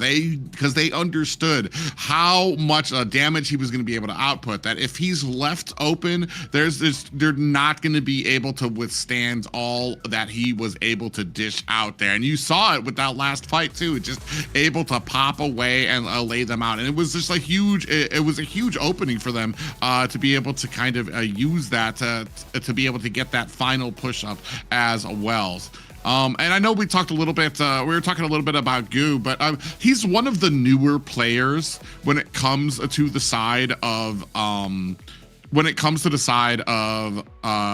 DreamHack. So there still is some synergy that needs to come in there for them. Oh, look at V2, just the damage coming out, boom, right on the blink as he was trying to get away. A big flicker there, and then able to find himself another one as well, another kill on to the side of DreamHack. But There has to be, you have to kind of throw it out there that Goo is one of the newer players for the side of DreamHack, so it's going to take some time for that synergy to build. I know we have some high expectations because of how well they did with some of these switching. King, I mean, that's an easy fix. He's been playing on the team the entire time. All he had to do, he just moved over one space from the XP lane into that jungler position. So it's going to take some time for them to kind of find that synergy. For what I'm hoping is that Goo kind of sticks around so that they can kind of build that with them, because there's as far as like weaknesses or things that hurdles and things that you have in the way, there's very few that I feel like are holding DreamHack back. You change out Goo with a brand new XP laner, I think you're going to be resetting this entire thing as well. Stick with what you have, and maybe I feel like the communication needs to be just a little bit better for the side of the DreamHack. To talk to Goo, make sure he understands where you guys are at, what you guys are doing, so everybody is on the same page when it comes to a lot of these engagements, because I feel like that's a very small problem to have as a team that could potentially see you guys ahead. That was an outstanding early game for DreamHack here, taking on a team that has swept them 3 times. Unfortunately, the end kind of led to about the same thing, but it just takes a few of those little minor changes to kind of push you into a victory against a team like this. Yeah, Goo was kind of he wasn't doing great for sure this round, and that's something they do need to work on to kind of get their EXP laner and their gold laner on the same page with them, as they both are new to the team. But Shakiche, she was doing a wonderful job there, but it was not enough. She needed more of that protection. She got most of the kills, the majority of the kills for the team, but in the end, it all depended on everybody working well enough together. And like you said, if they work on that synergy, they can probably bring that up instead of like swapping him out, right? So there goes that first game. Octa was able to get a first win, kind of a revenge match there for themselves, and like, because they got swept the other day. So they're gonna go ahead and ban out Phobius first here, and most likely Freya up next. Yeah, I agree with you, and especially when it comes to my mind, memories from the last season on here on the South region, when DreamHack, they were with another gold laner. You know, it was not Zeus, it was another gold laner, a Gremio, and for the first matches, he was like, okay, he was not performing. It was not like not performing bad, you know, but from the expectations that the people had from him, like it was his performance was below these expectations, you know. So before, like after some matches, he was getting the confidence, he was getting some MVPs, for example, and DreamHack was able to get huge performance on the playoffs, for example. They were not the champion of but still they were like very, very high on the last season. And maybe something similar is happening to Goo here, because he was not even able to get on the lineup here, because King was playing on XP lane, on the XP laner, so now he is back in the jungle, and Goo now is in the roster. So maybe for him it takes a little time to get this confidence and get this this performance with the rest of the team, you know. The thing that I'm saying about Goo, I can say also not at the same power, at the same level to Zeus, for example, the gold laner from DreamHack, because when we talk about like gold laner, we talk about the carry. We talk about like this guy which is responsible to cause the damage to win a game. You know, like when it comes to gold lane, we talk about Gusta Lagusta, we talk about Upatizi, we talk about from the Alpha 7. I forgot like the name from. Oh, Patizi, right? Alpha 7 is Patizi. What I'm lost. And so some gold laners is, so for me, Zeus has to show his potential. You know, he's not like his full potential so far here in this lineup, in the DreamHack lineup so far. So as the reason that we talk so much about Chaikichi and her performance, the King and his performance, and Blink, you know, so the sides, I think that they have more potential to show a brilliant performance here on DreamHack. I think that brings up actually kind of a valid point when it comes. They both, Zeus and Goo, might be kind of on the same levels for it. It just so happens that when you're a melee hero and you're not performing like above standard, you're gonna suffer a lot of deaths. If you're playing something like a marksman, especially marksmen, they're gonna have a lot of disengagement tools, a lot of ways to get out. You might not be getting a lot of the kills, but you don't have to die, so you're gonna be able to find an escape. Not as easy when you're a Yuzong, especially because you're basically all in once you go into that Black Dragon and you're flying into them. It's just like, well, I guess this was a bad turn. Bye, folks, as you take that death. But on the opposite side of that, on Octa Gaming here, I mean, you're talking about a team who took a loss, a full sweep that put them down here. So you know they're trying to make a point here. Even with, I mean, that chase would have taken down most teams here. V2, he did end up going down at the end there, but I mean, still kind of maintain that focus. The team understood what they needed to do well as. Yeah. I'm just gonna. Yeah, I'm like, threw me off. Let me finish my thought before I deal with this emotional trauma here that I'm about to see on the side of DreamHack here. So Octa Gaming, like I said, I mean, they had a great game, especially with showing how they handle a lot of that. Okay, so. Yeah, it's not emotional damage. It's just there's obviously something was wrong. Thank something's God. wrong here. It doesn't look right. But yeah, I mean, especially to a team like Octa Gaming, I think that was one of the big things that I noticed is just that they're taking a lot of the early game. They were taking a lot of bumps. They lost, I think, they lost 2 turtles and were able to get the last one. But I mean, the patience that they were able to show, the understanding of what they needed to do, they just needed to wait for some of those items to kind of get onto the Bruno, and then they could just let him loose on them, and then they were able to close up very, very quickly. Yes, for sure. Once they got into the later game of the match, they were able to come back with their marksman. They built it up pretty well there. Like you guys were stating, Lyra, as I was saying too earlier, that I felt like Zeus and Goo both need more training with the team before they can kind of like launch off. For me, I feel like I haven't seen Zeus do as amazingly as the other marksmen that have been in this tournament, right? They mostly heavily relied on King, Blink, and Shaikichi, the trio, to do most of the work, and they were just there to kind of help support that trio. But so I feel for them to kind of be better and continue on to do well in the playoffs, they really need to up their own aggression or to get on that same page with King Shaikichi, right? To dish that damage to help the team more. Yeah, so I was wondering, like, I was thinking when Private was saying, like, okay, Octa Gaming knew what they had to do on the first game here, just waiting for the power spike. I just remember the first game on 9Z versus Infinity, right? So, because I mean, like, a 9Z was like, oh, wait. I said, oh, hey, we lost the game. So, what?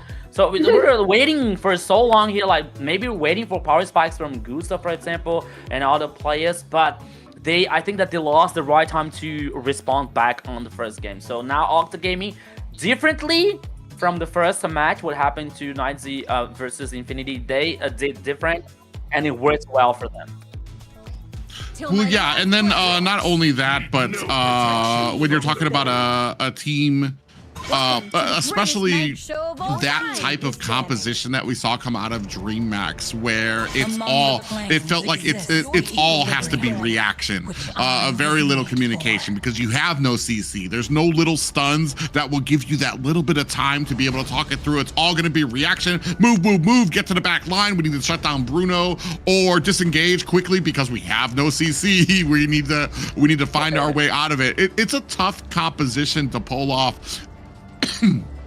for even the most seasoned teams that have that synergy and stuff like that. But like I said, and I've talked about this before too, when a team starts falling behind, the first place you usually see that start affecting is usually going to be the melee heroes, because they're the ones that are going to feel the brunt of that force, whereas the mages, a lot of the marksmen are going to have their escapes, their ways to disengage from there.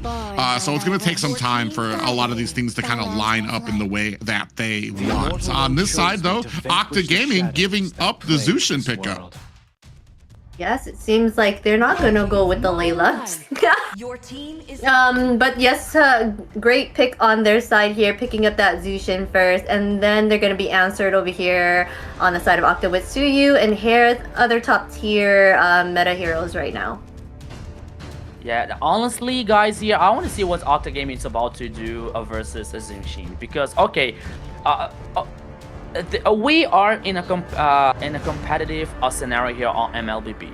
The meta says that Zushin is way too strong so far here on the meta. You know, like both teams that I'm not sure about like the win rate percentage, but I believe this is gonna be like more than 50% here when it comes to Zushin. You know, and we still see teams letting Zushin open, you know, like, okay, we have a plan, we know how to deal with Zushin, but the fact is, most of the times, like most of the times, we're seeing like the teams though who picks Zushin, they win, you know, especially on AMER South here. So I don't know, maybe for Octa Gaming, maybe like not letting Zushin open and think about another strategy could be better to let Zushin, because it's not only Zushin, it's a Zushin to Shaikichi.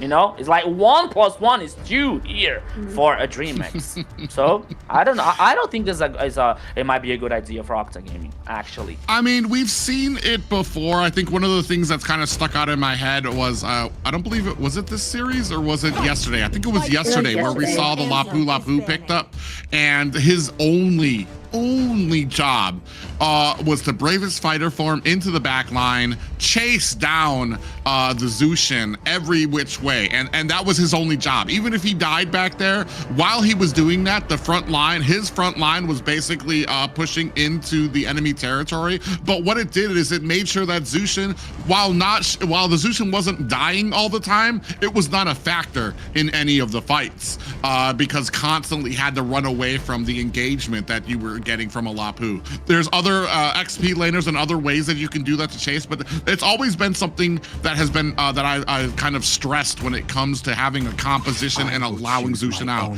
There needs to be an answer to get to that back line to at the very least, provide some type of pressure to get back there. Here, Hilda possibly, I guess, could provide some type of pressure.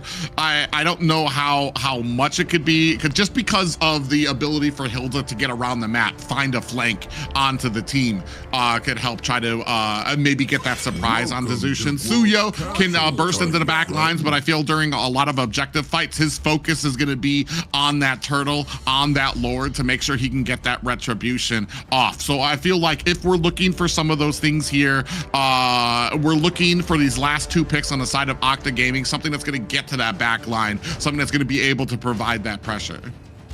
Yes, that's true. They did target the Zushin before, and that did help the team win in that case, but they went ahead and they're target banning the mage picks for the Octa right here.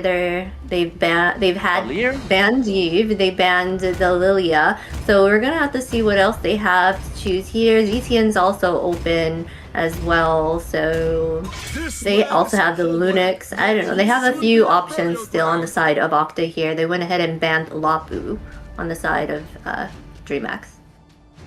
Yeah, so let's see now if they are about to choose the mid lane here for Sagan.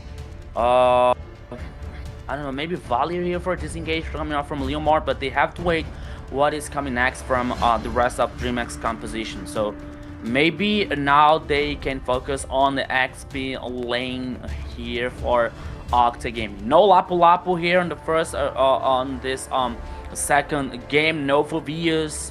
Maybe Terizla could be an option here for Octa Gaming, because once again here for me it lacks a CC here in this composition so far, or Alice here for Lucy, but nope, none of that. Uranus it is. Who said there are no shortcuts in life? It's pretty tanky, hard to, like I said before with Zushin trying to get a Uranus, it's like picking up a rocket, like and I'm like putting it back down. That is one thing that we have seen before, is that Uranus, first of all, when you're using that lantern, you're providing Uranus a whole bunch of stacks that he needs to be able to get his passive up. So he's going to be healing, especially with that full 20 stacks. And then if you're lifting Uranus up and bringing him to your team, he's still got a lot of tools, the consecration to be able to get out of CC. And he's just a super tanky. And once you're wasting so much abilities trying to pick up the Uranus, who's going to be front loaded onto there, you're going to have a very little left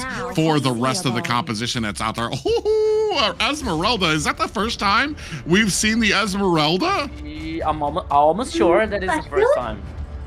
I don't remember Esmeralda. I don't know. I feel like we've seen her once, but I'm not sure. I might be wrong. In the Mayor South? I'm not sure. Maybe I'm not sure. We gotta look. I've watched the North too, so I might be confusing it, but yes, he's over here.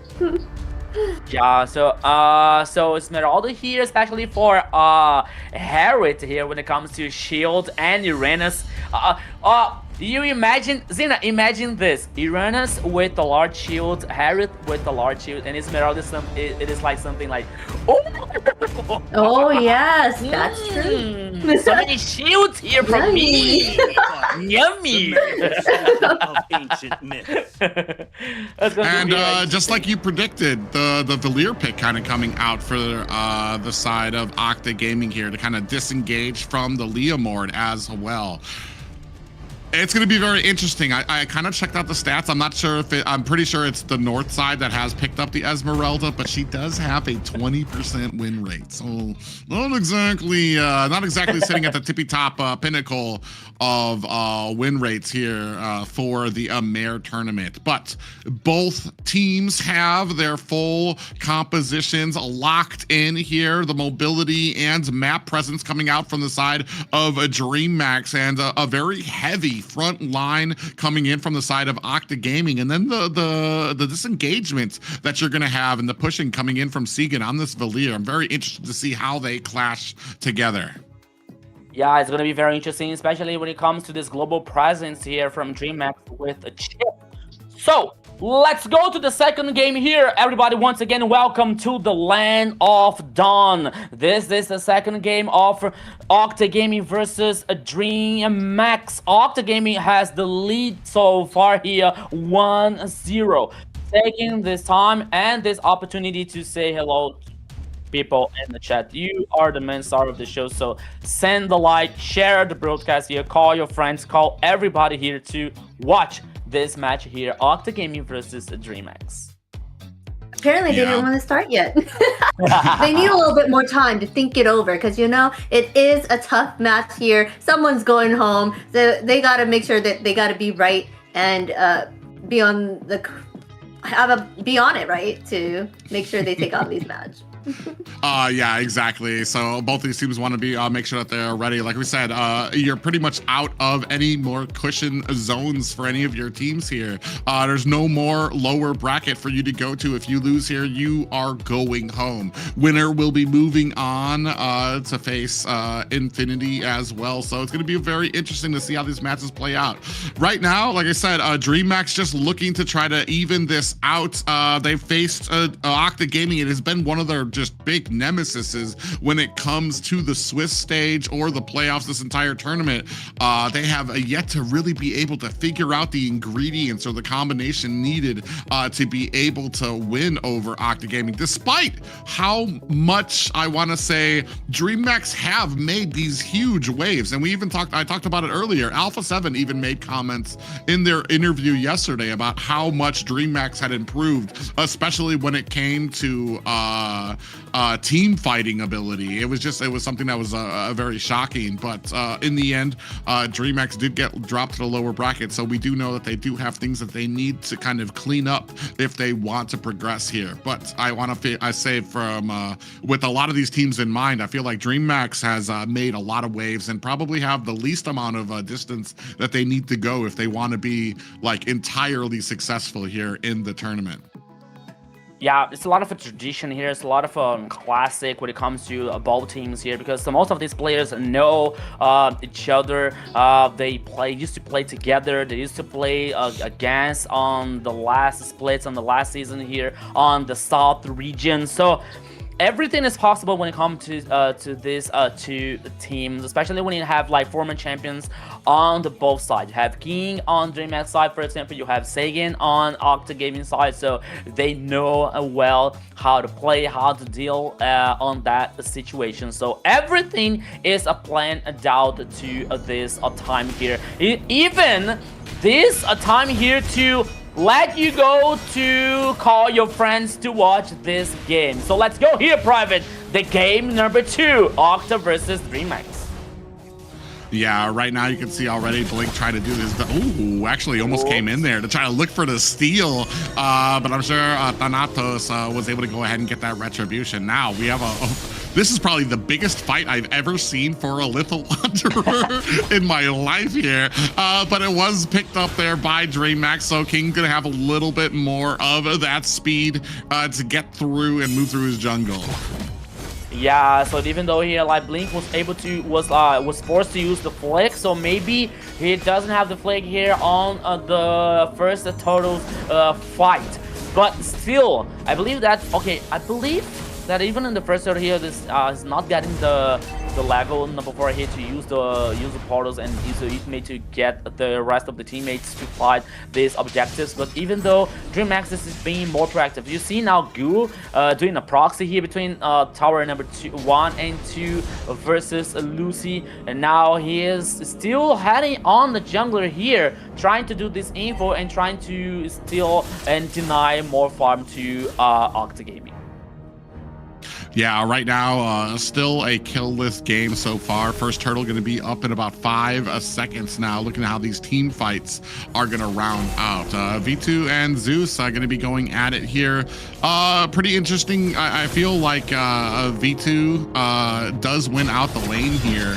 As we're now, do have a little bit of damage coming out there. Lucy gonna have to find himself an escape, and it does get pushed back as well. But now look at the damage coming out for Gu and Blink as they're trying to keep in here. Saber gets taken out. Gu with the kill there. Segan finds a kill onto Blink as well. Gu trying to maintain those shields is gonna be able to find himself an escape. Yeah, I think that the turtle ended up here like I think it was like Blink's life on the pit, but still now the first turtle here getting on Octa Gaming's hands. As we were talking about, Private, the fact that losing buying this time here when it gets stacked by the Shy Kitty's lantern, and now Sky Pierce on Shy Kitty's hands as the first item here. That is so much confidence so far. Oh yeah, speaking of which, we have a little bit of a fight up there. Saber getting latched down onto it. They're not able to find the finishing job there. Saber gonna be able to recall back under the safety of the tower there. 1-to-1 apiece here as Lucy and Thanatos looking to try to take on Gu, who's trying to clear out his lane there at the bottom. Now a little bit of engagement coming in here. Blink does find a stun onto Lucy on the back end. Gu trying to put those shields onto Thanatos and Lucy as they fight it out, and you see a disengage coming from both teams as the pressure mounts at the mid lane. Yeah, so I think that this Esmeralda is gonna be a huge difference here on this game for DreamHack's favor. Oh, here in the bottom lane. Yeah, you see Lucy might be in a little bit of trouble here, gets dropped down on his head. Shaikichi there with the kill. That's going to be the second kill for the side of DreamHack. 1 for Gu and 1 for Shaikichi. Might have been a mistake, like you talked about in the early game. Might have been a little bit of a mistake for them to go ahead and give up this Zeus and pick up. Portals are out, and that might be a wrap for Thanatos. What are we looking at? Saber does go down as well. That's going to be 2 more kills for the side of a DreamMax. Dude, why do you let the Zinshin open on the meta here? Especially to DreamX, especially to Shaikichi, especially when she gets a Sky Pierce as the first item here on the mid lane. 3 kills for Shaikichi, 4-1 to DreamX. Goal lead here, almost heading to 2k for the Dragon Boys. The second turtle on the top side of the river, here we go. Yeah, now we're going to go ahead and start this off. You can see an Evil Queller come out from Thanatos, and now trying to lay on the damage. Lucy, you're going to look for the disengage. Little bit, Saber is waiting. You see there the wasted effort onto Lucy, keeping up those stacks on the backside. Blink getting latched onto there by a Saber. Now on the backside, Turtle still clean. Nobody's really engaged on it just yet. Glue on the back end, looking and does find Thanatos. Saber on the back end too. Goo doing a good job keeping the pressure mounted there. Lucy down to about 50% health there. Blink gonna take a little bit of damage as well. Out comes the Phantom Steed. Is that gonna be enough? Flicker coming out from Lucy on the back end. Saber taking a lot of damage. He's gonna be able to find a kill onto Blink. Shaikichi finding one onto Saber. King is down. That's gonna be the jungler for the side of DreamMax down.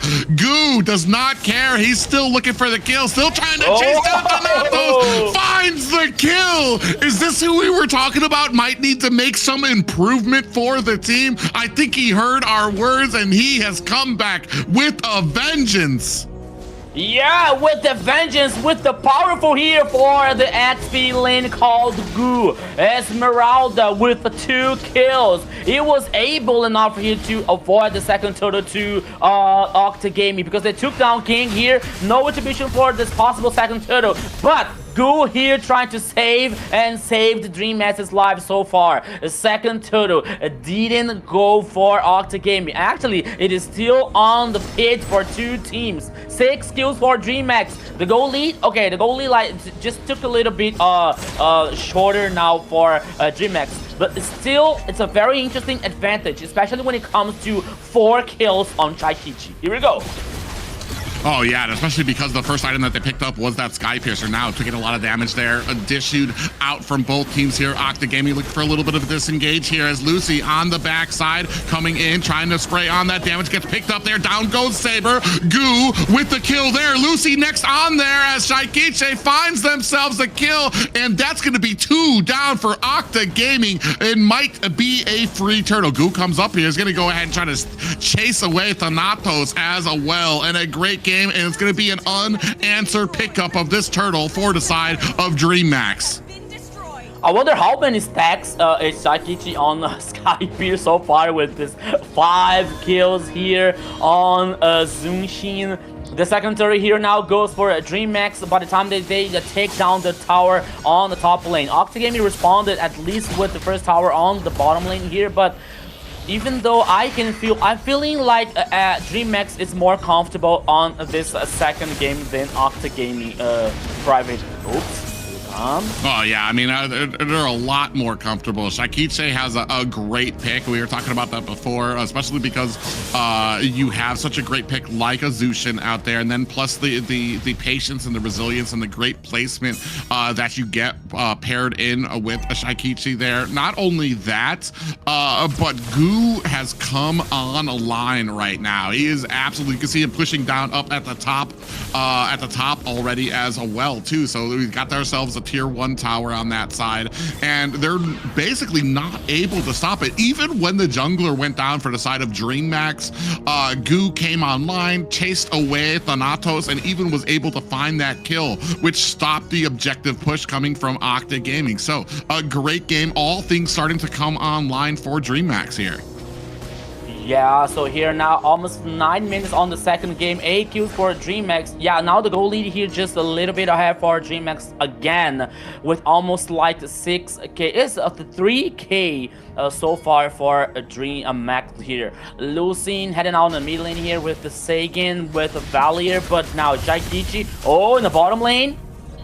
Yeah, Blink does take a little bit of damage, but at this point, he's starting to build up a lot of those defensive items. Ooh, a little bit of a fight here at had to use that blade surge to get away with Thanatos, or he would have been caught up by the Crimson beacon coming, or the lantern flare coming out from the side of Shaikiche on that Zushin pickup. Now, 2 members up at the top, Goo trying to chase down Lucy. This was half a great game by Goo, and then half just a stupendous pick by DreamMax when it comes to that. Still trying to chase him down. Zaman Force came out, and Goo able to find and escape, scooted very quickly away from there. Zeus actually able to find himself a tower down at bottom too. So starting to split up this macro is the side of DreamMax. Now starting up on this Lord. Blink waiting for the opportunity to lay down a lot of those portals as well. Zaman Force has been laid down. Pop-up lands on the Goo and a Saber as well, down to 25%. Portals are out. The rest of the team coming in here looking for an engagement. King does find himself a retribution onto the Lord. A double kill for King coming on a line. Lucy is not long for this world as Zeus finds himself a kill as well. This game here is so well for DreamMax. The Lord guaranteed by the Dragon Boys. 3 kills, 3 players down for Octa Gaming. Now the focus is on the mid lane. First tower already taken down. The second one here is just a matter of time. Meanwhile, Zeus is leading everything on the top side here for DreamMax, and here they come. Yeah, great games being played here right now. All members beginning to come online. We're already 10-minute mark, and we're already at the high ground towers. Lord crashing down at the bottom while we try to lay some pressure onto the high ground at mid and the top. You see Goo on the other side comes in with a falling star boots onto the back line, but I'm kind of a little crazy about where that came from. Thanatos able to find the kill, finally able to put down Goo, but that is going to cost them a high ground tower at the bottom. Now starting to mount that pressure on to the mid lane tower. Just one more high ground tower left for the side of Octa Gaming, and it just cost them a Goo. Shaikichi, he was forced to use the flick because V2 was causing a lot of damage on Zushin, but now she's able to survive. As you well said here, Private, only the high ground tower on the top side here for Octa Gaming. The goal lead here, like heading to almost a 9k for DreamMax. Super minions on the mid lane and on the bottom lane here for the Dragon Boys. Man, I would say that, okay, the game is done, only, okay, Lucy, yeah, Lucy in a little bit of trouble there. Does get taken out by Shaikiche there again. Shaikiche 8-0-4 right now, heading up the spear of the offense from the side of DreamMax. Yeah, so once again here now, DreamMax, this is pulling the cards on the table with this advantage. But now a big minion wave coming out in the head on the top side here, maybe to take down this high ground towers. Here they come. Yeah, you can see the damage. Zaman Force is down, laid down. Saber might be in a little bit of trouble here as they chase him down. Shaikiche with a kill there, looking for the last high ground tower that is down. On the backside, Goo gonna go ahead and create that separation as the rest of his team looks for the disengage. And Octa Gaming, for the first time in 3 series against DreamMax, find their backs against the wall. 15-4 at the 13-minute mark. The base full exposed here for Octa Gaming. Now the Lord heading on the top in the bottom side of the river once again. Immediately started by a DreamMax. Lucy here is playing forward. Goo, yeah, he's Esmeralda. He's almost invincible here. The Lord easily guaranteed by a DreamMax. Meanwhile, the Goo and okay, maybe Shaikichi was like doing this not frontline but playing aggressive, getting this info for DreamMax. And now Octa Gaming has to defend at all costs what is left of their base. Yeah, you can see right now, Lord isn't up yet, but hopefully going to be looking at syncing up the... Oh, they're going to try to chase down Goo. That's a pretty interesting tactic there, especially with how fast Esmeralda can look for the disengage, especially because you've got sprint on Goo there too. So he's definitely going to be able to get away from your team or whatever kind of disengagements you have. Lord crashing down at the mid as the rest of the team looking to kind of sync up the rest of the lanes, top and bottom. Conceal play on the back end. Blink looking to come in, does find himself a stun on the two members. Is that going to be enough? Thanatos in trouble. Shaikite finds the kill there as well, bringing her to a 10-0-4. Gan King finds a kill as well. A secondary double kill there for Shaikite, and DreamMax find themselves their first victory over the side of Octa Gaming. Easy peasy lemon squeezy for DreamMax on the second match here. That's what happened when you let Zunshin open, Zena. Exactly. What a dominating game that was for DreamMax. And Goo actually came online there. You said the shield on Uranus and Harris was easily countered with the Esme, so that for sure came and helped them out there. And they were able to take that win away from Octa.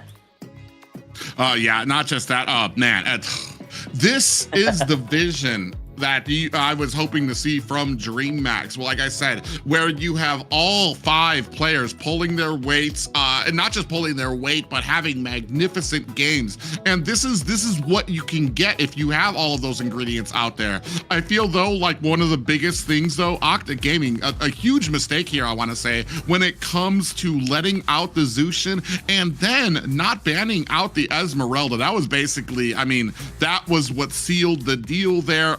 Goo came in and was a wrecking machine for this team as well. Yeah, so I was about to see like the joke that we do, like, hey, who's gonna be the MVP? Because Shaikichi with the KDA with 11, 0-5. But for me, the MVP of this match was Goo with Esmeralda, because what he the trouble and the advantage that he caused for DreamMax since the early game here with Esmeralda was so great. Okay, he was not able to get these initiations for DreamMax. He was not able to get all the skills for DreamMax, but the proxies, this presence on the jungler, like this so much time that he was about to buy with Esmeralda here was like so effective for a DreamMax, you know. And the first blood he was to Goo actually. So for me, this MVP, that would be, and it must go to Goo here on the second match. But even though we're about to see DreamMax proactive one with Zushin here, Shaikichi, getting the Sky Pierce on the first item here, getting this confidence. After that, she got a double kill. Phantom's team here with the King to getting these initiations for DreamMax. Blink with this global presence here on chip, every time calling the teammates here for possible team fights and a route objective here. And it was so good for DreamMax. So everything worked so well in the perfect synergy here for DreamMax in this second game. Yeah, I mean, especially when it comes to this type of composition coming out from them too. I mean, when it comes to me for MVPs, I mean, it's almost kind of bad to say, but like Shaikichi, I expect glorious things from Shaikite. This is no different than I've seen her in any other game thus far, especially coming in from the Swiss stage. She's one of the ones that kind of stood out to me from the first week that we saw play from them. Goo, though, kind of coming online. Whatever Captain America speech was given on the side of DreamMax after game 1, I mean, they needed to keep on with that, because this was a completely different team than we have seen thus far, especially coming up against a team like Octa Gaming. But no surprise here, Zena, for the MVP. Yes, no surprise here. Our MVP is Shaikichi here with 11 kills, 0 deaths, and 5 assists, 55.9k total damage, 783 golds per minute. She basically demolished everybody, but it was because of Goo, I'm sure, that was initiating, and her able to assist him and just be safe, and her positioning is just spot on. She's always MVP in my book, but you know, I also believe that Goo also could have been MVP in this this time around. Yeah, Shakichi, yeah, MVP for her, yeah. Hashtag Team Goo here. Jokes aside, this is what happens when we talk about like letting Zunshin, because I talk about that on before this game starts, you know, because it's not only about Zunshin, a strong hero in the meta. It is for Shaikichi, because we know Shaikichi for like astonishing performance so far here on AMER South. A mid lane who's like, I don't know, I want to be like over exaggerating here, but I think that Shaikichi doesn't have at least like 5 kills in the whole tournament here, you know, because in this game 0 deaths. On the last game I think it's only 1 death, or maybe I don't know, maybe 2, you know. So Shaikichi is a very solid, a very good mid laner here on AMER South. So you have a strong mid laner with a strong hero that is Zunshin in the meta. That's what happens. Yeah, I mean, impressive. Like I said, not really a surprise, as I feel like I almost kind of wish we could tally up. I have to take a look at the stats to see who's got the most MVPs, but I feel like almost when it comes to any type of victory that comes out of DreamHack, Shaikichi is usually kind of the head of the spear when it comes to being able to turn things around, or just being that sustained and standard of what do you call it? Being able to kind of hold your own against a lot of frustrating and hurdles that the team has gone through. Man, I didn't think we'd see that them be able to get that first victory off finally against Octa Gaming, and maybe this next game is going to tell a lot for both of these teams, especially because are we going to be able as DreamHack to be able to hold on to that momentum, or is a team like Octa Gaming, maybe we have found a little bit of a crack in the armor, like we saw from the last game, the last series that they played, where they got swept, unfortunately, and surprised here. The team fighting ability in the draft, that I want to say that was a half draft. I've talked about this during the game. That was half draft and just half play style coming out of the team too, with how impressive that they were. And if they keep up with this, I mean, they might be able to find that upset victory over Octa Gaming. Yes, for sure. They have improved, and they did do that whole musical chairs thing and switch the whole thing, a lot of things around. So that could have been a factor for sure in how they did get this one game against Octa.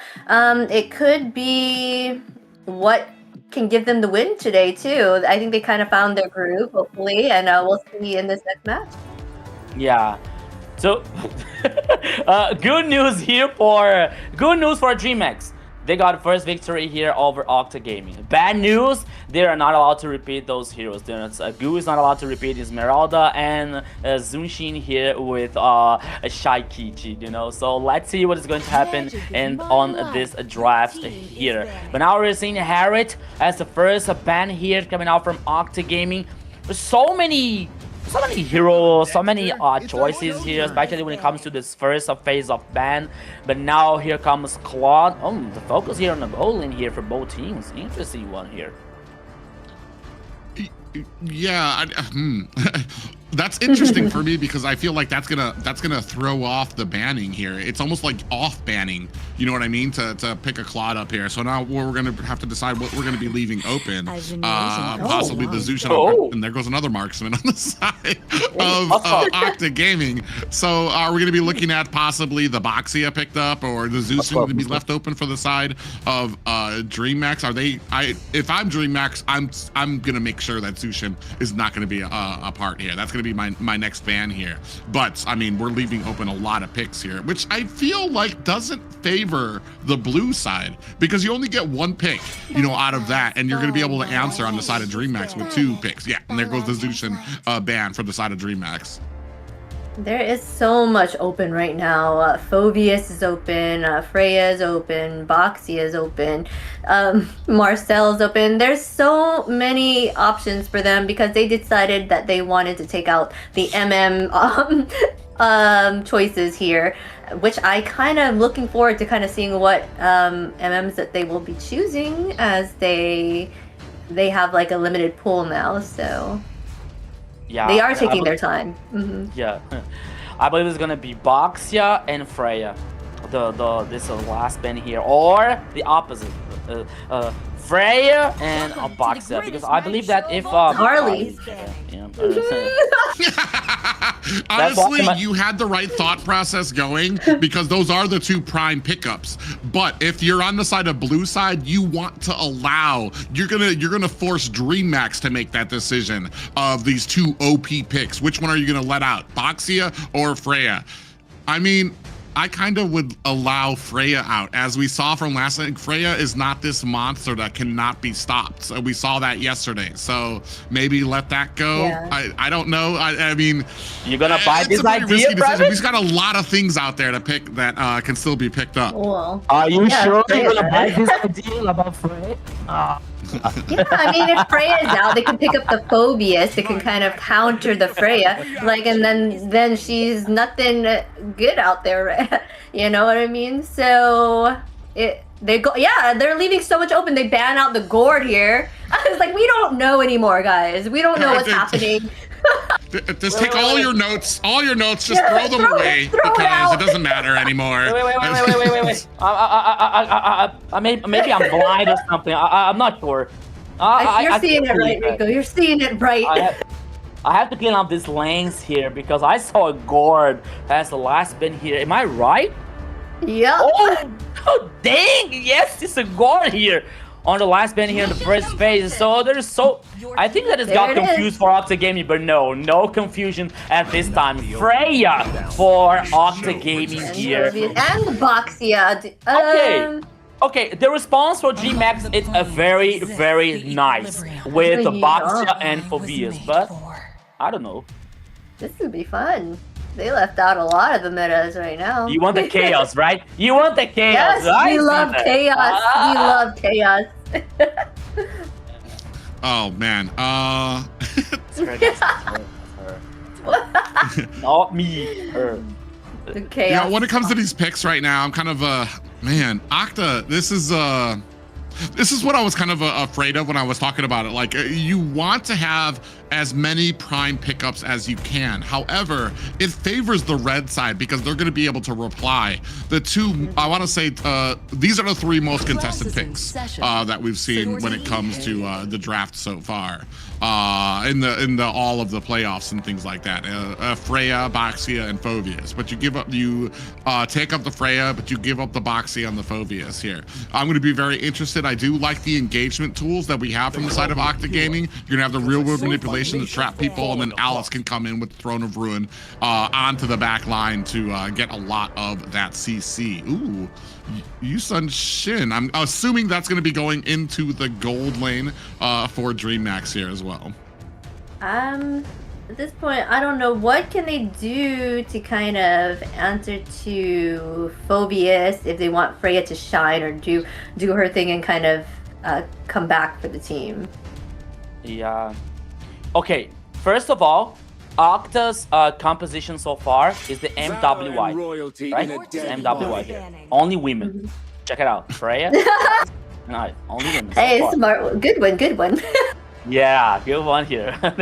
And second of all here, I'm not be surprised if we see this Boxia on roaming and this Intuition here on the jungler, here on that composition for DreamX. Especially because of King, because King here, like, okay, King is a versatile jungle. We used to see him so much like playing with a tanky heroes, you know, but his comfort zone is when it comes to assassins. Hayabusa, Lancelot, Intuition, Suyo, you know, so I would not be surprised. Okay, the paper here, the theory says, okay, Intuition go for the goal lane here, maybe to avoid some trouble against Freya, and box it to the jungler. But I don't know. Everything can happen here. Yeah, interesting dance coming out from both of these teams now. I feel like we're waiting for the one thing though. The one thing is that Phoveus is not going to be in the same lane as Freya. Freya's going to be bringing up that marksman lane. Yu Sun Shin, which we've seen before as typically not exactly a counter to Freya, but probably one of the marksmen that stands the biggest chance against Freya because he can create a decent amount of distance to get away. And we're coming in with the Marcel. But what are we pairing with the Marcel? That's going to be my my biggest question when it comes to the side of DreamHack. Yeah, right now, there's so much going on that we were not expecting to happen. We can't even predict what's gonna happen next at this point. So I'm kind of at a loss too as to what they'll be pairing it with here. Yeah, I busted out my theory here about like Baxia in the roaming because now it comes with Marcel. So okay, it all like went to the trash in my opinion here, like in my idea. But now let's see what Octa Gaming is about to choose from the last two of picks. Jungler here for Thanatos. Khalid. Okay, Khalid and Lancelot. They still need their wait. Alright, but Freya's okay. going into the gold lane? The gold lane? But Khalid and Ivy here. That's going to be a lot of damage that's going to be coming out from the early game. Still waiting to see what we're going to be outfitting on to Shaikiche here.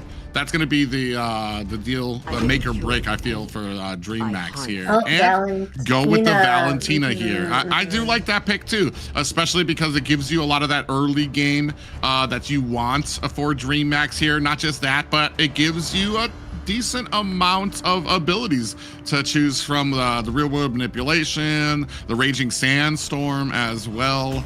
I would probably not go with the Throne of Ruin if I was going to be a Valentina. Yeah, Zina wants the chaos here on this game so far. So let's see what is about to happen. Octa Gaming versus DreamHack. I was about to say a private here, like Khalid and Ivy, you know, because Khalid has this like this move speed and his like this pressure on the river. Ivy is a static one. She doesn't have this mobility. Okay, she does have the damage. She does have the zoning out situation here when it comes to real world manipulation, you know. But when it comes to Thanatos here with Lancelot, this Trinity has to be on the same page. They have to like work in a perfect synergy here to get a very good execution. But we are going to see what is going to happen now. Welcome everybody once again to the Land of Dawn. This is game number 3. Octa Gaming versus DreamHack. Who's gonna win and who's gonna take a step forward on this lead? And this is going to be a big match for the side of DreamHack to see if they can continue that momentum that they scored from the last. Shaikiche takes about 75% of her health as damage. She's going to have to go ahead and recall back to base. But I mean, this is going to kind of prove if we're going to be able to keep that momentum for the side of DreamHack, or if Octa Gaming is going to kind of be able to prove almost that game was a little bit of a fluke for them and continue on with their dominating ways. Yeah, we're seeing now Thanatos here, guarantee the golden crab, and now, he's invading here like the jungler. He could be trouble. Oh! And they tried to come in. They did have that negating ability there coming in. The Thorned Rose saved Thanatos. TZ Blink in trouble. Why is he going back in? Needs to be a little bit more careful. On the backside, Shaikiche comes in with some damage of their own. Saber gonna have to use that healing sands to be able to re-up himself. I saw like B2 at the end of the time, like B2 get just a little bit emotional, trying to like engage to DreamHack's composition, but Link here once again is a very low HP. Now he's forced to head back on the base once again. Meanwhile, the turtle has to be on the pitch on the 15 seconds ahead, but Saber! Shaikiche able to find the first blood for DreamHack at Saber's expense. Yeah, Saber. That's what happens when you get lost in the jungle here, especially with you have Shaikiche on the other side. But now here, the first turtle after Saber's death is going to be on DreamHack, but Blink wants to... as funny as that is, able to find the flicker there, Blink to be able to get away from that fight. The rest of DreamHack now going to come in, try to look at the invade here. Down comes the real world manipulation. Another one on the side of Segan. Blink finds another kill onto Saber. Goo in trouble, taking a heap of damage, looking for the escape. The rest of his team trying to facilitate that pathway away. Where is the flame shot when we need one here for mid lane to get this kill on the player on DreamHack? I was wondering like, okay, Blink might be wanna retribute the favor after the kill on Saber, but now Thanatos TZ, oh, they just missed the golden hour, but they catch Saber again, and down he goes. 3 kills on the side of DreamHack. Saber can just not catch a break in the opening 3 minutes of this game.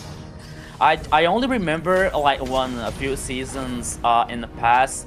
There was a meta on a Jigger. I don't know if you remember, Private, like it's the Jigger fit, you know? Like the more kills you got in the Jigger, like the gold was not getting to expand to the team. Like a Jigger was like able to die like 10 times or 20 times, but it doesn't matter. Oh, here again on the purple buff. Oh yeah, demonic force is coming out there. Thanatos able to go ahead and scoop himself up a purple buff, gets interrupted by King. Now looking for the engagement here. RTS is out there. Real manipulation down for the side of DreamHack. Does not do enough damage here. Saber in trouble. Gonna have to use that flicker to get away. Being chased as Blink looks for the disengagement. And I think I know what you're talking about. We call him, in North America, it's called a Diggy. And it's called the Diggy Martyr strat, where he just runs in there, gets the information, dies. However, Diggy has vision when he dies and he's in egg form, so that does provide a little bit. Oh, Zeus. And that's kind of, and that right there is a perfect example of why a lot of people like the Yusun Shin against something like a Freya, because he can use that dash to get himself out of harm's way. Now, trying to get this turtle up for the side of King. He's going to be able to scoop that up very cleanly. Demonic Force coming out as well. Lucy in trouble. Might be taking on a heap of damage from the side. Oh, a beautiful golden hour coming out from the side of DreamHack. Is that going to be enough to turn this around? You see the damage coming out from the side of Lucy in trouble. Is able to find an escape. Lucy, he saw his life before his eyes, but he was able to survive once again. What a huge team fight here, but now once the turtle heading for a DreamHack. Shaikichi here with the 3 kills and 0 death so far. Once again, Sky Pierce as the first item for Shaikichi. So much confidence and so much powerful on Valentina's hand. Yeah, and man, and sitting at a 1-4 game right now for DreamHack. So a little bit of engagement comes down there. Does in real world manipulation down, trying to trap out Segan, who might be in a little bit of trouble there, is able to find an escape. You see the Tortoise Pusins coming out for King. So they're not going to have, well, I guess they got 55 seconds left until the next turtle anyway, as we go ahead and start focusing up. You see a little bit of an engagement coming and happening up at the top lane. Yeah, Saber now has this info here about 2 players of DreamHack heading down on, the purple buff again. Who's gonna be there first? Oh, they steal it away from King again, but are they going to be able to find the escape? Throne of Rune comes out, and down comes the golden hour. Lucy's looking like they are in trouble, trying to put on the damage. Demonic Force slamming down onto Saber. Real world manipulation, trying to trap V2. Is it going to be enough? Goo on the backside does not find a Demonic Force. So, a Grand Theft Purple there for the side of Octa Gaming, able to facilitate that escape, and no purple buff for DreamHack. That is the first time here that I see that it's a purple buff. It's a much more important than a turtle, than a lord, than a tower here on this game. Second one here, a huge team fight on the purple buff. But now here comes Octa Gaming with 4 players on the top side. Meanwhile, DreamHack is going to guarantee the turtle on the bottom side. Look at the focus on a lot of these buffs here. King able to find himself a turtle, and the invades coming in from Octa Gaming to try to refuse a lot of these buffs coming onto the side of DreamHack. But you can see there, King immediately reads the situation. Is going to go ahead and scoop up that orange buff from the side of Octa Gaming already. 1-4 right now as we see a glowing wand picked up by Shakiche. Yeah, so glowing one on Shakichi's hand here, so it is good for like, especially when it comes to the stop healing situation. But now once again here, Octa Gaming trying to find the angle, trying to find to do something here. 3 turtles for a DreamHack so far. As we've seen the goalie here, like, oh, just a little bit ahead for a DreamHack, but it is also interesting here because when it comes to the map domination, it is even for both teams. Both teams like 1 tower on the top side for Octa Gaming, 1 tower on the bottom side for a DreamHack. But oh, Thanatos, he can sense the danger on the bottom side because he can be surprised by 2 players on the DreamHack on the bottom side here. He has to take care about that. Yeah, the one thing though is that none of these fights have really included a lot of. I think we had one fight that included V2 on the side there, and it's been we've been waiting to see what this Freya can do once it enters the fray of a lot of these team fights coming out. Yeah. Now we're starting to transition from the laning phase as both of these teams. You can see a lot of them hiding out. Ooh, another Tortoise Boost is activated by King. Now going to go in. Real manipulation is out, and we have a golden hour as well. Is that going to be enough damage to bring down the side of Octa Gaming? V2 comes in from the side on this Freya. Down comes the demonic forces from Goo, but they're fighting underneath the tower and have to be very careful about the damage that is dishing and being replied back to them. That is going to be a mid-ground tower for the side of DreamHack. Just because I said about Freya's situation here. Oh, Saber, what are you doing there? So you are with a very low HP. But because, okay, V2 now trying to join this last team fight. But when it comes to, oh, Saber! Oh, Goo goes in. Was that a bait? He is able to find the kill on the Saber. V2 is the next one on the chopping block. And on the backside, you can see that the King trying to find the damage against this Lance. Thanatos back and forth. Here comes the rest of DreamHack now. Do we have a stun? Oh, we do have we have that ability coming out from the side of Octa Gaming. Thorned Rose. Thanatos has been so well about being able to negate a lot of this damage coming out, but that is going to be the first Lord for the side of DreamHack. Another amazing job here by Goo, especially trying to neutralize a Thanatos TZ on the other side, using the stacks, using the ultimate here to be on Lancelot's back all the time here to avoid him to trying to steal this Lord. This Lord, Lau, heading on the mid lane here for DreamHack. 3 players, sorry, here on the mid lane. So here they come again. V2! Oh my god, they're gonna dive underneath the tower to try to pick up a kill onto V2. Tower starting to rain down damage. King in trouble, might not make it out of this. Sagan able to find the kill onto King on the backside. Shakiche and Blinka to find and look for a disengagement. Meanwhile, Octa Gaming are going to have to answer this Lord at the mid lane. And you can see DreamHack doing their best to kind of keep the macro moving on all sides here, as at the top, Thanatos able to answer, and Shakiche was very lucky there wasn't an engagement coming out from Lucy.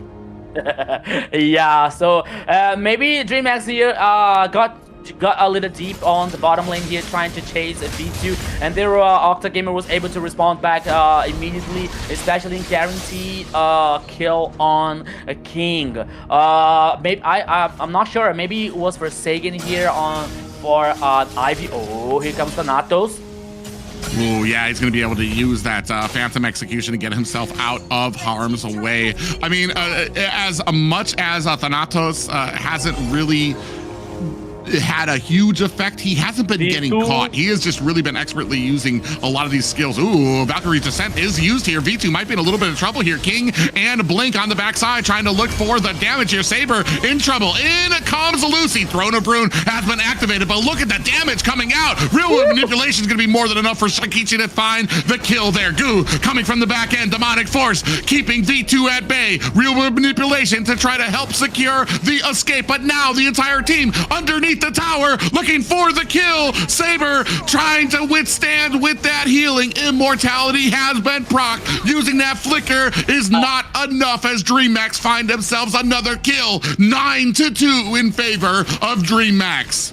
2 players down here for the DreamHack. Octa Gaming are not allowed to do anything. I want to see what items King here has to from the defense, because we saw here V2 like stacking so much damage, but at least King didn't lose any kind of HP here. So we're seeing Chase to Pudron, we're seeing like Cursed Helmet so far here on Baxia. My goodness, King is getting invincible. King is getting indestructible here. Okay, he has 1 death and 6 assists. Oh, on the mid lane here, he comes.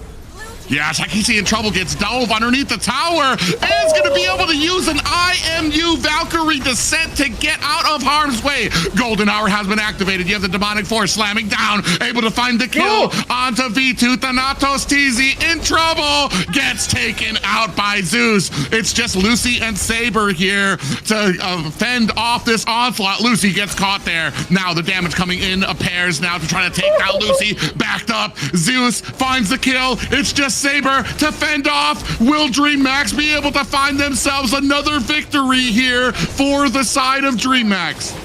High ground towers here now in the mid lane for DreamHack, and they decide to head back. They decide to go to the Lord. 13 kills on this game. Goalie here. Okay, not so big deal for DreamHack as well. Only 5k for the Dragon Boys. But it's still the map domination, the confidence, the execution here on the composition, especially when it comes to Marcel and the Golden Hour. Everything is working perfectly for DreamHack. Yeah, I mean, when we're talking about switch ups here, going from not or being swept by Octa Gaming in every series that you had to possibly now being able to get the lead in a series. King coming in, looking for a stun onto V2. Ooh, just narrowly misses it. Lord coming down from mid. The rest of DreamHack looking to end and close this up. Minions starting to crowd around the bottom as you see the damage coming out. Ooh, Throne of Ruin against 5 members. Is that going to be enough damage? Shakiche finds a kill onto Lucy immediately. The tower is down at the bottom. Golden Hour is up as well. Goo on the backside gets taken out by V2. Shakiche finds a kill onto Thanatos. 4 members remaining from the side of DreamHack. 3 remaining for the side of Octa Gaming, looking to take down this top high ground tower. Saber getting a big flank on there as V2 tries to come in with its own damage. Saber. Now is this going to be enough damage? Down goes Saber. And this second high ground tower on the side of Octa Gaming. 2 members left on the side of Octa as Lucy back up now. And is DreamHack going to look to try to finish this off? Oh, going in. V2's going to have to get a little bit of a jump in there, but does use the Valkyrie's Descent to dive back out of there. Ooh, looking. Shaikitse is looking for a little bit of a taunt coming out there from Shaikitse as V2 does the best he can to try to put on that damage. Shaikichi, I want to know what are you made of, because man, 9 kills and 0 deaths on this game so far. And every time that we see that, when it all appears that she is going to be taken down, she escapes, she survives. It's amazing and it's spectacular what Shaikichi is doing here in this best of 5 so far.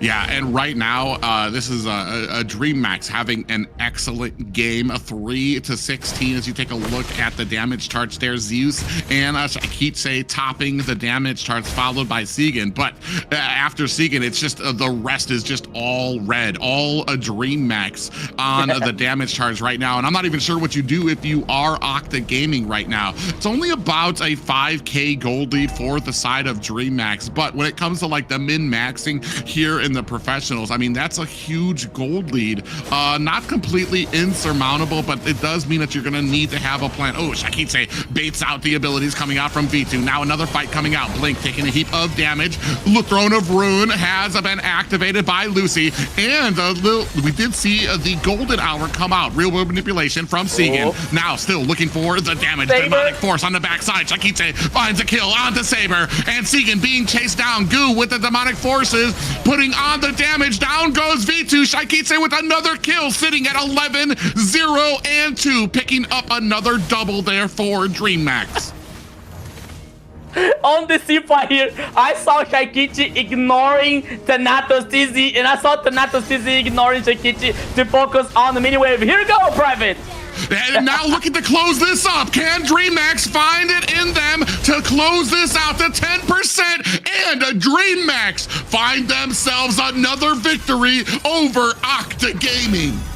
Another victory here for the Dragon Boys. Now it is 2-1 for DreamHack, Xena. And what a performance, though, guys, by DreamHack there. I think they found their groove. They had their talk with Zeus and Goo, and now they are on the same page, and they are wrecking Octa right now. Octa was not ready for this DreamHack. Oh, man. I feel like all the pieces for DreamHack have come on a line, even in that one.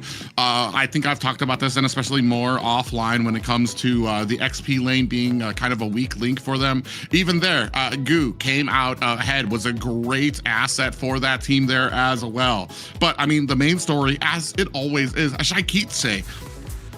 A great game. What was that? 11 kills for Shaikitse. Here we say 12, 0, and 2. Not just that, but the expert use of a lot of those IMUs, whether it was the real world manipulation or being able to, at a moment's notice, understand, okay, I need to grab this Valkyrie descent from V2 to help me escape. And like just those decision making coming out from the side of DreamHack and Shaikitse really did a great job, because I felt like a lot of the game from the side of Octa Gaming was to try to nail down Shaikitse, and they weren't able to do it. Yeah. Okay, Shaikichi. Okay, I let you be the MVP at this time. Also, that's okay. That's okay. You deserve that, because what's done on this game, it is like, oh my goodness, it is fantastic. Not only about like the damage stuff or like other things. It's about the position. It's about like the confidence. Even when you get the Sky Pierce off the first item here, no matter what hero she gets up, she has this. You see, that's what I'm talking about. Shaikichi getting the Sky Pierce so far here, at least on the first item here. So that is what like confidence is like. That is what like powerful is when it comes to the mid lane here from DreamHack. But beside Shaikichi's performance, we can talk about King, we can talk about Blink here with Marcel. As we talk about like so many Marcels that we see, some of them like working very well, some of them like not working very well here, especially when you deal with golden hour situation and you have to think about like the composition and the idea of execution. But Blink here did a good job here with Marcel, not only to get this golden hour at the right time, for example, but only to secure the buff, to secure the CC on the enemies at the right time here, plus with the buff on Marcel. So everyone here on DreamHack played very well once again here on this game. Unfortunately, looking at the stats, it might actually, I think Shaikichi might actually have been beaten for the MVP. What? I think it actually might be leaning towards either Blink or Zeus, or no, King or Zeus here. Just because of the amount of assists and total that they were able to do there. So it's going to be very interesting to see. But man, as you can see here, just, I mean, you would think that this was turned around, that just how much aggression that DreamHack was able to do and how on the back foot that Octa Gaming was, despite Thanatos, who understood that they were behind, they were not going to have that great of a game, was doing his best to get split pushing. I want to say all of these towers were a result of Thanatos trying to push on the side of Octa Gaming and trying not to get into these fights. Unfortunately, man, just an overwhelmingly aggressive and ferocious game played by DreamHack. Yeah. And I believe that we and Private has got some kind of magic here, because by the time that we talked about like Goo's performance and Zeus, they like changed a lot here on the from the second and the third game here. They were like a totally different players, especially when it comes to Goo and Zeus here playing very well. 3-0. Oh, I think that's going to be to Zeus. I think that Zeus is going to be a very a strong candidate here for MVP as well on this game here with Inshin. But once again here, DreamHack is working so good, working so well here on this game, giving no chance, even for like a moment for Octa Gaming to get back in the game, one negative team fight or something. Because when it all appeared to be bad for a DreamHack, Shaikichi was there to solve the problem. Blink was there with Marcel to get the control. So everything worked well to DreamHack on this game. All right, let's find out who we got as our MVP here. Oh, you were right. There it is. This player didn't just contribute. They helped dictate the pace of the match. It is Zeus R. Yisun-shin, 3013 KDA, 81.6k total damage, 718 golds per minute. All right. We got it. We were talking so much smack. Zeus and Gu, and look at this. They're like in your face. In your face. Yeah, a great game played by it, and I think this kind of puts into stone when it comes to the balance of having a Freya out there.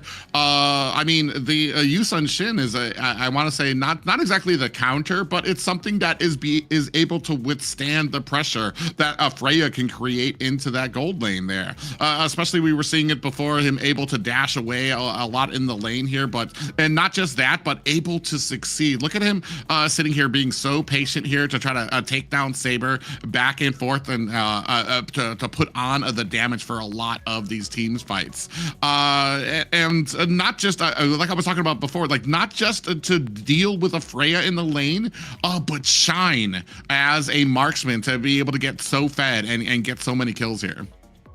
Yeah, and then not only about that, with the Mountain Shockwave here is able to spot the enemies. So like, he gave the right time for DreamHack to start, like to be the hard engaged one, especially with Blink to get this info where Octa Gaming was during the whole game here. It was like a very positive point for DreamHack on this game here, especially with Zeus getting the MVP here, well deserved with Inshin.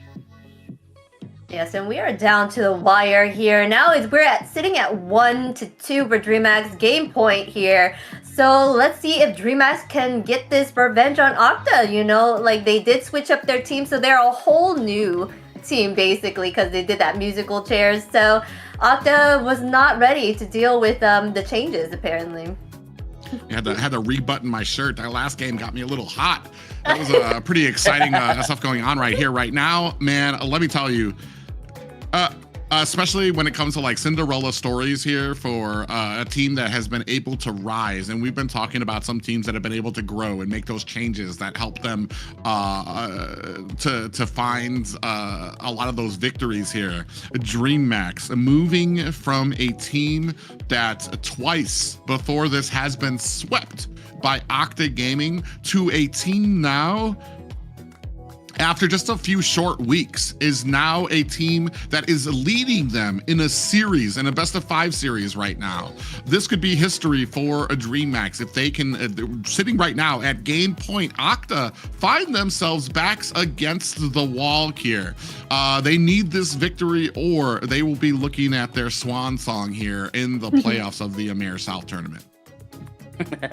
Yeah, so Private says something about like Cinderella's story. For me, it's more like a movie, you know, like I don't know, maybe a movie from Quentin Tarantino. Oh, you're the villain. Oh no, you're the villain. Oh no, you're the villain. So it's a lot of plot twists coming over here because we used to see like Octa Gaming winning with a sweep clean versus a DreamHack so far, but now in the playoffs, and the most important part of the tournament here is in the lower bracket. DreamHack, it's not shaking. It's playing very well and it's winning so far. Now, for DreamHack, the responsibility is to close here on the 3-1, and to Octa Gaming, it is to win and lead to the final and decisive game here. Yeah, it looks like they're going ahead and banning out the marksmen again. They don't want to deal with any of those meta marksmen, and as well as getting rid of Harley. So, oh, and Zushin for sure. That's a solid ban there as well. Yeah. Well, I'm kind of wondering what's even left out there as far as like the prime pickups that we're doing a lot of these off bans so far. I mean, yeah, we're focusing on the marksmans again. We're not gonna have that. We're not gonna have those heavy, like the top. I want to say the top 5 right now when it comes to banning or priority picks are pretty much. No, you want to say Freya. Go ahead. I deserve. Have we officially moved Freya down to like a B tier, maybe all the way, maybe slide her down to D tier, just because of how these teams have managed to deal with it. Oh, hey, Octa Gaming just still. The trust is not there. That was a fluke. They said like Freya would have done well if it weren't for those rotten kids. But man, great. I'm actually very interested to see where we go here. This is usually about the points. We're getting to game 4 right now, where like all those picks kind of go off the wall. This is where you start kind of reaching into that hero pool to see what else you have to kind of come out and possibly be a surprise for these teams. Phobius for the side of Octa Gaming. So that's going to be interesting too, especially if we don't have a way to deal with that on the side of DreamHack. Definitely didn't want to give up that box here though.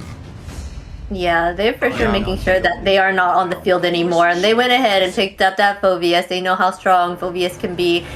In that last match, kind of showed his stuff there, but yeah. So they're gonna go ahead and ban out Phobius here, and there's so many bans out right now. They are taking their time to kind of figure out what they want to ban, make sure that they make the correct choices. They have been doing this in all the matches so far, just basically waiting down to the wire to kind of see what they want to ban and talk it out before they do. It ain't just a game.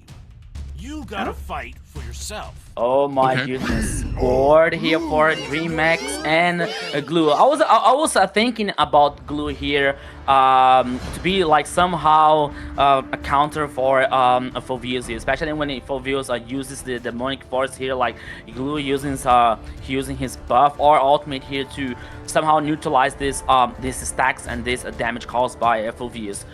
Gord here for Shaikichi, for me it's a surprise because Shaikichi is how can I say, like it's a rocky star here when it comes to position, when it comes to a performance with many heroes on the mid lane.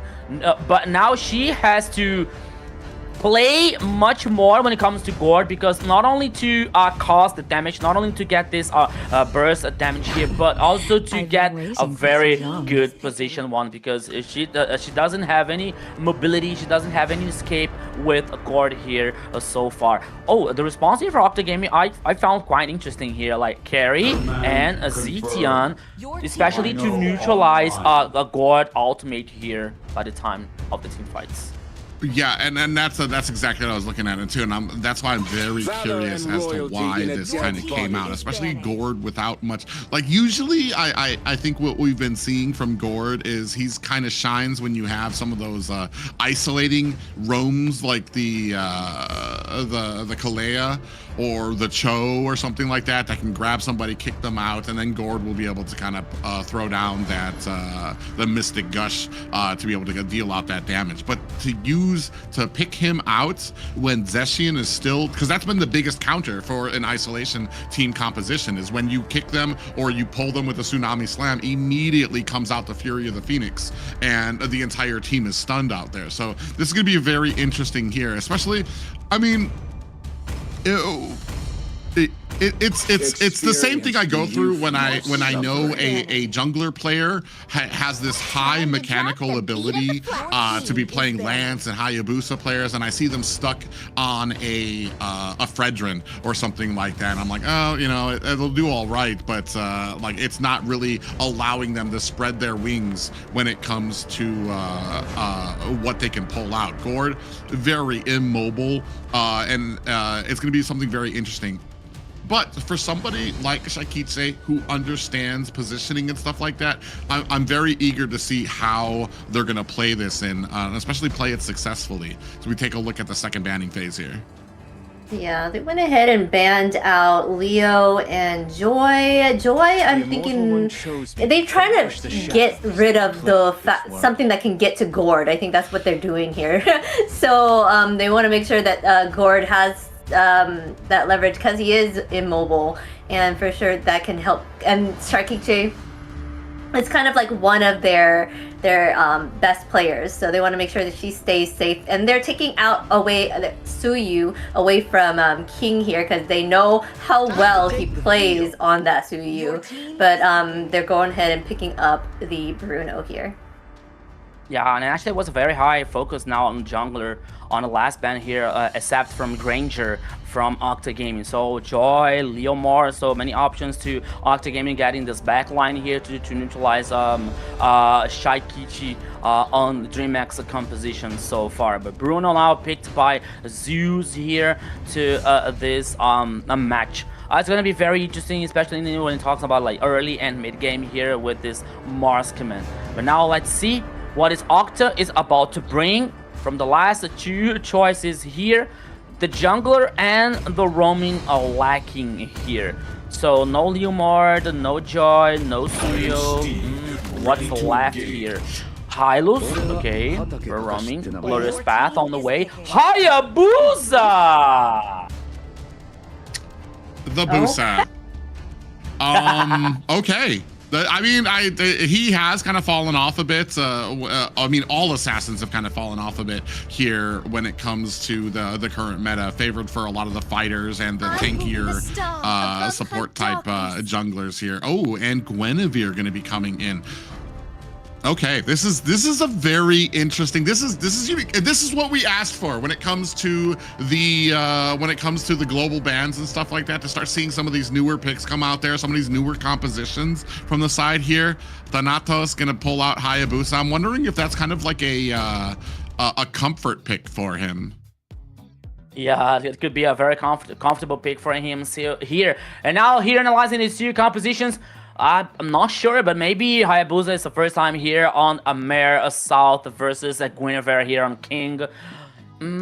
Okay, for me, like for Thanatos, it's why it's just a little bit easier to get on this back line to reach Chaikichi and Zeus, for example, than King with a jump trying to go reach on Zetian or a carry, for example, with so much protection coming out from Octa Gaming with Hylos, with Lucy here on Phobios. Okay, but Lucy has the potential to get in this back line also with Demonic Force, but we are to see what is going to happen now, because once again, everybody, welcome to the land of dawn. This is the game number 4. DreamHack versus Octa Gaming. That might be probably the last game here, Private. Let's go. Yeah, a possibility. DreamHack sitting on game points. Octa Gaming here to show us whether or not the pressure is going to be enough to crumble them. Especially, oh man, it's going to be very interesting here. How do you stop a Hayabusa diving onto your back line to try to pick up your gourd? That's going to be very interesting to me, but I'm assuming DreamHack has a plan here in store for this composition. As you already see, Thanatos TZ on the back ends already in enemy territory. Yeah, so now you see a 2v2 situation with King. Okay, oh, here comes, oh! Ooh, yeah, King got pushed back there by that passive from the Zeshion pickup there. Oh, we actually have Yuji on the mid lane. Wondering, so... What? Oh, yeah. Yeah, so for Octa Gaming, so I believe we sat down somebody for the side of Octa Gaming, and now my mind can't even comprehend. Yeah, so if you didn't say, I wouldn't notice this. The mid lane coming up from Octa Gaming here is not Sagan on this game, is Yuji. So let's see if it's going to make some change here, especially when it comes to the playstyle. On the bottom lane here, Gu versus Lucy, Phobios versus Glue. Interesting match here, but for Glue, I believe this is going to be like okay, at least for the early game. Yeah, you can already see the mastery of Thanatos TZ there with those quad shadows, able to go ahead and get him a lot of farm here. Already at level 4 here. You can see both teams kind of junking around this turtle. Ooh, actually, Lucy very wisely able to use that flicker to get out of harm's way. King finds a Violet Requiem with a Mystic Gush, and that's going to go ahead and turn Lucy to dust. On the back end, though, Thanatos coming in, finds a kill onto Blink. Goo in trouble, taking a lot of damage as Saber on the front line pouring on the damage. Another flicker is gonna, or another dash is gonna be able to save King with that clone. Once again, where is the flame shot when we need it? Yuji, playing aggressive once again. The wall here, he could be in trouble. Yeah, taking a little bit of damage there. Blink was strategically placed at that purple buff in case somebody tried to come up there. Found a wandering Yuji coming up for that buff. Walled him off there. But man, impressive start here for Octa Gaming here, especially on that Hayabusa. Thanatos really kind of showing off the mechanical abilities. We were just talking about this, and I feel like that Lance game just didn't favor him just because of the composition, just not great for a Lance. Here, Hayabusa might actually be able to pull off a decent amount of maneuverability, especially being able to get to the back line where we're going to have Shaikiche is going to be the biggest threat for this game.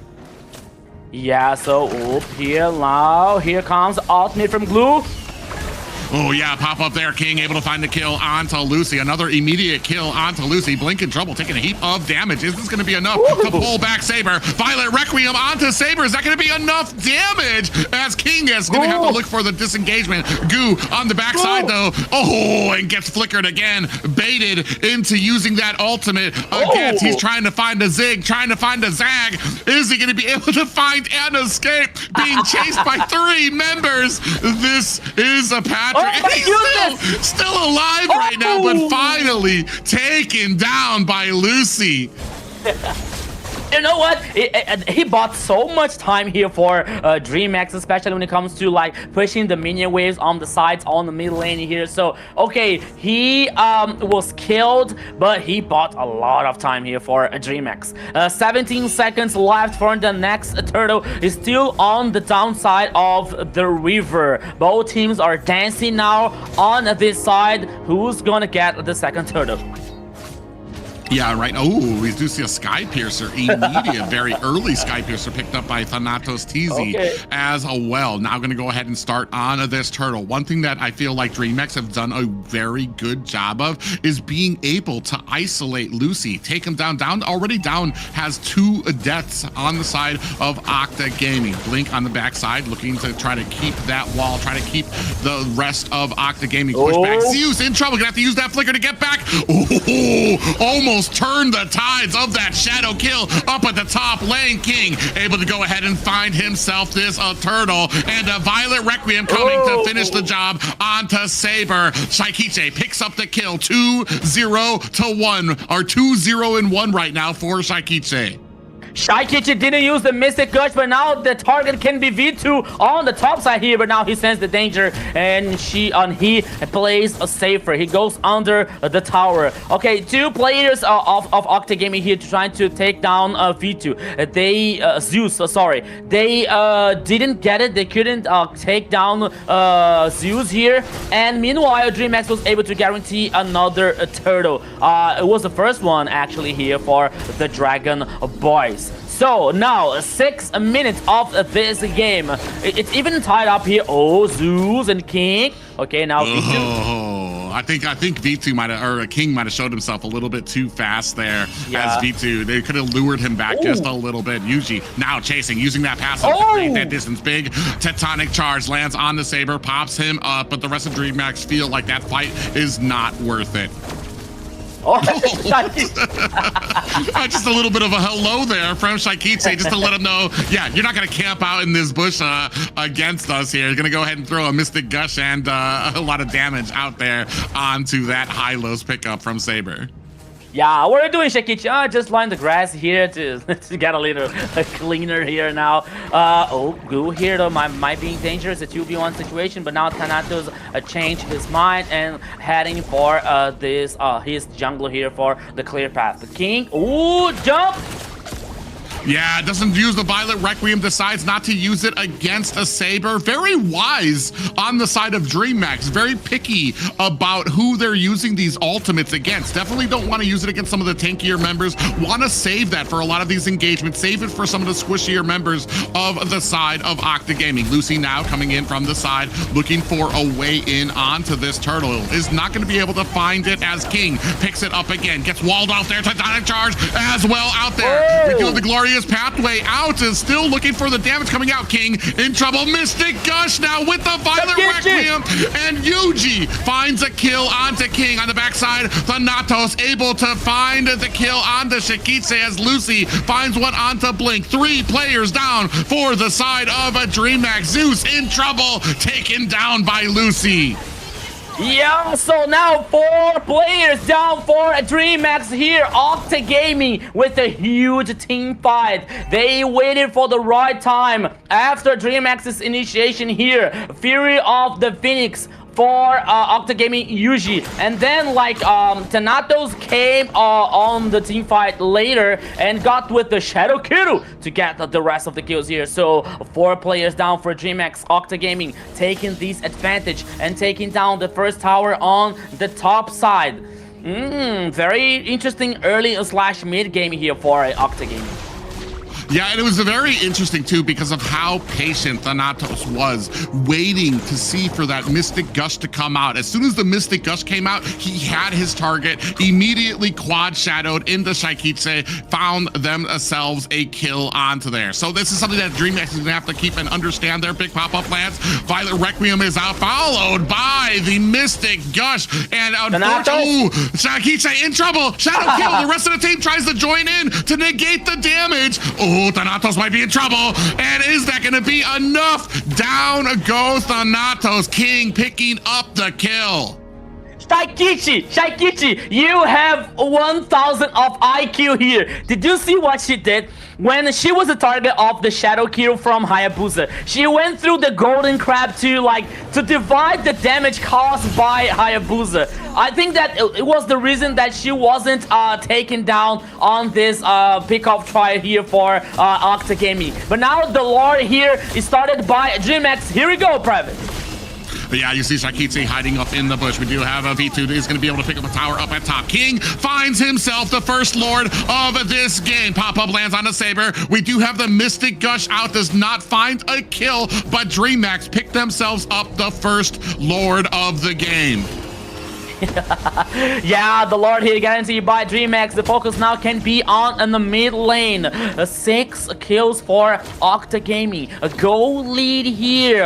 Just a little bit ahead for 500 for the Dragon Boys. But what matters now is the Lord heading on the bottom lane with still the tower number 2 on that side. Meanwhile, the rest of the players are heading on the top side. Yeah, you can see them up there at the top trying to create some of that pressure. Zeus, ooh, is going to have a shadow kill. Latched onto him. Shikitse is right there to share some of that damage. Are they going to be able to find a kill onto Thanatos? Out comes the stun from the Fury of the Phoenix. Goo trying to find the damage onto Thanatos on the back end and finds the kill onto the Octa Gaming jungler. V2 able to reply, but they no longer have their jungler on the side of Octa. Yeah, Private, I saw the delay here. Oh, here it come. Yeah, big Violet Requiem followed by the Mystic Gush. Saber getting bursted down. The final damage coming out from Zeus as you have the Lord at the bottom beginning his push. DreamHack starting to find their way through the mid lane. Yeah, so I saw the delay here on the broadcast, and Shikitse did what I thought. She moved to the Golden Crab to divide, to share the damage caused by Hayabusa's ultimate. He was like, clever here by Shikitse. But now, DreamHack heading on the mid lane here, taking down the tower number 1. The focus can be on number 2, but Yuji clean the minion wave here, and now DreamHack is waiting for more. Yeah, and right now, DreamMax have to be patient. Mystic Gush coming out there trying to pay down V2. Shaikiche with the kill there as the rest of Octa Gaming looking for the engagement. Shaikiche is able to find the flicker over the wall. Saber in trouble, gets hit with the T-charge as well. Shaikiche finds a kill there as well. Down comes the shadow kill on the side. Thanatos TZ in trouble, gets bursted down by Zeus. My goodness, another team fight here for the DreamX with the 3 players down from Octa Gaming. The focus is the high ground towers on the bottom lane here with the superior numbers. Goo does the front line. Oh, Goo. What is that? Okay. I mean, it happens once in a while. Goo still has a pretty miraculous game right now. 1, 3, and 8 right now on that glue pickup. So, I mean, still manning away here. 9 to 10 right now. About a 2K gold lead for the side of DreamMax, but I feel like their preparedness that they have for this Hayabusa pick, I mean, just the way they're able to deal with the quad shadows and the shadow kill, the way that they encompass and immediately close ranks around each other to make sure that they can negate most of that damage. Out comes the stun. Okay. Is that going to be enough? Glorious Pathway laid down onto the ground, and the Mystic Gush trying to make mincemeat of the Saber King on the backside, taking a lot of damage, has to find the disengagement. V2 finds himself a Lord here, but the rest of DreamMax looking for the kill. Are they going to be able to find it? Flicker comes forward onto Yuji. Might be in trouble there. Zeus finding himself a kill onto the mid laner of Octa Gaming. The law was for Octa Gaming here, but the price is too high. They lost 2 players in the process. Now DreamX is causing the pressure on the mid lane. Could be the final push here, Private. Yeah, Demonic Force is out as well. Glorious Pathway laid down. They're going to try to make mincemeat of this Phoveus, who gets dusted by Zeus. Out comes the Mystic Gush. Claims a double kill for Shaikiche. Enemy is wiped out. DreamMax against all odds, able to find a series victory over Octa Gaming. Once again here with the guard. DreamX survives in the competition. 3-1 versus Octa Gaming, Zena. What a match that was, but DreamMax came up on top. It shows how far they have come along, taking out Octa here, securing their place in the playoffs. We are going to say goodbye to our team Octa. Yeah. See you later, Octa Gaming. Man, I need a towel or a handkerchief or something to that. I feel like a Southern Baptist preacher right now. Oh man, what an intense game here for DreamMax, pulling out all of the stops here at the lower bracket to find themselves a victory over the mountain that has basically been in their nightmares since the Swiss stage. Octa Gaming, who in the last 2 series have swept DreamX. DreamX somehow finding it in them to find themselves a series victory. Not just a series victory, but a dominant series victory over Octa Gaming. Yeah, so we were checking the stats here. 15 kills for DreamX in this last game. Goo with the glue here.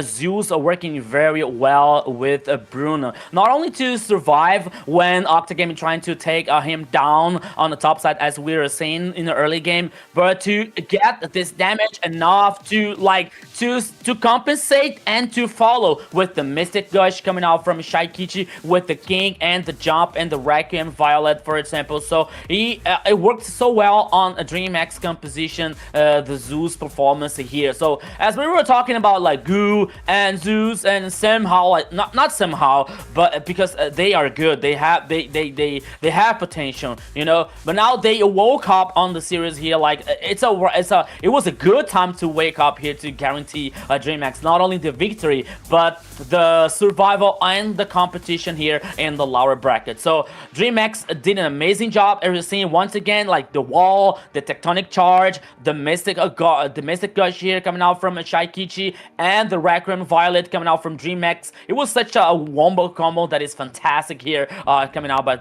the Dragon Boys. Even then with the Natos was trying to chase down Shaikichi trying to neutralize her. Like, okay, I think that she died once, only one again. Yes, only one again on this game as well. Also, so Shaikichi once again, like with an astonishing performance here. See, it was on that time. Oh, if we didn't see that.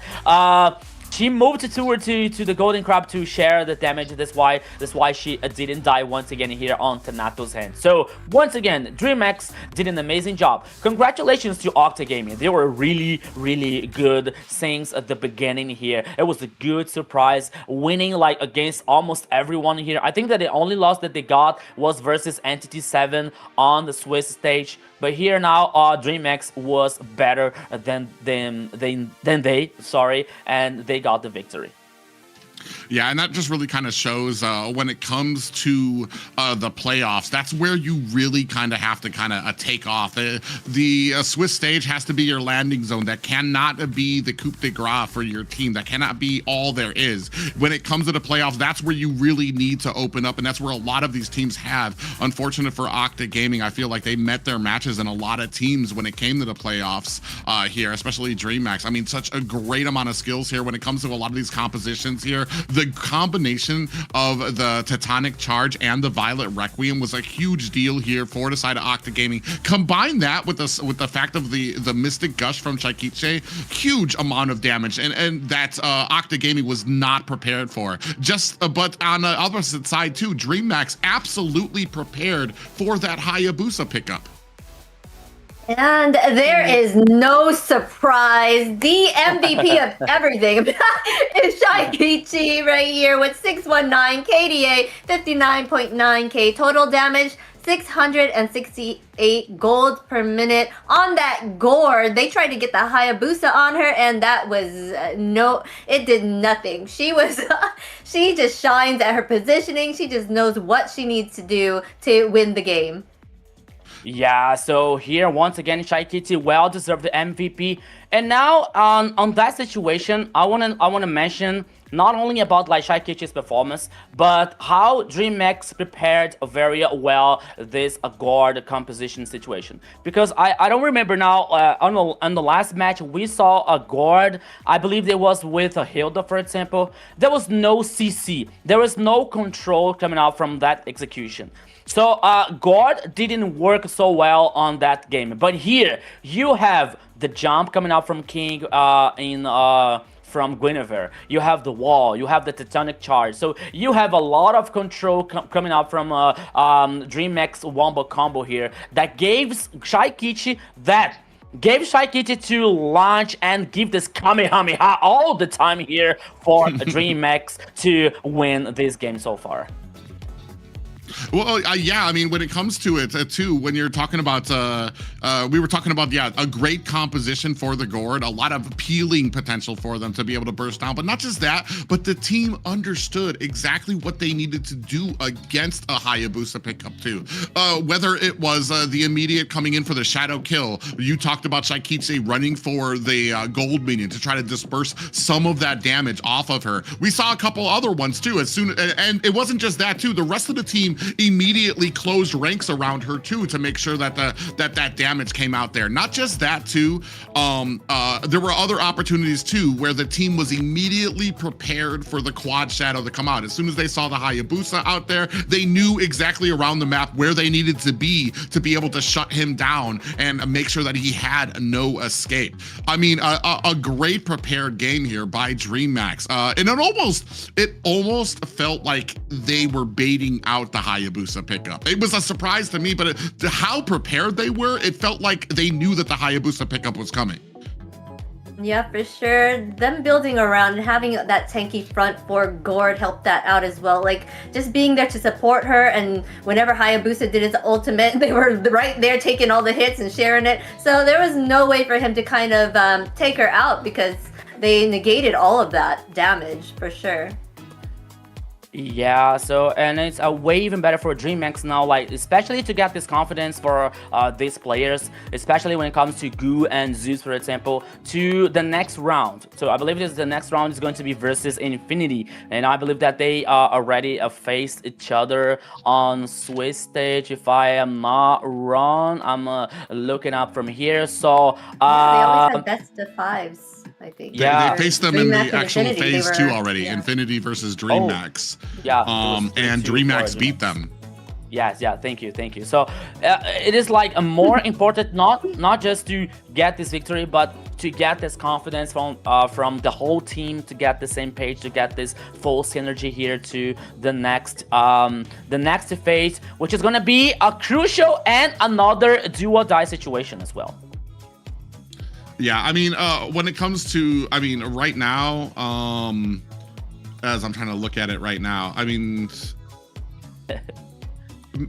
when you're talking about top or mid laners right now in the AMER tournament, or even us, well, specifically the South right now. I mean, I dare put Shaikiche up there with Shin, with Frostlane Eve right now. I mean, it's almost kind of hard because Shaikiche has been able to shine here against so many opponents here, and I've talked about this before. When even when the losses come out, it's hard to judge Entity 7 to see how the mid lane would happen, how the mid lane would do when they're behind, because Entity 7's been so dominant. There's been very rare occurrences that they found themselves behind. So it's hard to judge if Shin would crumble under the pressure or something like that. I don't imagine he would. But man, Shaikiche really kind of showing out here against the competition here. The whole team stepped up too. I remember the first game, I was actually feeling a little bad. I'm like, all right, we gave a couple of critiques out there about Gu being able to step up, but man, let me tell you, if he was listening, bro, I'm sorry. he came around. Him and the marksman came around and absolutely proved their worth, that they were ready to step up to the plate there. Whether it was the Esmeralda, the glue pickup, Phobius, they did such an outstanding job, and that's what I've been saying all of this time, is there were those little hurdles that they needed to be this successful engine of DreamHack to be able to find some of these victories here. And especially, I absolutely did not have them over Octa Gaming on my bingo card at all. That is something that I feel like I think a lot of viewers kind of felt like Octa Gaming was going to be able to kind of clean this up very quickly, especially after taking that loss to other teams here as well. So man, kudos out to DreamHack and what they've been able to accomplish here thus far in the AMER South tournament. Yes, for sure. DreamHack did an outstanding job, the way that they just brought a new team together and kind of found the ingredient to start dominating on the field over there. Even though they did go down to the loser bracket this time around, they are making their way, what they call it, submarining it, trying to get through the bottom half just to get back up there. So I feel like they have what it takes to kind of get back up to the top. So we'll see if they can pull it off. Yeah, it's like way even better now, proving that they could beat Octa Gaming, that we could consider it that was one of the DreamHack's kryptonites so far here on the tournament, because it was like 2 matches, and there was victory for Octa Gaming. So now DreamHack proved themselves that they can do, and they won Octa Gaming. All right, yes, for sure. But we wouldn't be here without our sponsor, guys. Go to runestone.gg so you can be on top notch on your game, just like these players here in the tournament. Get that data and that real-time data from runestone.gg. Yeah, and especially with the waves of improvement that we have seen from some of these teams, if you guys want to up your game just like that, look no further than the expertise and information that you can find on runestone.gg. Yeah, thank you, Runestone, here to make this happen, to improve the gameplay for everyone, especially the community on MLBB scenario. So thank you, Runestone, for make these things happen. Yes, for sure. They've been amazing. I already called it. These games were gonna go on like best of 5, best of 4. I thought they were fully all gonna go best of 5. The way that these teams have improved themselves from the Swiss stage, I kind of knew that they would take the time, and they have that drive to kind of stay in the playoffs, right? So for sure, just pulling it off and getting those many games in, even though 9Z did end up losing on that last match, they fought hard to try to stay in, for sure. Very, very, very hard here. So now, okay, let's see what is about to happen, and I'm so excited to see now on the next weekend what is about to see on the lower bracket and probably the final of the upper bracket. Entity 7 versus Alpha 7 is gonna be huge, best of 5, and we are about to see Infinity versus DreamHack once again on the lower bracket. So it's gonna be like a miracle run for DreamHack here to reach the top, and if they want to be the champion. So things are getting like wilder and wilder, and like a small size, you know. So everything is happening.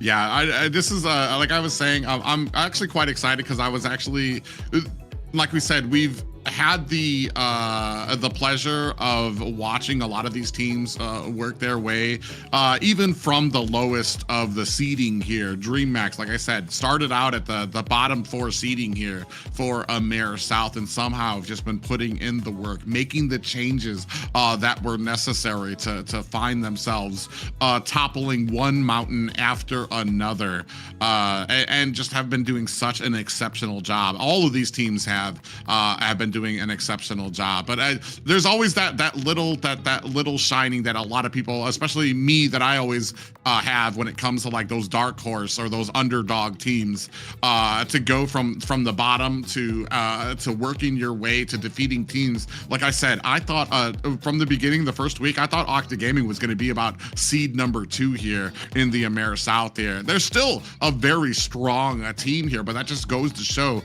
how much growth has happened with a lot of these teams, especially DreamHack, to be able to topple that. But like I said, especially when it's faced up against some of these titans that we have here in the South, like Alpha 7, Entity 7, who are going to be, that's going to be the Godzilla versus, I don't know what Godzilla, King Kong matchup up there that we're going to be seeing up there as well. So I'm very excited to see all of the matches that are going to be happening out here. And everybody else too, if you guys are watching this, make sure if you guys are excited, if you guys find these matches as intense as we do, go ahead, give us a thumbs up, a like, hit that subscribe button, the alerts, make sure that you guys know when the next streams will be coming up here for the AMER, for the AMER tournament, the MCT AMER. Yes, and make sure you guys do check out MWI is happening right now. We were kind of promoting that earlier in the earlier streams that we've had. Be sure to check out the tournaments. They're gonna go on, I think today is kind of like the start of that. So for sure, check them out. The women are gonna be on the stage, so just like Shaikichi, might find another gem there, right? Yeah, so the MWI is happening, so make sure you follow, make sure you stay tuned for this beautiful play games here with the MWI, with the ladies. They rock as well as always. So we are excited to see everything happening on MLBB ecosystem. Like if MCT AMER is out, is the MWI, is the MSC, the next M series coming out from MLBB. So this year is going to be amazing for MLBB. All right. But let's go check out how our bracket is looking now as we move forward with this tournament. Woo! All right, what do we have here? Well, I mean, as you've taken a look here, we've come, I believe we're kind of in the 4th round right now. Actually, yeah, Yeah, the fourth round right now, as we've seen a lot of these teams kind of that we've had to say goodbye to. Titan Esports Club, a Black Sentence, unfortunately, 9Z and Octa, leaving with us with what we have left: Entity 7, Alpha 7, Infinity, and a Dream Max. It has been a huge road for some teams. Like I've said, a lot. Me personally, I've grown attached to. I feel like I've watched some of these teams grow up from the crawling little babies to their teens right now, as we've watched some of these Dream Max all the way from round 1 here, making it this far as well. And then some of those teams that have been the stalwart, have been the standard since the beginning, like Entity 7 and Alpha 7. So it's been a huge honor to see a lot of these teams and what they've been able to put out here in the playoffs. Yes, for sure. But let's not go anywhere right now. We're going to check out what we have coming up for you next week. Here we have, on Thursday, we're going to kick it off with Night Horror versus Leviathan. And then we're going to have an Alpha 7 North versus Vendetta. Yeah, it's MCT AMER North getting wild as well here as MCT AMER South, Night Horror versus Leviathan, and Alpha 7 versus Vendetta. Like, some of the teams here with high expectations since the beginning from this tournament, as a Leviathan, for example, and Alpha 7. We got some like surprises as well, like as a U2 Esports, for example, or a Stamina.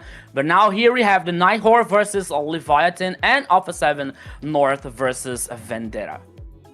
Yeah, that's going to be the upper bracket finals, I believe. Alpha 7 taking on Vendetta. So it's going to be very exciting matches for the North.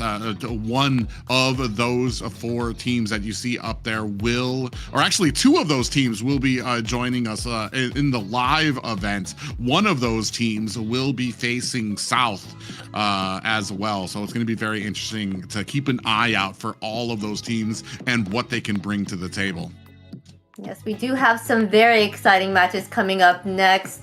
And we do want you guys to follow us on our social medias. Remember to follow us on MLBB Esports to keep up to date on all that is going on in the community in this tournament. And so you can be in the know.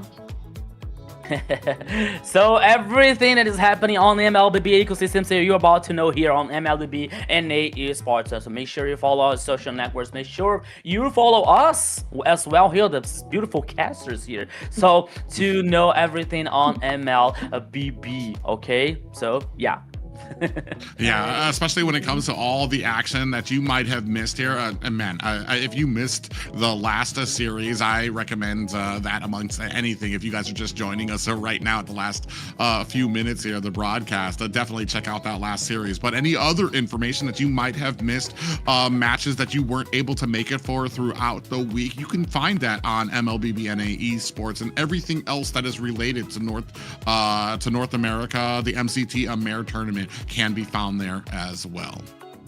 All right, guys. And with that, we close out day 6 of the MCT AMER South playoffs. Tonight delivered everything you could ask for: high pressure moments, clutch performances, and battles that push teams to their limits. For some teams, the journey continues, but for others, tonight marked the end of their playoff run.